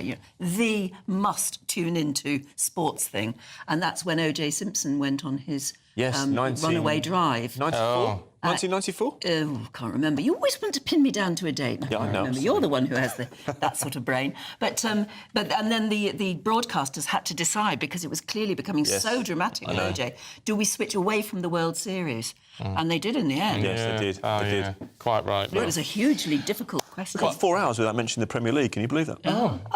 Keep it that way, should we? Yeah, well, let's do that. I'll tell you what, just in tribute to Paul Coyte, because we've had him on the show on a Sunday, which is very unusual, let's do a birthday. Yes. Mick McCarthy. Friend of mine. Football player, Manager. I should know how old It's he his is. birthday today. How old? I'm going to go for... I hope he's not watching in case I get it wrong. I'm going to go for 67. I don't even know who he is. Oh, come on. And I'll go for 68. All right. Well, I have to say, you're in the good books. Yes. Because he's 67 Oh, today. well then, No, I'm not in the good books unless I knock 10 years off him. Right. Well done. Mick, I'm sorry.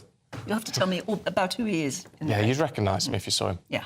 Right, still to come, we're going to find out what's on Saturday morning live at 10 o'clock. First, though, scientists are urging space researchers to think about the future of human reproduction in a world where humans live beyond Earth and possibly without gravity. Is it even possible? Well, there's a thought. Before that, if you're in search of some holiday sun, here's where to go for it.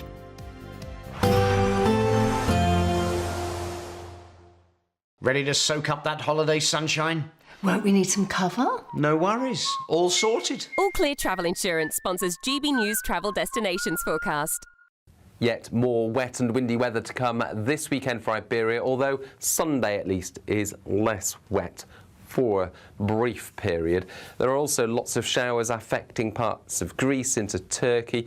Italy dry at first on Sunday, but this next batch of rain and showers moves through, that bringing some heavy downpours to the Balearics. Drier for a time across Spain, Portugal and the Canary Islands, but more rain and wind on the way by early next week. All Clear Travel Insurance sponsors GB News Travel Destinations Forecast. You want to know what's really going on in the corridors of power? Labour don't know what to do with you half the time, and that makes you quite lethal in the chamber. Get behind the headlines with Chopper's Political Podcast. Join me, Christopher Hope, as I sit down with the great and the good of British politics. We'll see where this ruling takes us. These are the stories shaping our nation. Chopper's Political Podcast, available now on all platforms. Listen in and stay ahead. Britain deserves a newsroom that puts the facts and your voice first. Well, and that's what you get on GB News. Lively debates, lively conversation. And we're not afraid to hold power to account. And each other. So join me, Andrew Pierce. And me, Miriam Gates, for Britain's Newsroom, weekdays from 9:30 on GB News. Decisions made in Washington aren't just shaping America, they're shaping Britain too. From migration to global security, from crime to health.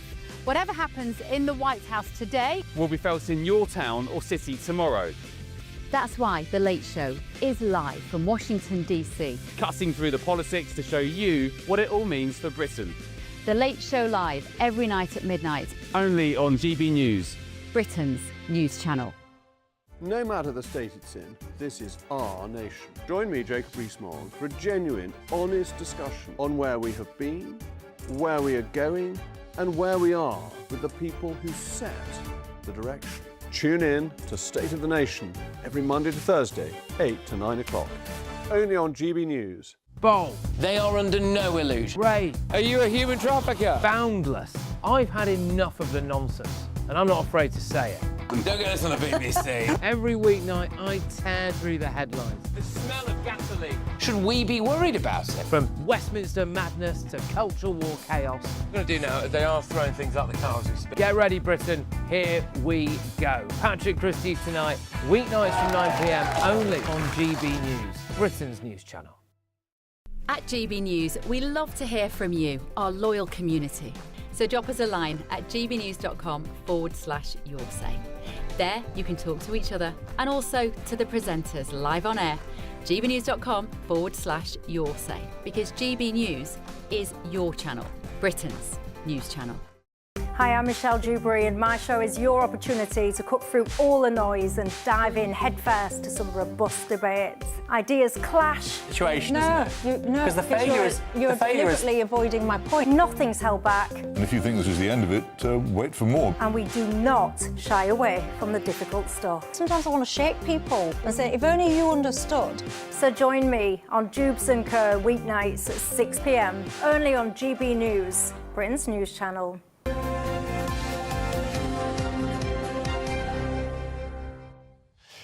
7:47, just got some breaking news now, and it's come from President Zelensky, who said the United States have just given June as a deadline to Ukraine and Russia to end the war.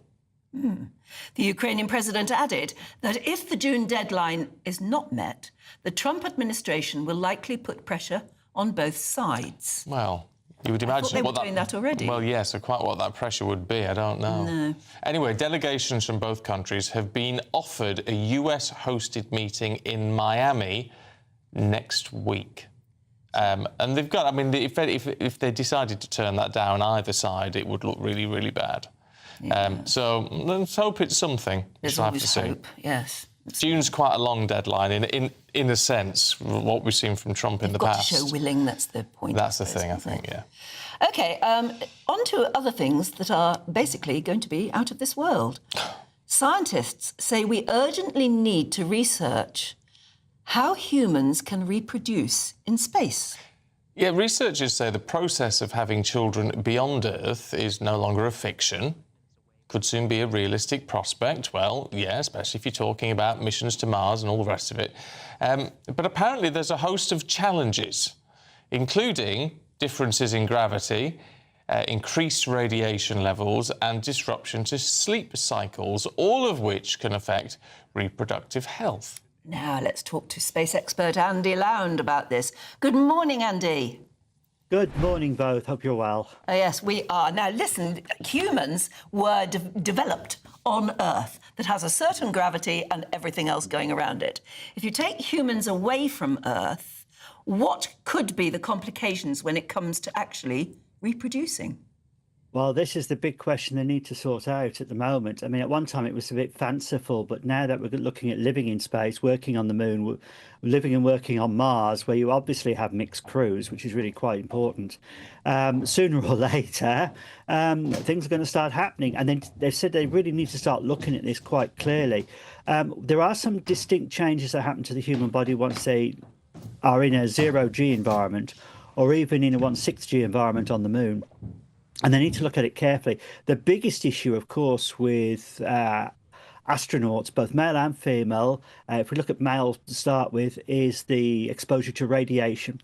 And that is a real problem because all reproductive tissues are very susceptible to DNA damage through radiation, and they're not sure what the long-term exposure is going to be on reproductive systems in that particular case, and that's serious. For females, they're often given drugs like they do in the military to reduce their cycles while they're long duration in space. But you can't keep doing that if you're going to be working in space for 4 or 5 years. That's just not practical anymore. You've got to try and adapt to the system in a different way. And nobody really is certain what will happen. They're suggesting the possibility that for people who wish to have children, if they're living in space or living on the moon or Mars, maybe IVF treatment might be the best way to go. But even then, actually giving birth and going through a 9-month cycle is going to be quite difficult. As you rightly said, circadian cycles are changed, and that can cause a great deal of problems and stresses.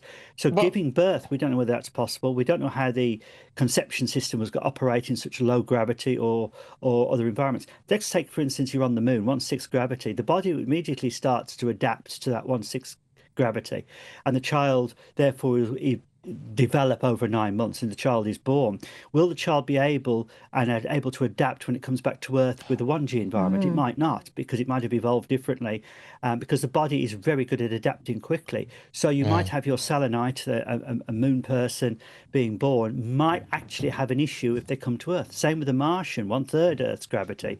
They might not be able to come back to Earth. We just simply don't know at the moment. And it is quite a serious issue that needs to be looked at. We've had one married couple fly on the space shuttle, and that was one of the questions that was put forward, whether they would actually get together, and NASA refused to comment on that. But what was interesting, when you had a married couple in orbit, you had the possibility then, and this is my science hat on now, of an interesting experiment to take a look.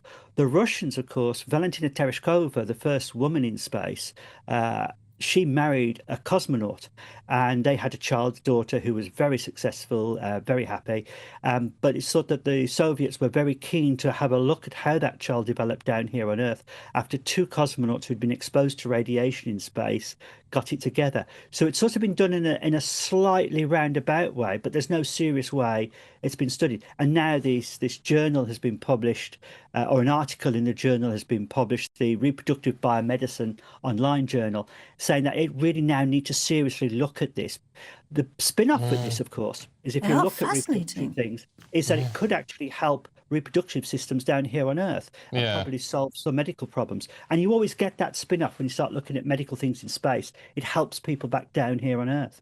Yeah, it's fascinating. And all these questions that most of us would never even think of thinking about what it needs to be done. If you were doing a year's posting on Mars or something, and you had a baby born in Martian gravity, and you couldn't bring them back to Earth, would that baby never be able to come back to Earth? It's interesting, isn't it? Andy, we've got to leave it there, but thank you very much indeed. Thanks, Gush. Yeah, fascinating. Yeah. Right, up next, Saturday Morning Live. Olivia and Charlie are standing by. Morning, you two. Morning. We are indeed. Well, we're going to be digging more into this Mandelson drama and talking about the possibility of a Labour leadership election. Who could be in the running? Is Wes Streeting going to be in trouble because of his links with Mandelson? Angela Rayner trying to show she's on the right side of history. Is that going to wash? Yeah, lots to dive into. They're also looking at some of the recent foreign stories leading the headlines, looking at Chagos, these US-Iran talks. A set of fighter jets flew over to Cyprus for the RAF yesterday, of course. Is that a defensive posture? Could we be involved in what might happen in Iran in the coming days or weeks? We'll be looking into that. And also the most important foreign story of them all is Paul Coit down in Milan, of course. We'll be looking at that as well, of course. Yeah, we're very excited for that. We'll also be talking about ADHD in schools. Is the condition being horribly overdiagnosed? It could end up bankrupting councils. All of that and much more after your weather.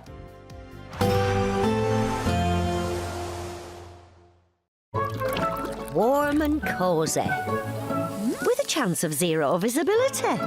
Boxed Boilers sponsors the weather on GB News. Hello, good morning and welcome to the latest update from the Met Office for GB News. Some parts of the UK have experienced rain every day of this year so far, and I'm afraid little change heading into the weekend. Further heavy downpours and longer spells of rain at times. We start the day with persistent wet weather continuing across eastern and northeastern Scotland. Bands of rain moving north elsewhere across the UK. Drier for a time for Northern Ireland and western Scotland, although still largely cloudy here with some spots of rain. By the